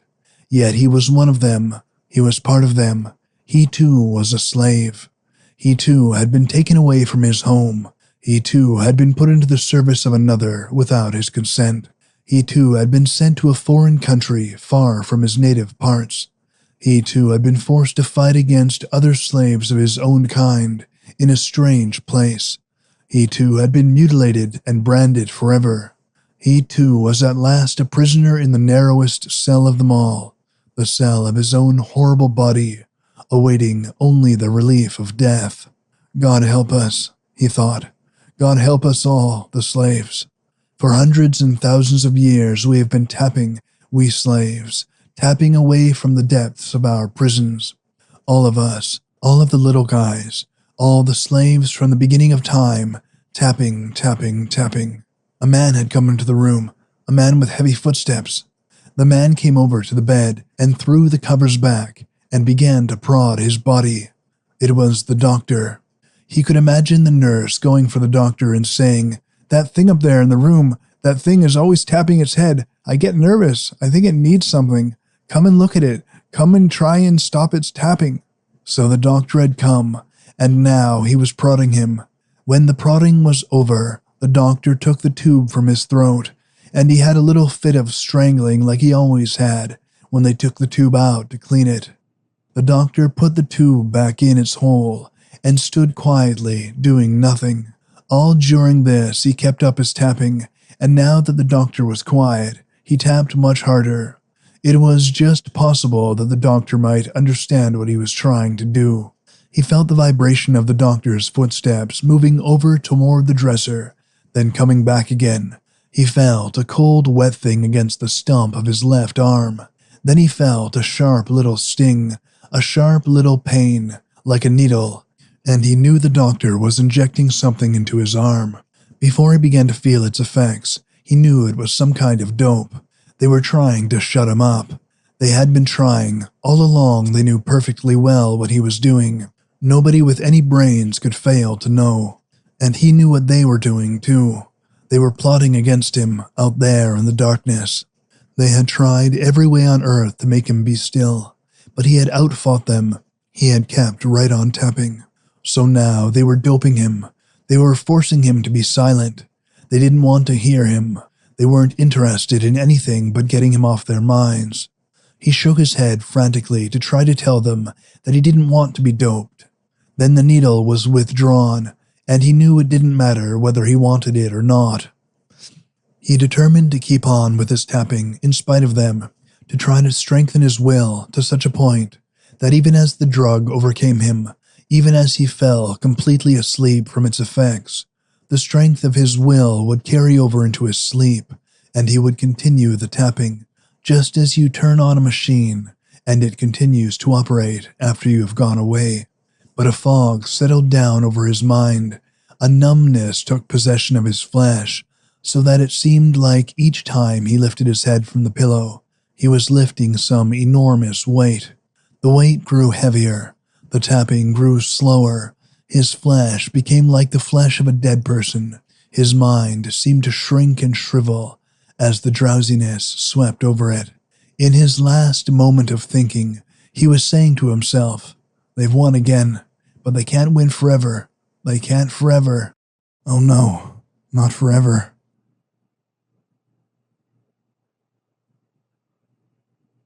Chapter 16. Things began slowly to change, to go in wide, hazy circles, to dissolve into one another.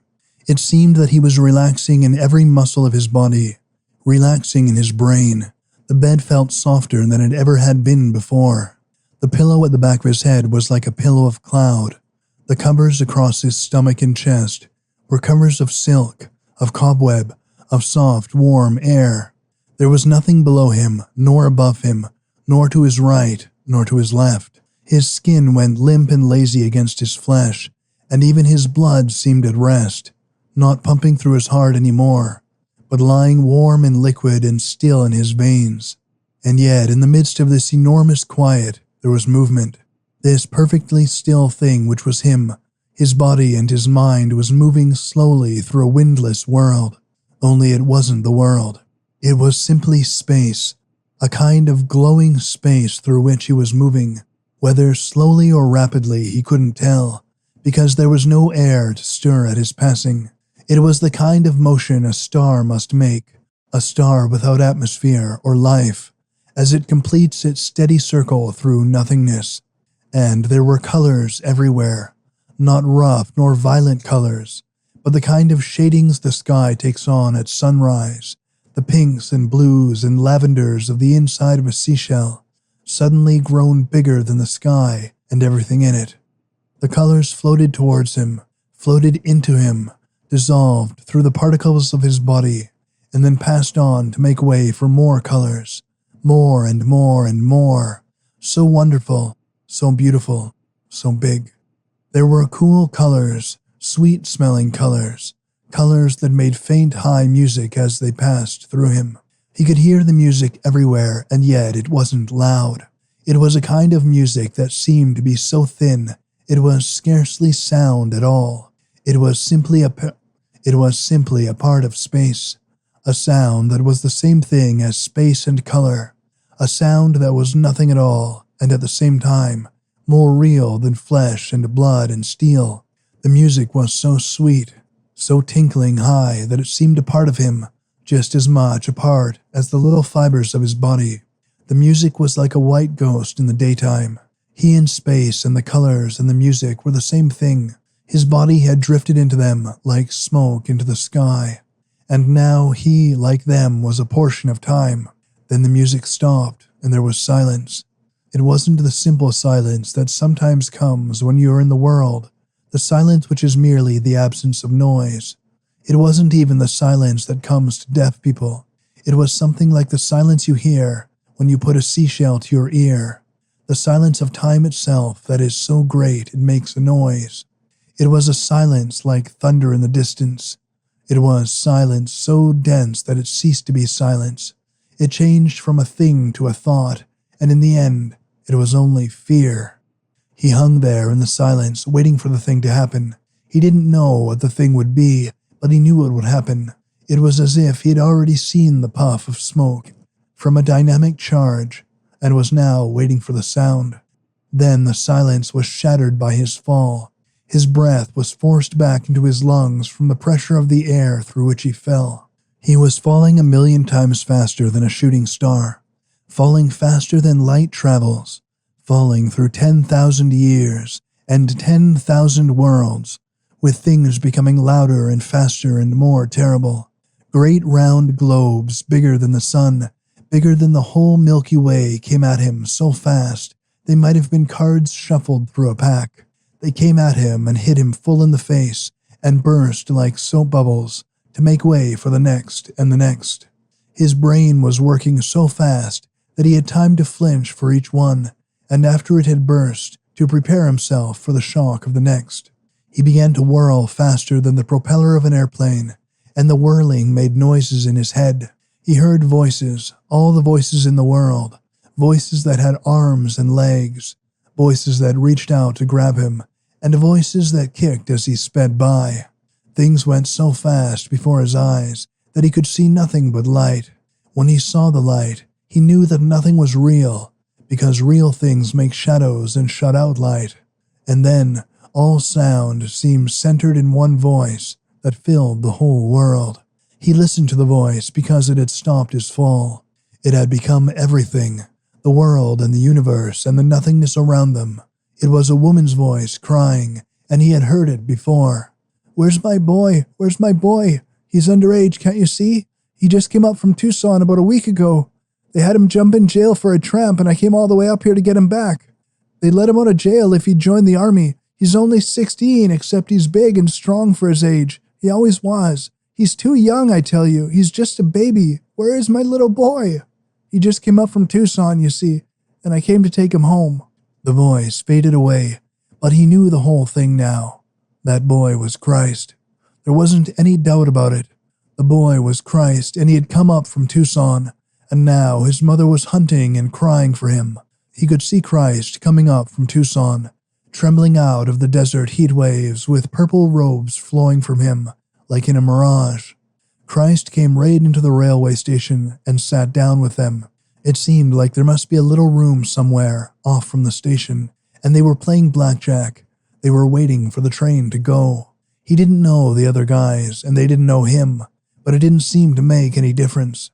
Outside, the crowds were yelling, and the bands were playing, and here he was with 4 or 5 guys in a quiet little room, and they were playing blackjack when Christ came up from Tucson and walked in on them. The guy with red hair looked up and said, "You play blackjack?" And Christ said, "Sure." And the guy, who looked like a Swede, said, "Then pull up a chair." "Table stakes," said the guy with the red hair. "And be sure your bet's out before the first card." Christ said okay and fished around in his pocket and pulled out a quarter and laid it down. The guy with red hair began to deal, and everybody began to watch the cards, except the Swede, who grunted and said, "Christ, I wish we had a drink in here." Christ kind of grinned and said, "Why don't you drink if you want it so bad?" The guy who looked like a Swede turned and looked at Christ, and then he looked down at the table, and sure enough, there was a glass of whiskey sitting by his right hand, and everybody had a drink of whiskey sitting there. They all looked up at Christ, and the guy with red hair said, "How in the hell did you do that?" Christ just smiled and said, "I can do anything. Hit me, only not too hard." The dealer hit him, and Christ looked at the card like it was bad news. Then he pushed his money toward the dealer. "I could never hit a 12, he said in a complaining voice. "I don't understand it, because a 12 shouldn't be any harder to hit than a 13, should it?" "Well, it shouldn't be, but only it is," said the guy with the red hair. "There's nothing to it, that it's all the bunk," said the guy who looked like a Swede. "A 12 is just like any other number above it, only better, and anybody tells you any different is filled with superstition." "Gosh," said a quiet little guy who'd been winning, and now was sampling the whiskey. "This stuff is mighty good liquor. Try it out." It ought to be good," said Christ, still looking at his dough out there on the table. "It's 16 years old." All of a sudden, the guy with red hair threw his cards down and stood up, stretching and yawning. "Well," he said, "it's all aboard outside. I gotta go. We all gotta go. I'm gonna be killed on the 27th of June, and I gotta say goodbye to my wife and kid. The kid, he's only a year, 8 months, but smart as hell already. I'd like to see him when he's 5. I can see myself getting killed, plain. It's just after daybreak, all cool and nice with a brand new sun and the air smelling good. We're going over, and I'm a sergeant by then, so I go over first. Just as I get my head over the edge, a bullet hits me like a hammer. I fall back, clear across the trench, and try to tell the other guys to go on without me, only I can't talk, and they go over anyhow. I lie there, seeing only their legs as they run by and climb up and disappear. I kick and squirm for a minute like a chicken. Then I snuggle down against the dirt. That bullet got me in the throat, so I just snuggle down there, peaceful-like, and watch the blood run out, and then I'm dead. But my wife don't know it, so I gotta tell her goodbye, just like I thought I was coming back." "Hell," said the little guy who had been winning. "You talk like he was the only one. We're all gonna be killed, that's why we're here. Christ, he's already dead, and the big Swede over there is gonna catch flu and die in camp, and you in the corner, you're gonna get blown so damn high nobody'll ever have a souvenir. And me, I'm gonna get buried in a trench cave-in and smother now. Isn't that the hell of a way to die?" All of a sudden, they were quiet, listening, and the guy with red hair said, "What's that?" Somewhere in the air, way far above them, there was music. It was high, thin music, like a ghost passing through the sunlight. It was pale, white music, so beautiful, so very faint, and yet loud enough for them all to hear. It was music like a soft breeze that finds its way out beyond the place where there is air, where there is only space. It was music so faint, so shivery, so sweet, that it made them all tremble as they stood and listened. "It is the music of death," said Christ. "The high, thin music of death." Everybody was still for a moment, and then the little guy who had been winning said, "What the hell is this other guy doing here? He ain't gonna die." And then everybody looked at him. For a minute, he didn't know what to say. He felt like somebody who's come to a party he hasn't any invitation to. And then he cleared his throat and said, "Maybe you're right, but I'm going to be the same as dead. You see, I'm going to have my arms and legs blown off and my face shot out so I can't see or hear or talk or breathe. And I'm going to live even if I am dead." They all looked at him. And finally the guy, who looked like a Swede, said, "Jesus, he's worse off than we are." There was a little more silence, and all of them seemed to be looking at the guy with red hair, as if he was the boss. "Hell," said the guy with red hair after staring hard at him. "He's all right. Leave him alone." So they all went out to the train. On the way out to the train, the little guy who had been winning said to Christ, "Christ, are you going with us?" And Christ said, "For a little ways, but not far. I got lots of trains to meet. Lots of dead men.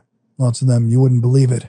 So they climbed on the train, and Christ made just an easy little jump and swung right smack up on top of the engine.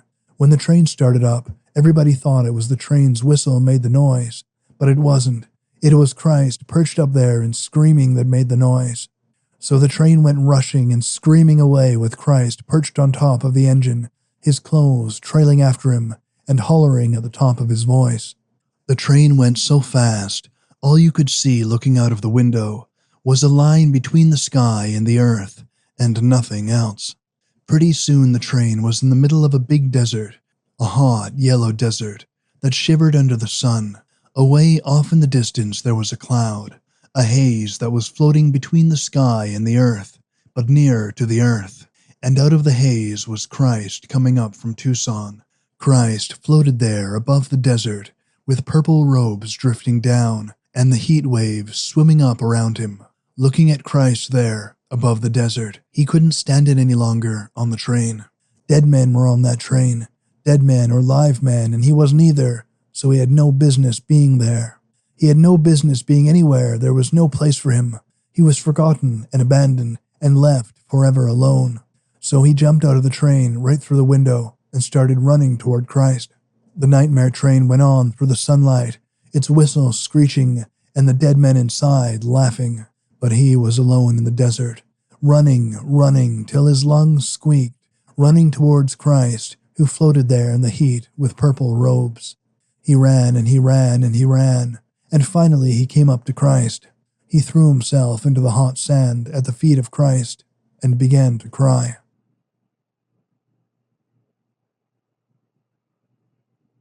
Chapter 17.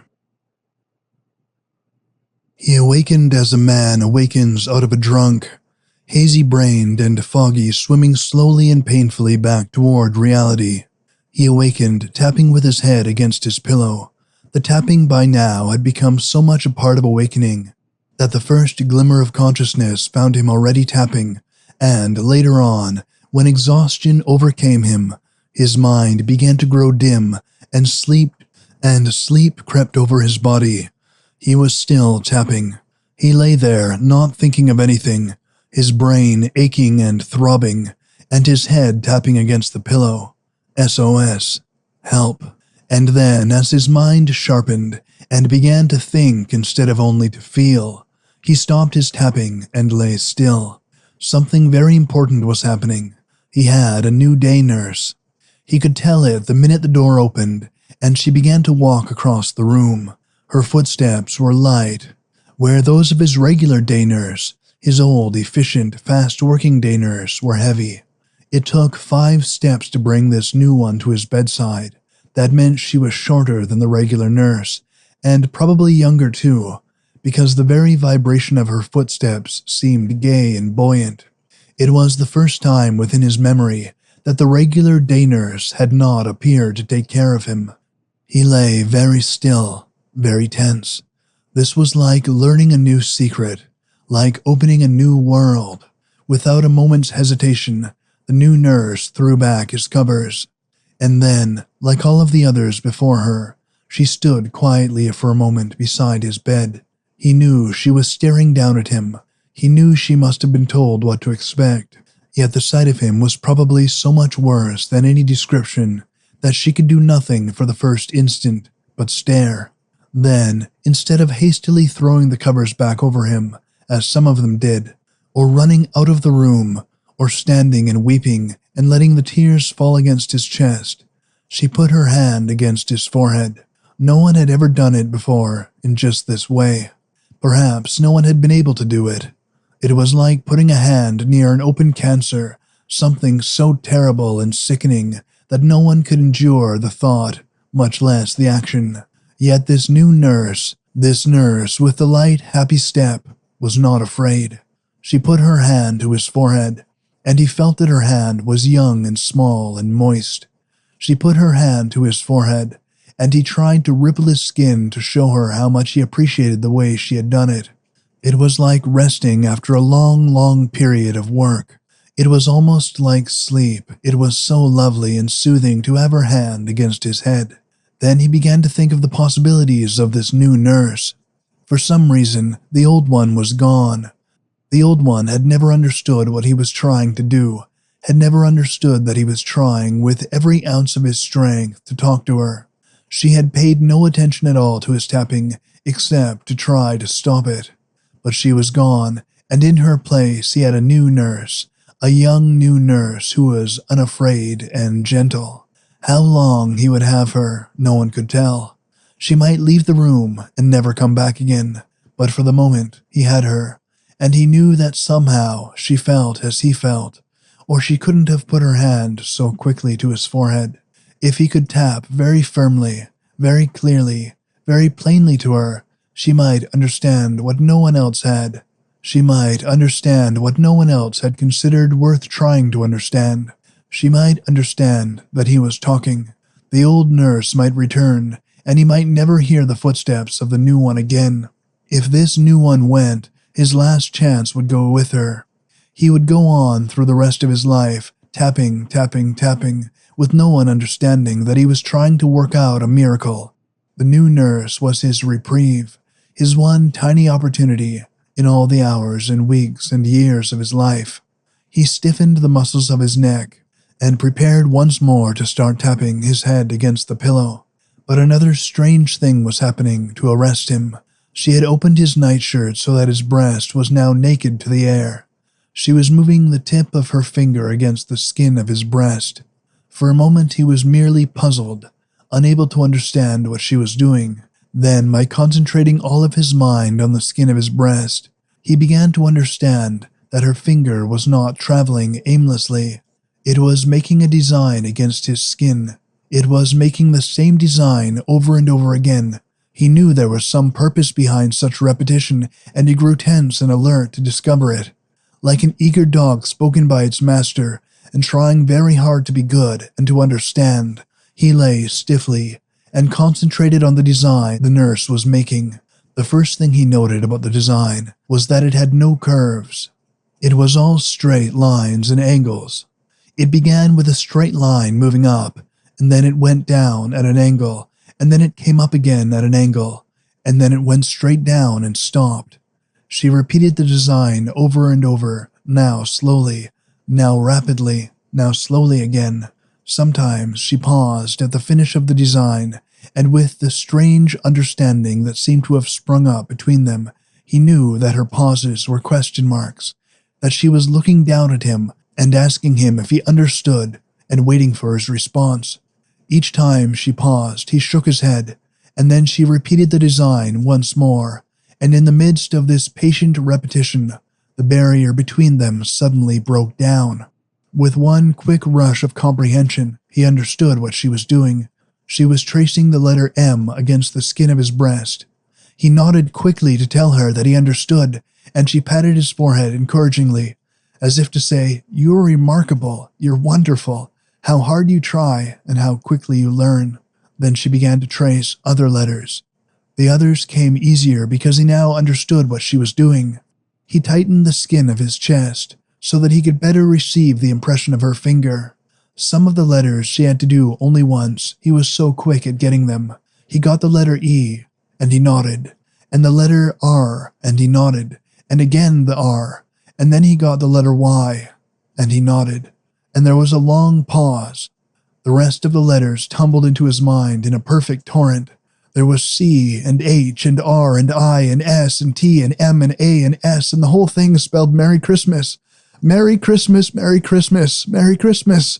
Now he understood.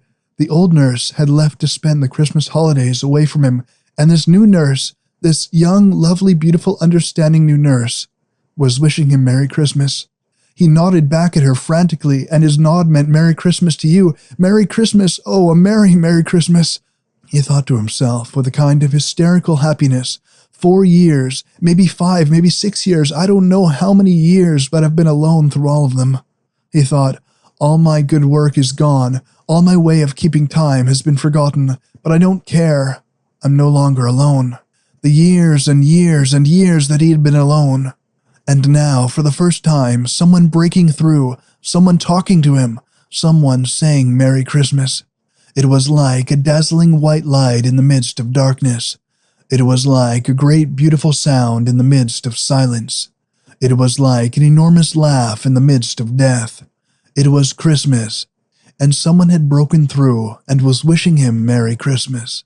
He heard the sound of sleigh bells and the crunch of snow, and he saw candles in windows shining out upon the snow, warm and yellow, and there were wreaths of holly with red berries nestling like hot coals against them, and there was a clear sky overhead with clean blue-white little stars, and there was a feeling of peace and joy and relief because it was Christmas.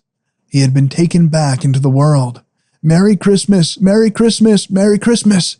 'Twas the night before Christmas, and all through the house, not a creature was stirring, not even a mouse. The stockings were hung by the chimney with care, in the hopes that St. Nicholas soon would be there. In every Christmas Eve since he could remember, his mother had read the poem, even after he was much too old to believe in Santa Claus, even after he was a man, maybe 16 or 17 years old. Still, she read the poem on Christmas Eve.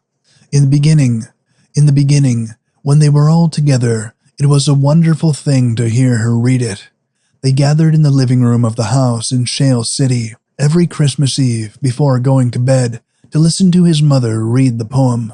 His father would have been working late at the store, filling last-minute Christmas orders, but at 10 o'clock the store closed, and his father came home.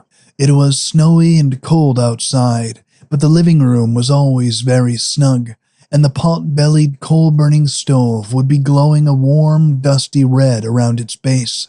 Elizabeth, being very young, would be asleep in her bed, but Catherine would be there, and his father and mother and himself.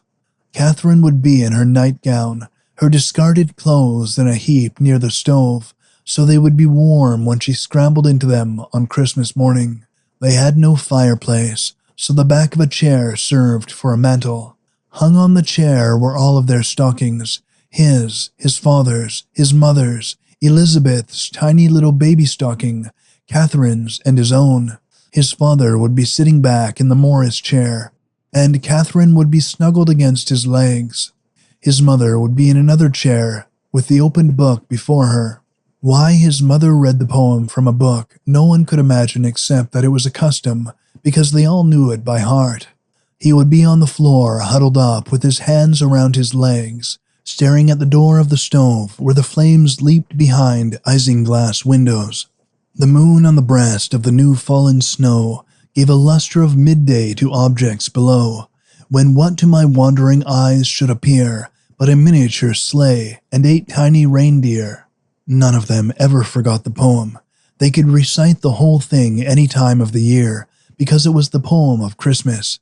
As they listened to the poem, it seemed that a delicious air of mystery stole over the room.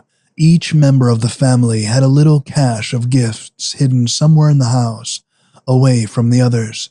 It was very dishonorable for anyone to snoop on the day before Christmas, so no one ever did, but there was no harm in speculating upon where the gifts might be hidden. His mother's face as she read seemed to take on a warm, happy glow. She was there in her own house, with her family around her, and they were all alive, and it was Christmas. And it was Christmas Eve, and she was reading the poem she always read. It was so warm, so secure, so comforting to be home on Christmas Eve, to be in a nice room with a good stove, to feel somehow that here was a place in the wilderness, a place forever safe, a place that could never be changed, could never be harmed, could never be intruded upon. And now, he wondered about his mother tonight. His father gone, and him away, and it being Christmas Eve again. He wondered if somewhere in the world, his mother at this moment might not be reading the poem. He could almost hear her voice thrill with excitement as she came to the climax. Now Dasher, now Donner.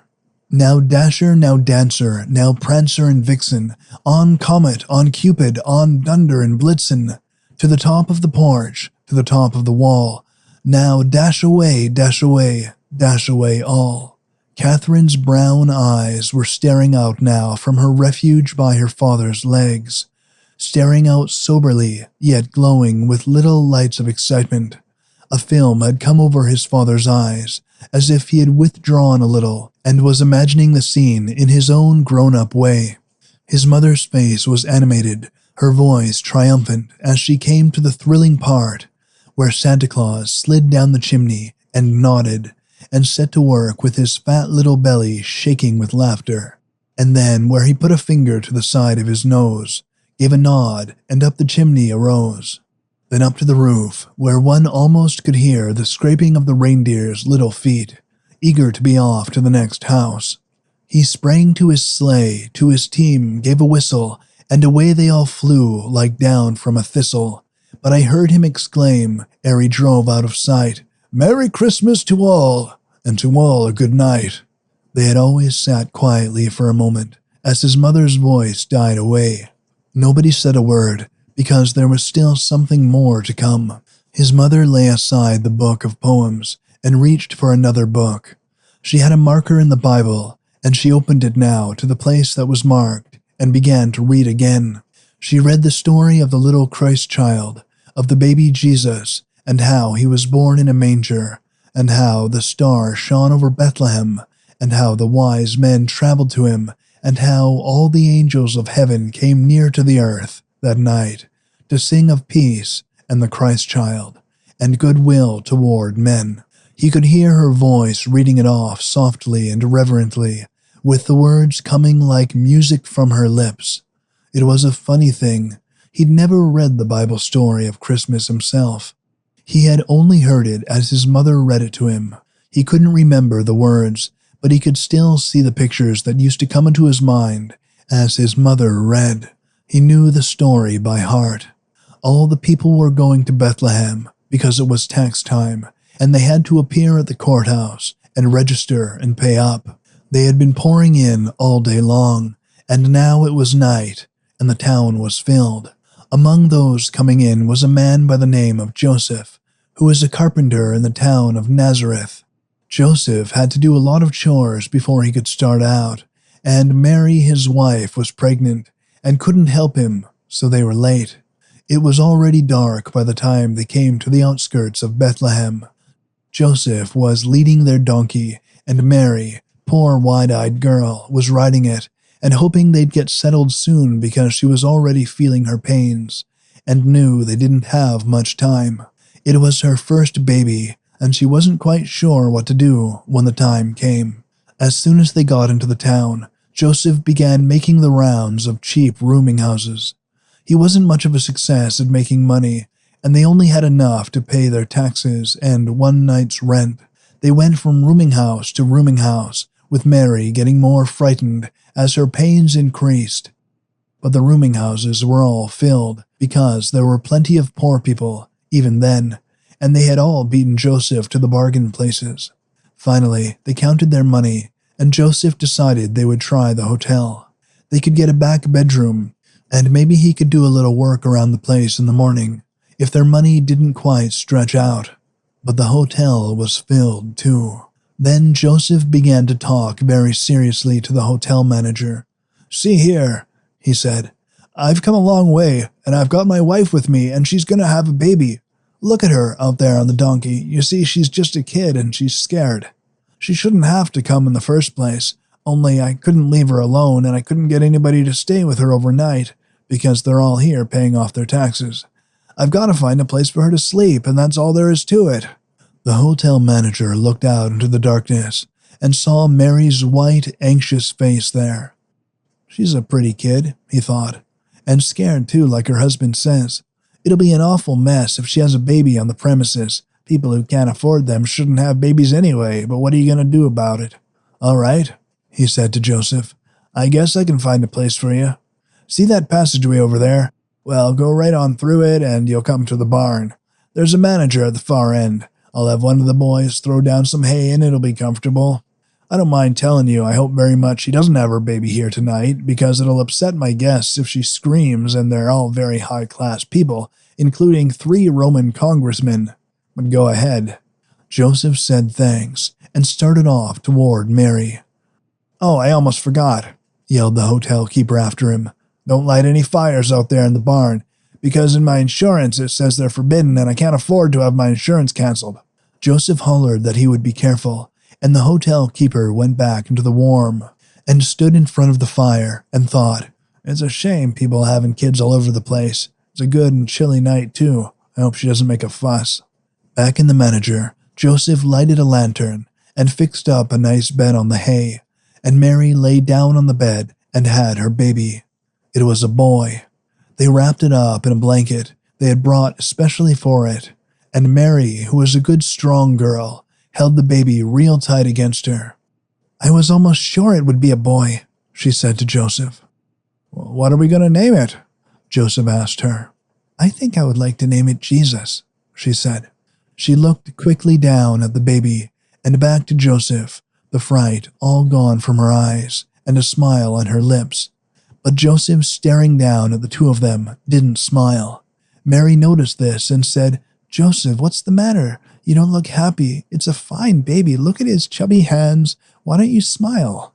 And Joseph said, There's a light around the head of our baby, a shine that is soft like moonlight. Mary nodded as if she weren't a bit surprised and said, I think there must be a light like that around the heads of all newborn babies. They're so fresh from heaven. And Joseph said in a kind of sick voice, as if he had suddenly lost something, There's a light around your head too, Mary. Out in the hills beyond Bethlehem, a sheepherder was trying to get a little rest.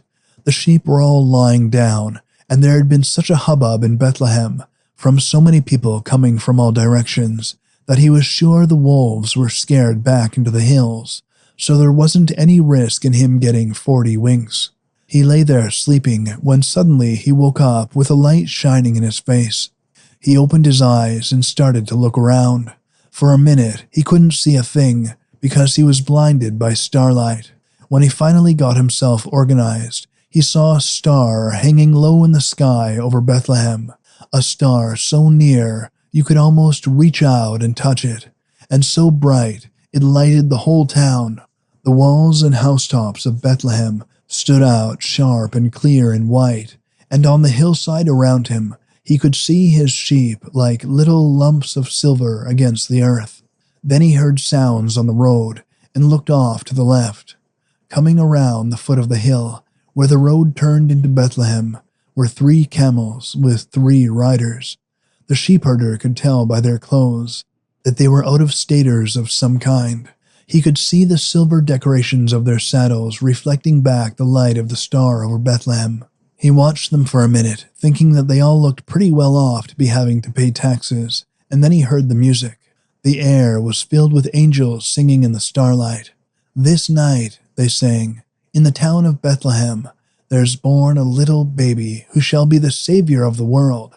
He is the Prince of Peace and the Son of God, and his name is Jesus. Peace on earth and goodwill toward men. Rejoice, everyone, and sing with the angels. For this night a Savior is born.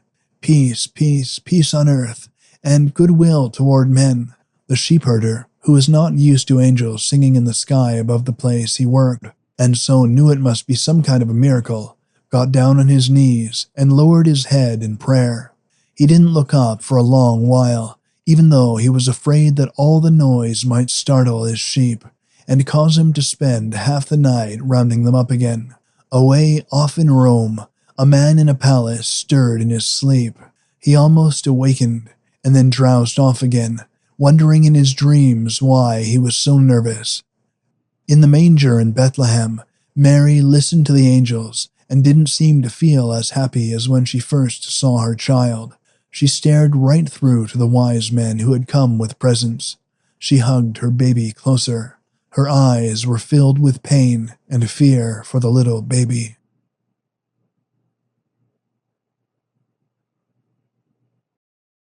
Chapter 18. When he finally forced his mind away from thoughts of Christmas, of Merry Christmas, he began to tap once more.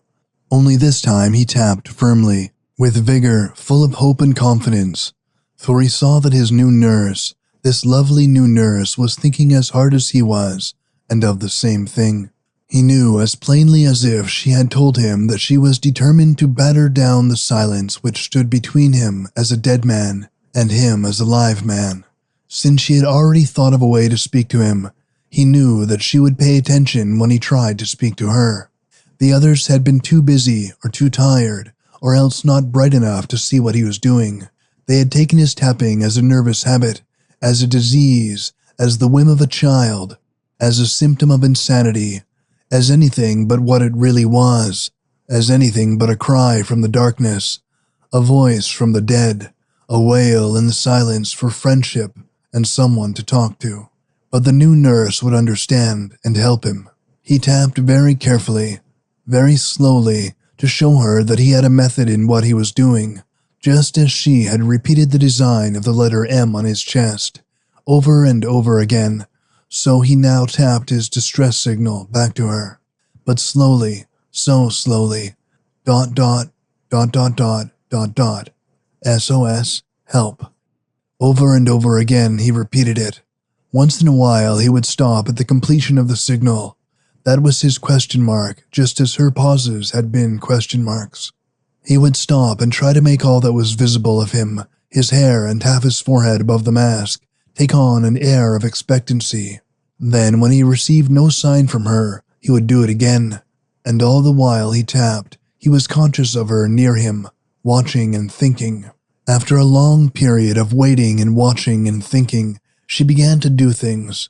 She did them very deliberately, so deliberately that even her movements seemed thoughtful. First, she slipped the urinal in under the covers, touching it against his body so that he could recognize it. He shook his head. She took the urinal away and slipped the bedpan against him.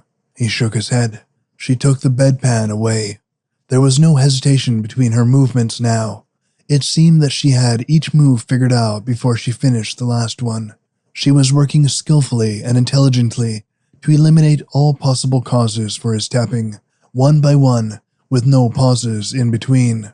He knew that during the time she had stood beside him, watching and thinking, she had made up her mind to a plan, and now was putting it into effect with as little nonsense as possible.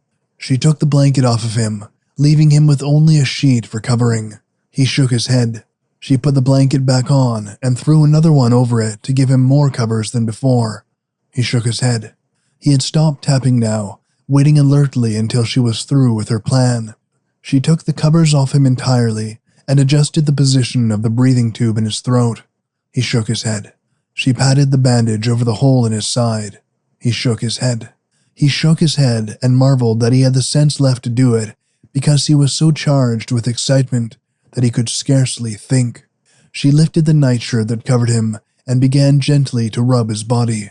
He shook his head. She threw the covers over him again and moved toward the head of the bed. She rubbed his forehead soothingly. He shook his head. She smoothed his hair back and scratched his scalp and massaged it with her knuckles. He shook his head. She loosened the cord that held the mask over his face. He shook his head. She lifted the mask up and fanned it gently to let the air in and be sure it wasn't sticking. He shook his head. She replaced the bandage and stopped everything. He could feel her standing beside the head of the bed, looking down at him attentively, as alert and eager as he was himself. She had done everything she could think of, and now she was standing there, quietly, as if to say, "It's your turn now. Please try hard to tell me, and I will try hard to understand." He began to tap again.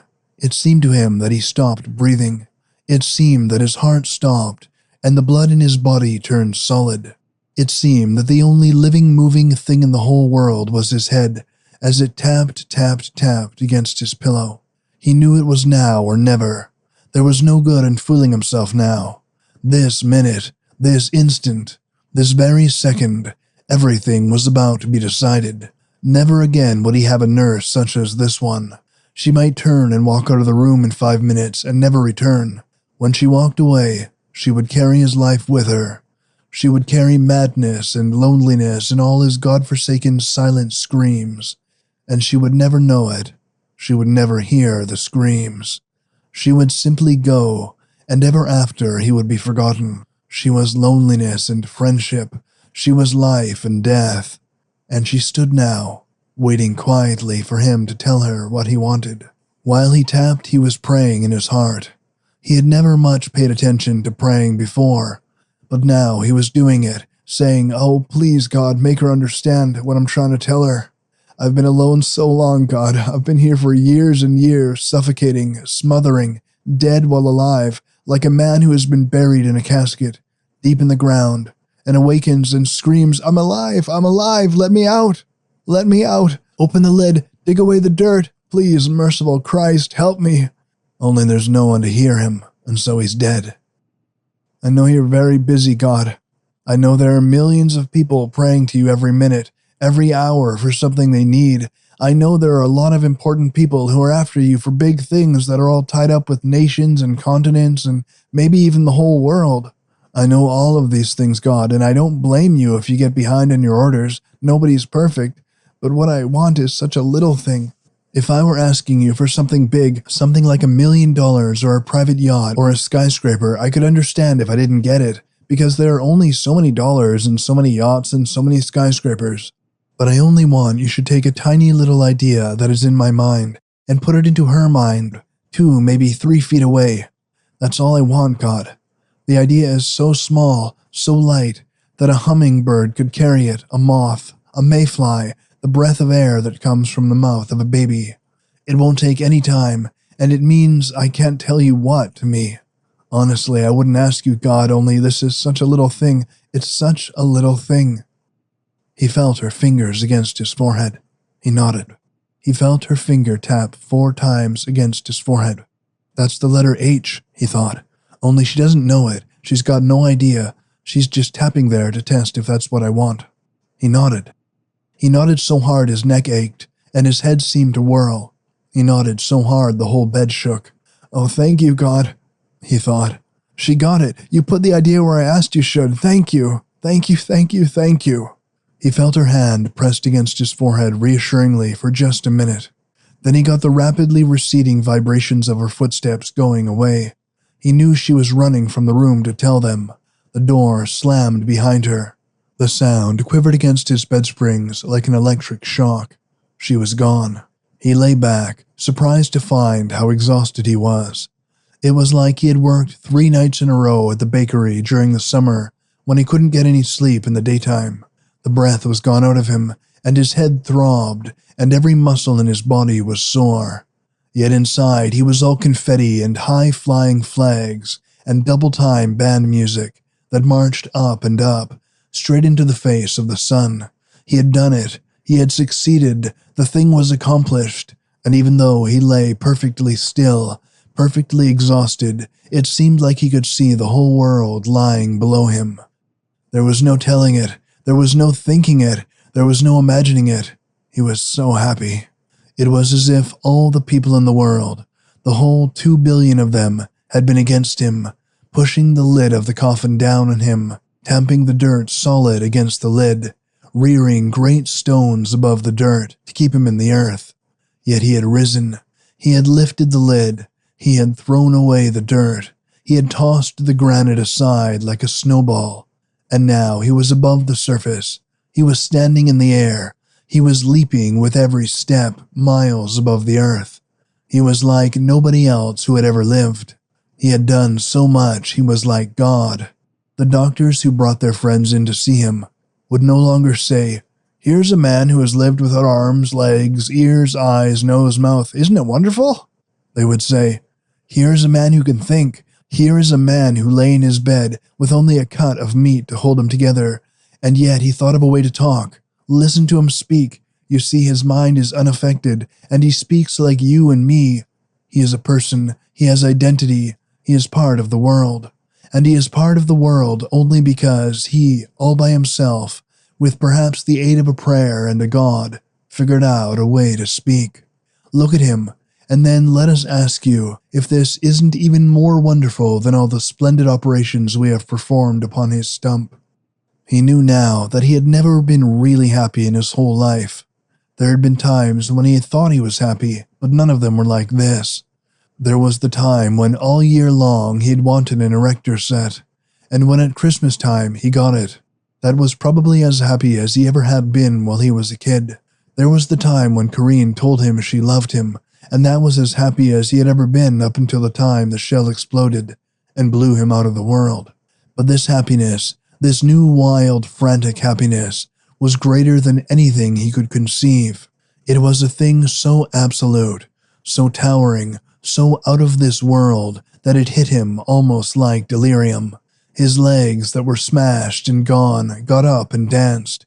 His arms that were rotted these 5, 6, 7 years swung fantastically free at his sides to keep time with the dance. The eyes they had taken from him looked up from whatever garbage heap they had been consigned to and saw all the beauties of the world. The ears that were shattered and full of silence rang suddenly with music. The mouth that had been hacked away from his face and now was filled with dust returned to sing, because he had done it. He had accomplished the impossible.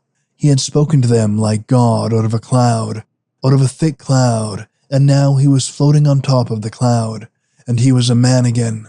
And the nurse, he could imagine her running through the halls. He could hear her clattering like a noisy ghost through the halls of death. He could feel her running from ward to ward, from the ward of the cripples to the ward of the deaf men, to the ward of the blind men, to the ward of the voiceless men, summoning all the people of the hospital, screaming out to them the news of the wonder that had happened. He could hear her voice as she told them that up in a little room away from the rest of the hospital, a lid had been lifted from a coffin, a stone had been rolled away from a tomb, and a dead man was tapping and talking. Never before in the world had the dead spoken, never since Lazarus, and Lazarus didn't say anything. Now he would tell them everything.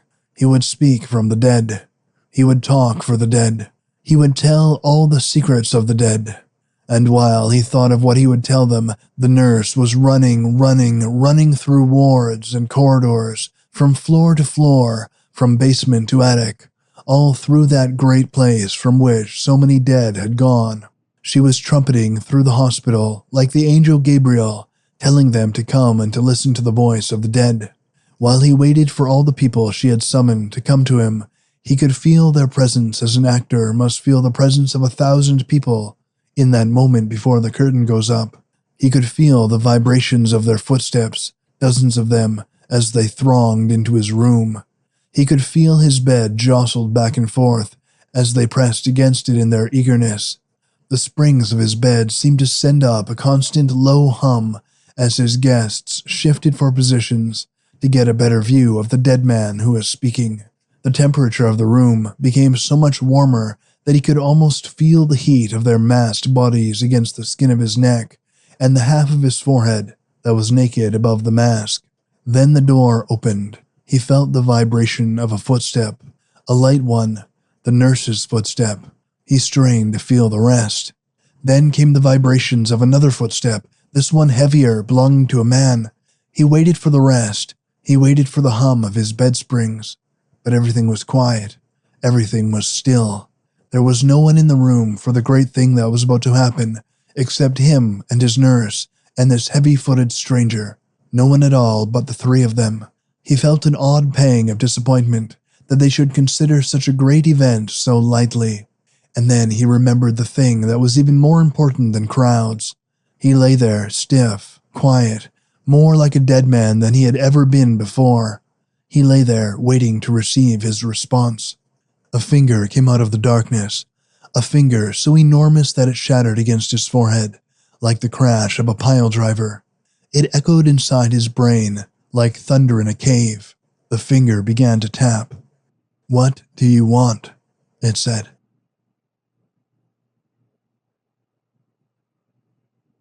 Chapter 19. When he made out the question, when he was sure he had translated it right, he grew very quiet for a moment.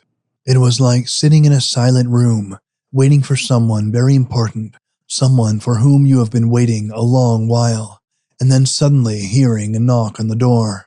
For just a minute you hesitate, wondering who it might be, and what does he want, and why did he come?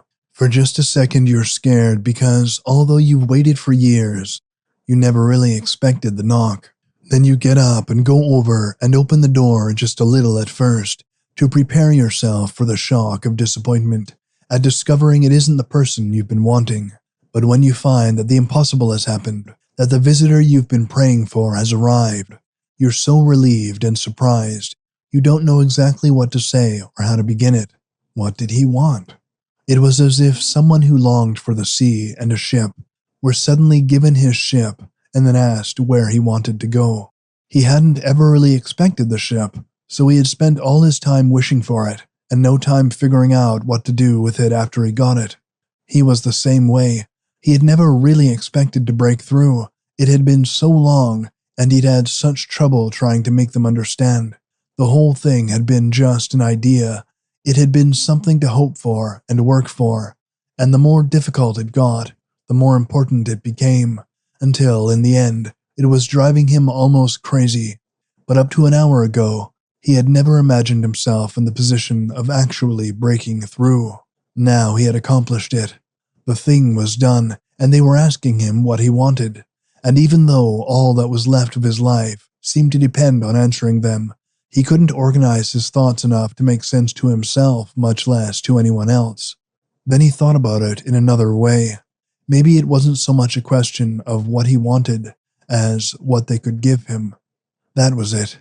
And what could they give him? He began to resent the question itself and the way they asked it, and the ignorance that lay behind it. Who did they think they were, and what did they think he wanted that they could give him? Did they think he would ask for an ice cream cone? Did they think he would ask for a good book and an open fire and a cat purring? Did they think he would ask to go to a movie and after that to a soda parlor for a nice cool drink of lemonade? Did they think he would ask for dancing lessons or a pair of binoculars or a course in piano lessons? Imagine how surprised your friends will be. Maybe they thought he wanted a new suit or a silk shirt. Maybe they expected him to complain that the bed was a little hard and please bring me a glass of water. Maybe they thought he would ask for a change of diet. The coffee you've been pouring into my tube lately needs a little more sugar. It tastes bitter to my intestines, so add half a teaspoonful of sugar and stir it well, please. The hash is too wet and it needs some seasoning. I think I would like some fudge. Next time you shove grub through that tube, stick in a piece of fudge. Not sugary, not too strong of chocolate, but smooth and a little warm. I've been waiting all these years and tapping all these months because I love fudge so much. They should know what he wanted, the silly bastards, and they should know how they couldn't give it to him. He wanted the things they took for granted, the things nobody could ever give to him. He wanted eyes to see with, 2 eyes to see sunlight and moonlight and blue mountains and tall trees and little ants and houses that people live in and flowers opening in the morning and snow on the ground and streams running and trains coming and going and people walking and a puppy dog playing with an old shoe, worrying it and growling at it and backing away from it and frowning and wiggling its bottom and taking the shoe very seriously. He wanted a nose so that he could smell rain and burning wood and cooking food and the faint perfume that stays in the air after a girl has passed by. He wanted a mouth so he could eat and talk and laugh and taste and kiss. He wanted arms and legs so that he could work and walk and be like a man, like a living thing. What did he want? What was there for him to want? What was there left that anybody could give him? It came over him rushing and howling like a torrent of water from behind a dam that had broken. He wanted to get out. He could feel his heart speed up and his flesh tighten at the thought. He wanted to get out. He wanted to get out so that he could feel the taste of fresh air against his skin and imagine that even though he couldn't smell that it came from the sea or the mountains or the cities or the farmlands, He wanted to get out so that he could feel people around him. It didn't matter that he couldn't see them or hear them or talk with them. If he were out, he would know that at least he was among them, that he was not shut up in a room away from them. It wasn't right that a man should be shut up in a room. It wasn't right that he should forever be a prisoner. A man needed to be among other men. Every living thing needed to be among its own kind. He was a man, a part of mankind, and he wanted to be taken out so that he could sense other men around him. Let me out, he thought. That's all I want. I've been lying here for years and years, in a room, in a bed, in a little covering of skin. Now I want out. I've got to get out. You can't keep a man here like this. He's got to be doing something in order to be sure he's still alive. I'm like a prisoner here, and you've got no right to keep me, because I've done no wrong. One room, one bed, like in a jail, like in an asylum, like in a grave with 6 feet of earth above. You don't realize how a man can stand only so much of this without going crazy.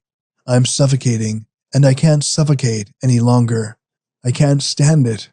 If I had arms, I could move, I could push, I could widen the walls, I could throw back the covers, I could get into a bigger place. If I had a voice, I could yell and holler for help. I could talk to myself and be some company to myself. If I had legs, I could run, I could get away, I could come out into the open where there is air, where there is room, where I'm not in a hole and smothering. But I haven't got any of these things. I can't do any of these things, so you must help me. You must help me quick, because inside I'm going crazy. I'm going insane. I'm suffering like you'll never know.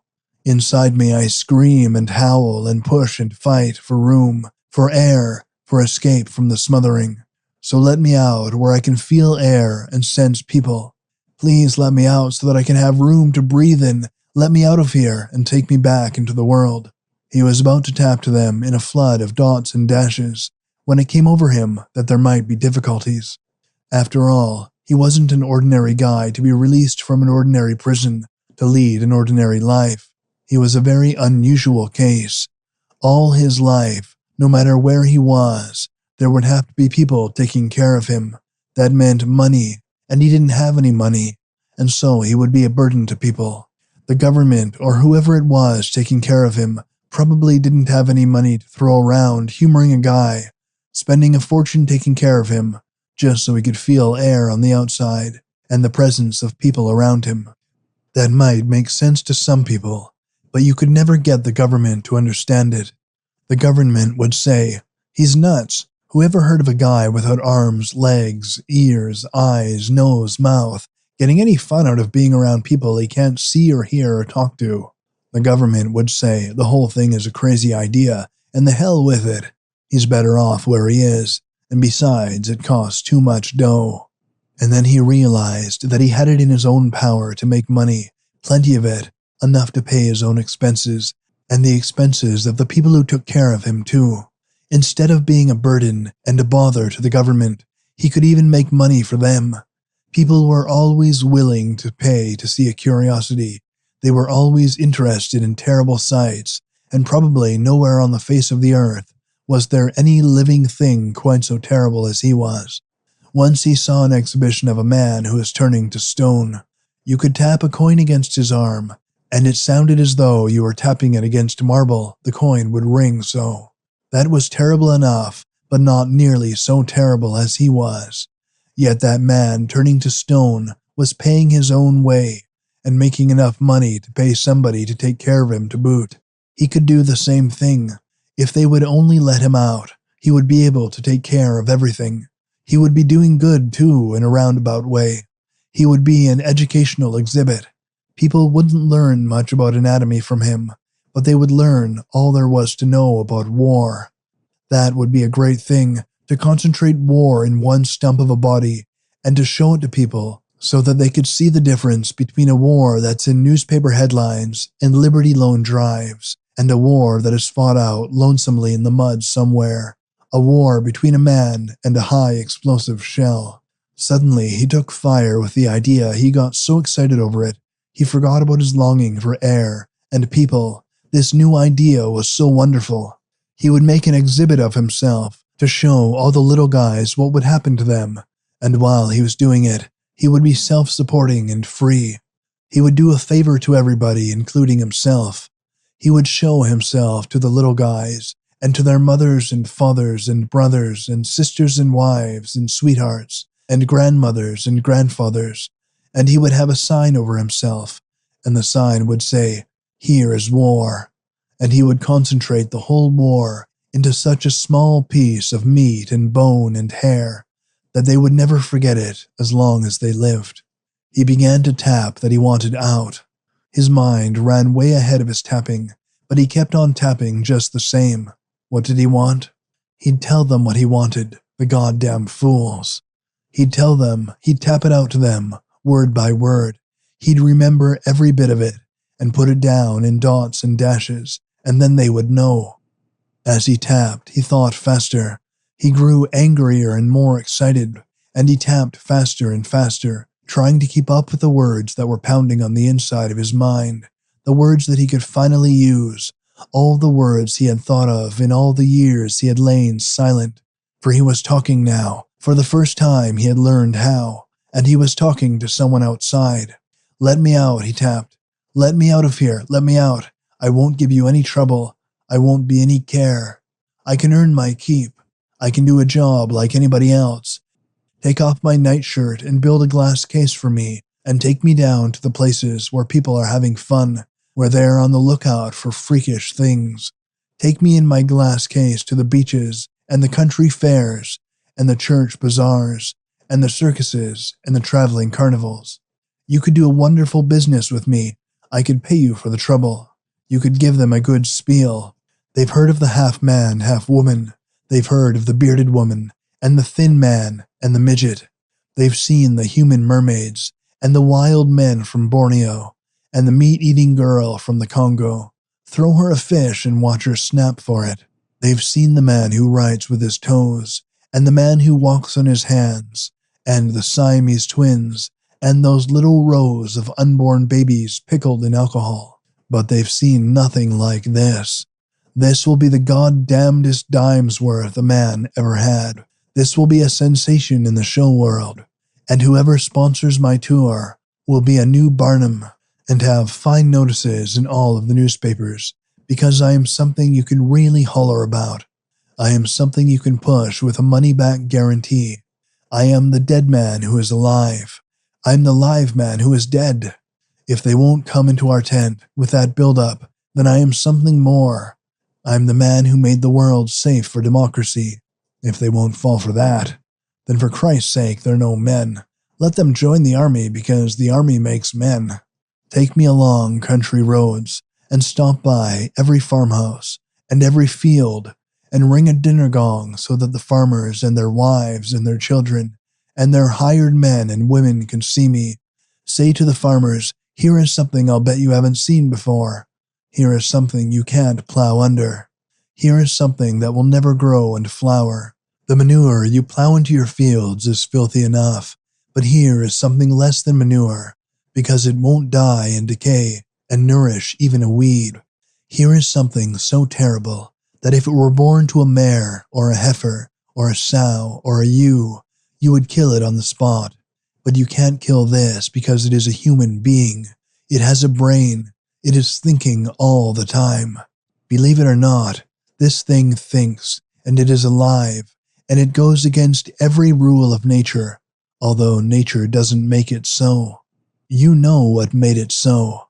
Look at it. Metals, real metals, probably of solid gold. Lift up the top of the case, and you'll know what made it so. It stinks of glory. Take me into the places where men work and make things.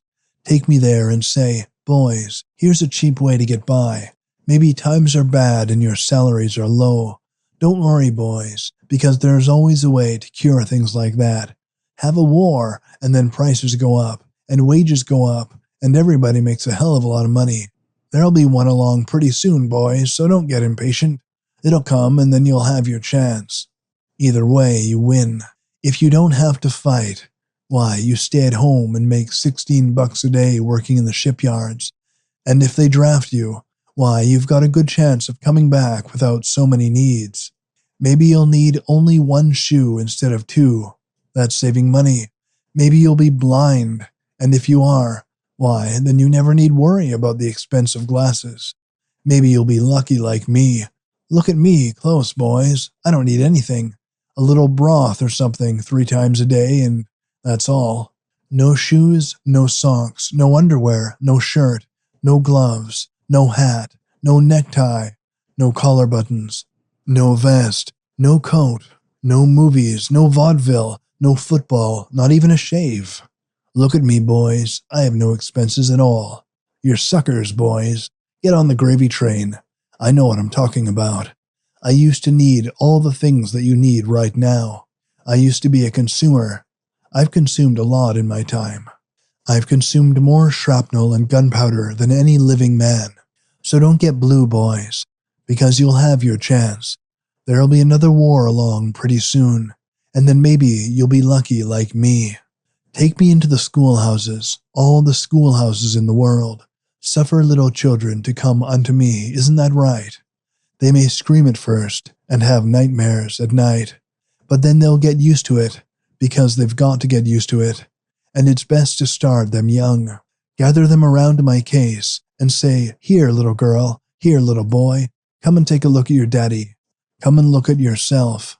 You'll be like that when you grow up, to be great big strong men and women. You'll have a chance to die for your country.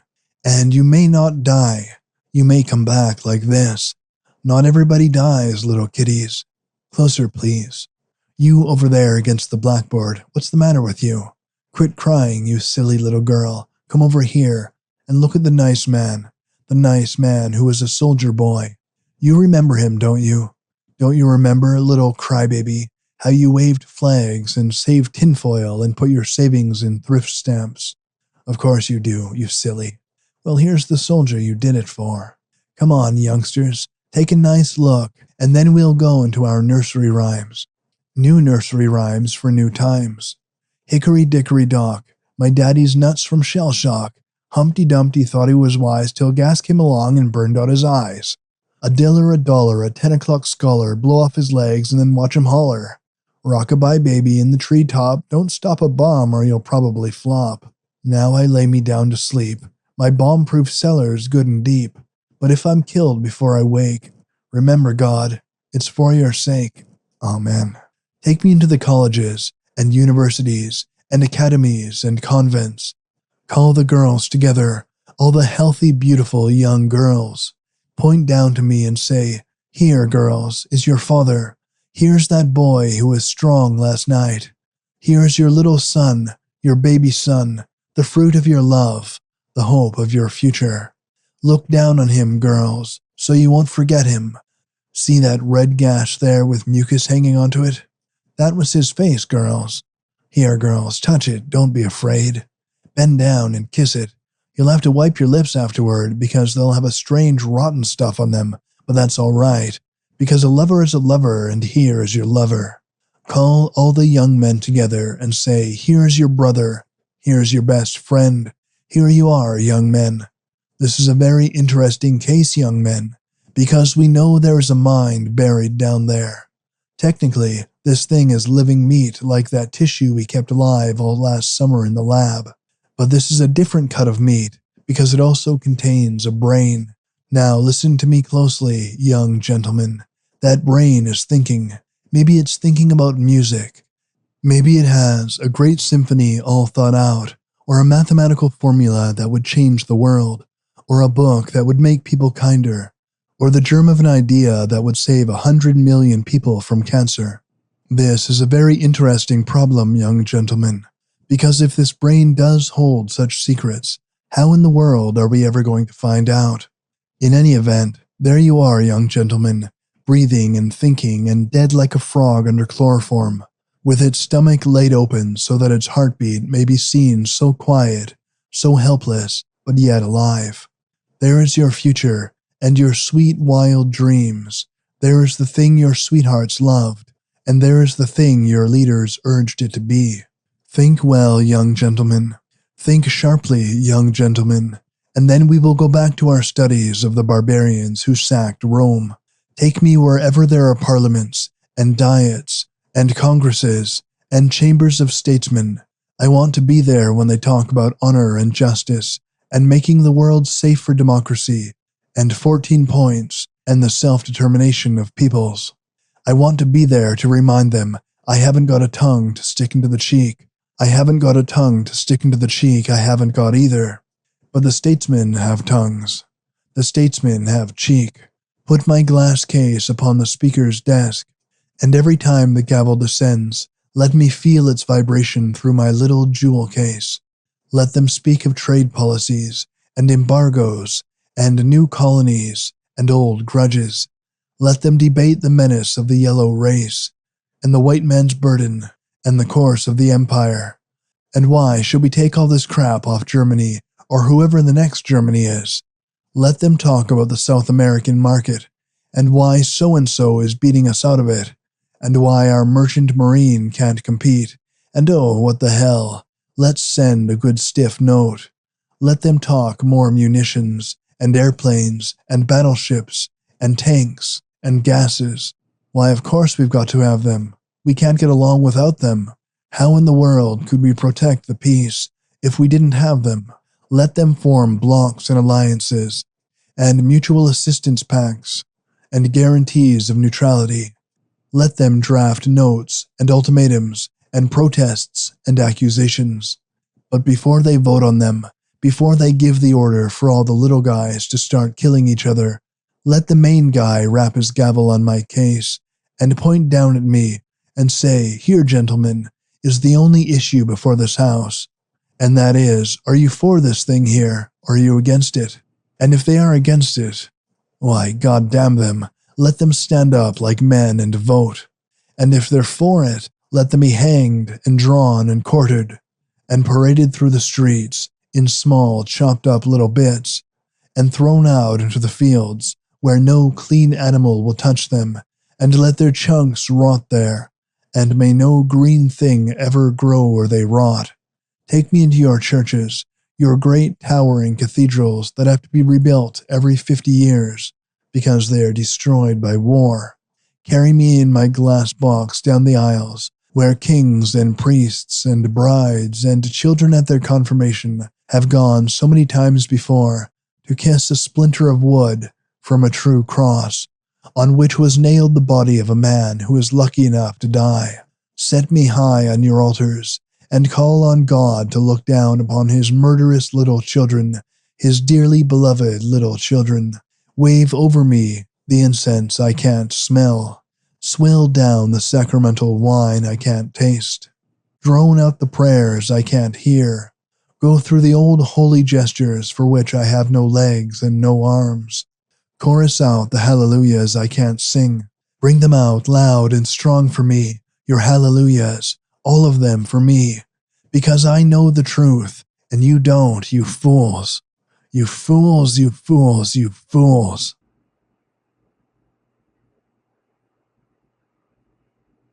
Chapter 20. He felt the vibrations of heavy feet leaving the room.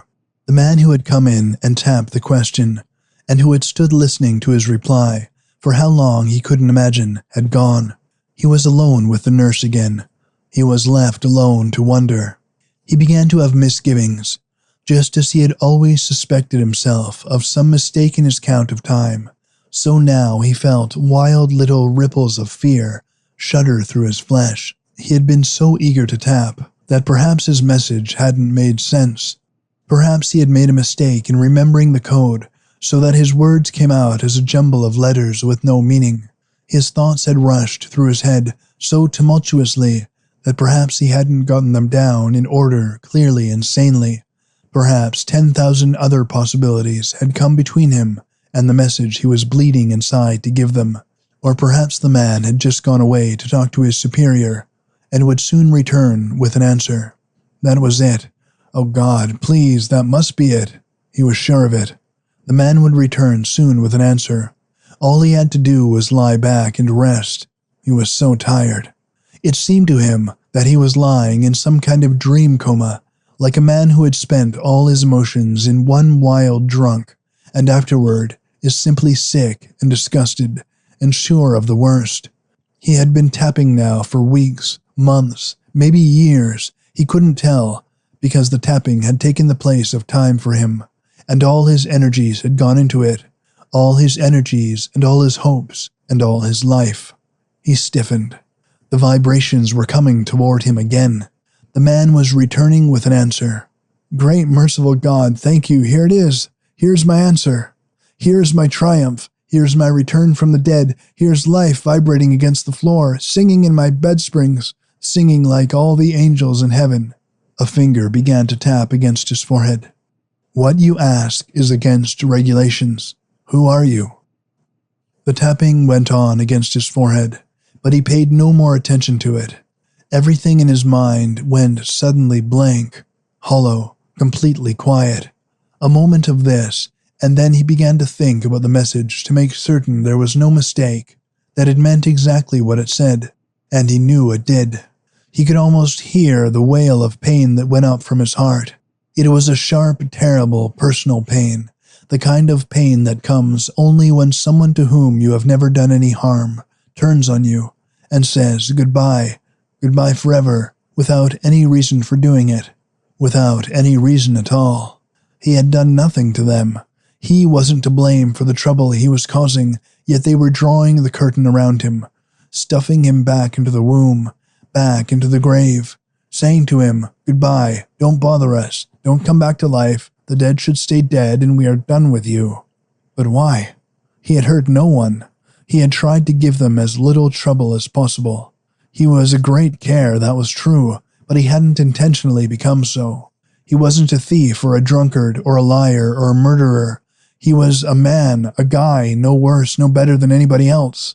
He was just a guy who'd had to go to war, who'd been bad hurt, and now was trying to get out from his prison, to feel fresh, cool air on his skin, to sense the color and movement of people around him. That was all he wanted. And to him who had harmed nobody, they were saying good night, goodbye, stay where you are and don't give us any trouble. You are beyond life. You are beyond death. You are even beyond hope. You are gone. You are finished forever. Good night and goodbye. In one terrible moment, he saw the whole thing. They wanted only to forget him. He was upon their conscience, so they had abandoned him. They had forsaken him. They were the only people in the world who could help him. They were his last court of appeal. He might rage and storm and howl against their verdict, but it would do him no good. They had decided. Nothing could change them. He was completely at their mercy, and they had no mercy. For him, there was no hope. He might just as well come face to face with the truth. Every moment of his life, since he had awakened into the darkness and dumbness and terror, every moment of it had been concentrated upon the time, some day, some year, when he would break through to them. Now he had done it. He had broken through, and they had refused him. Before, even in his most terrible moments, there had been a vague hope that kept him going. It had prevented him from going stark, raving crazy. It had shined like a glow in the distance, toward which he had never stopped moving. Now the glow was gone, and there was nothing left. There was no reason for him to fool himself about it any longer. These people didn't want him. Darkness, desertion, loneliness, silence, horror, unending horror. These were his life from now on, without a single ray of hope to lighten his sufferings. They were his whole future. It was for them that his mother had borne him. Curse her, curse the world, curse the sunlight, curse God, curse every decent thing on earth. God damn them and torture them as he was being tortured. God give them darkness and silence and dumbness and helplessness and horror and fear, the great towering terrible fear that was within him now, the desolation and the loneliness that would be with him forever. No. He wouldn't let them do it. It was impossible for one human being to do this to another. No one could be so cruel. They didn't understand, that was all. He hadn't made it plain enough to them. He couldn't give up now. He must go on until they understood, because they were good people. They were good, kindly people, and they needed only to understand. He began to tap again and to tell them pleadingly, haltingly, humbly, that please, he wanted out. He wanted to feel air against him, the fresh, clean air outside a hospital. Please understand, he wanted the feel of people, of his own kind, free and happy. There really wasn't any good reason except that. The thing about showing him in a case, forget it, that was just a way to raise money and make it easier on them. Only that. He was lonesome. That was all, just lonesome. There were no more reasons he could give them. There was nothing he could do except to try to let them know that inside the skin that covered his body, there was so much terror, so much loneliness, that it was only right that they should permit him such a small thing as the freedom he could pay for. As he tapped, he felt the nurse's hand against his forehead, stroking him, soothing him. He thought to himself, I wish I could see her face. It must be a beautiful face. She has such beautiful hands. Then against the stump of his left arm, he felt a sudden wet coolness. The man who had tapped his answer was applying an alcoholic swab. Oh God, he thought. I know what that means. Don't do it. Please don't. Then he felt the sharp, deadly prick of the needle. They were giving him dope again. Oh God, he thought. They won't even let me talk. They won't even listen to me anymore. All they want is to make a madman out of me, so that whenever I tap my messages to them, they can say, he's only crazy. Don't pay any attention to him. Poor fellow, he's nuts. That's what they're trying to do. God, they're trying to drive me crazy, and I've fought so hard. I've been so strong that the only way they can do it is by giving me dope. He felt himself sinking back into the place where they wanted to thrust him. He felt the tingle of his own flesh, and he began to see the vision. He saw the yellow sand, and he saw the heat waves coming up from it. Above the heat waves, he saw Christ in his flowing robes and his crown of thorns, with the blood dripping from them. He saw Christ quivering in the desert heat coming up from Tucson, and far off in the distance, he heard a woman's crying voice. My son, my little boy, my son.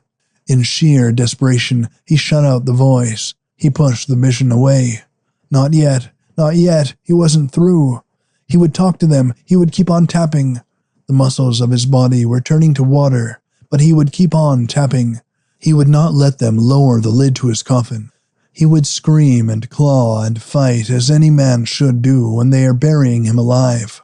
In his last moment of consciousness, in his last moment of life, he would still fight. He would still tap. He would keep on and on and on tapping. All the while tapping, when he was asleep tapping, when he was doped tapping, when he was in pain tapping forever. They might not answer him. They might ignore him, but at least they would never be able to forget that as long as he lived here was a man who was talking to them all the time. His taps came slower and slower, and the vision swam toward him, and he pushed it away, and it swam toward him again. The woman's voice faded in and out, like something that is carried on the wind, but still he tapped. He was tapping. Why? Why? Why? Why didn't they want him? Why were they shutting the lid of the coffin against him? Why didn't they want him to speak? Why didn't they want him to be seen? Why didn't they want him to be free? It was 5, maybe 6 years now since he had been blown out of the world. The war must be over by now. No war could last that long, killing so many people. There weren't enough people to kill.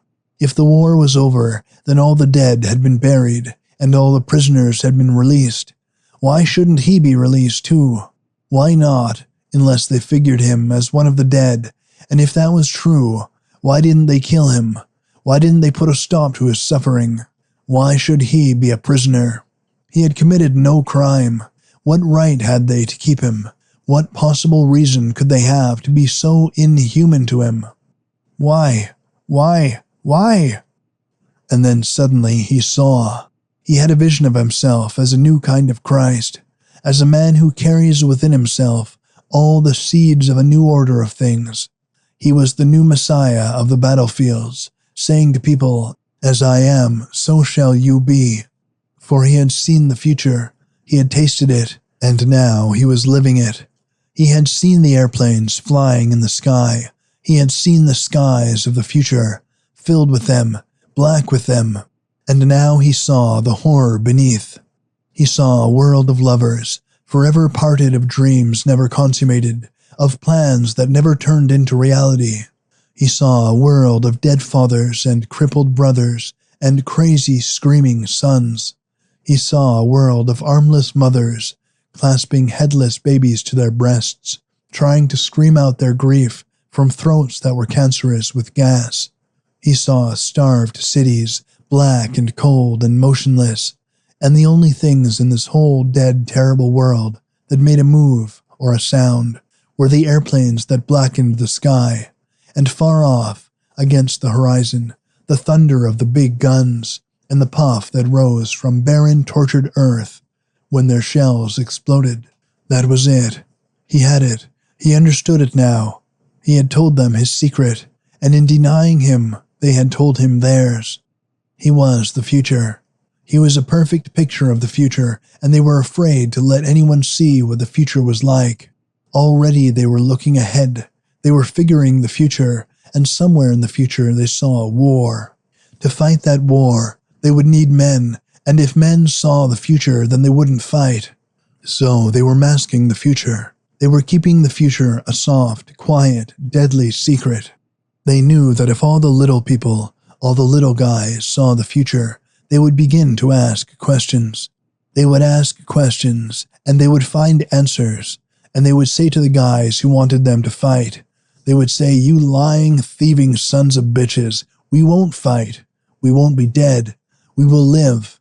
We are the world. We are the future, and we will not let you butcher us, no matter what you say, no matter what speeches you make, no matter what slogans you write. Remember it well. We are the world. We are what makes it go round.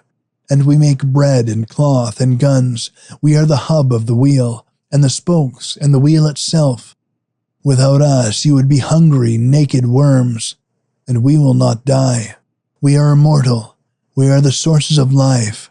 We are the lowly, despicable, ugly people. We are the great, wonderful, beautiful people of the world, and we are sick of it.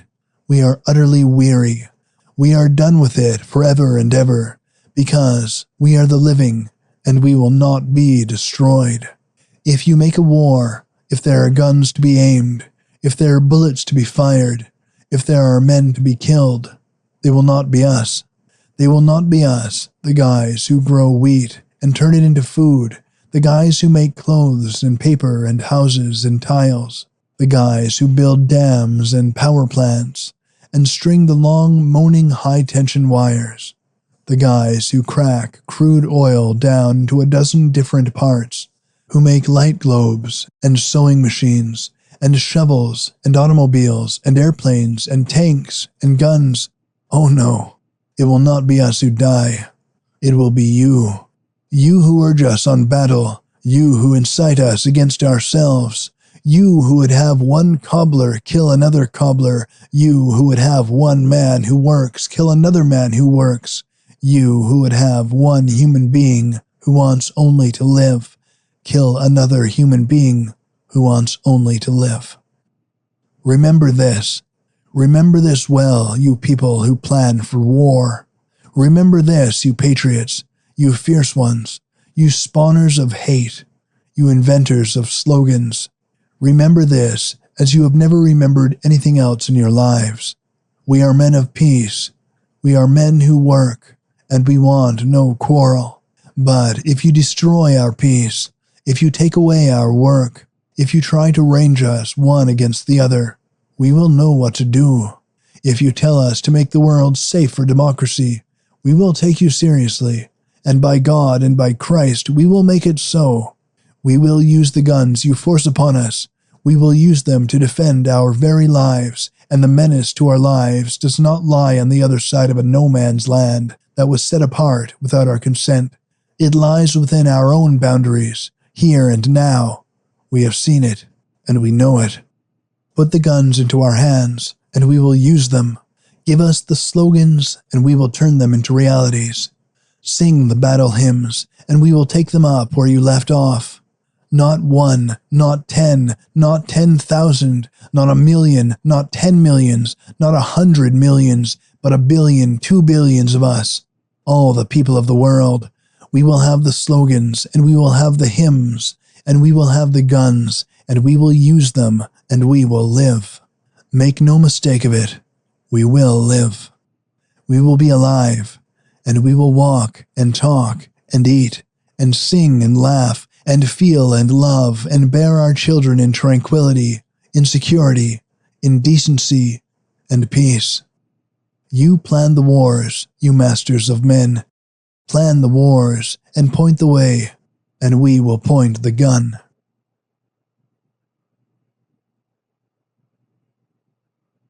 Dalton Trumbo was born in Montrose, Colorado in 1905 and attended the University of Colorado and the University of California at Los Angeles. Among his novels are Eclipse, Washington Jitters, and The Remarkable Andrew, also a motion picture.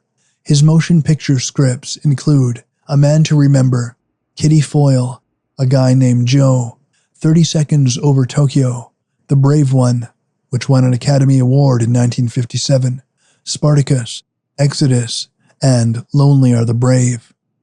He is a contributor to such magazines as the Saturday Evening Post, McCall's, Playboy, The Nation, and others.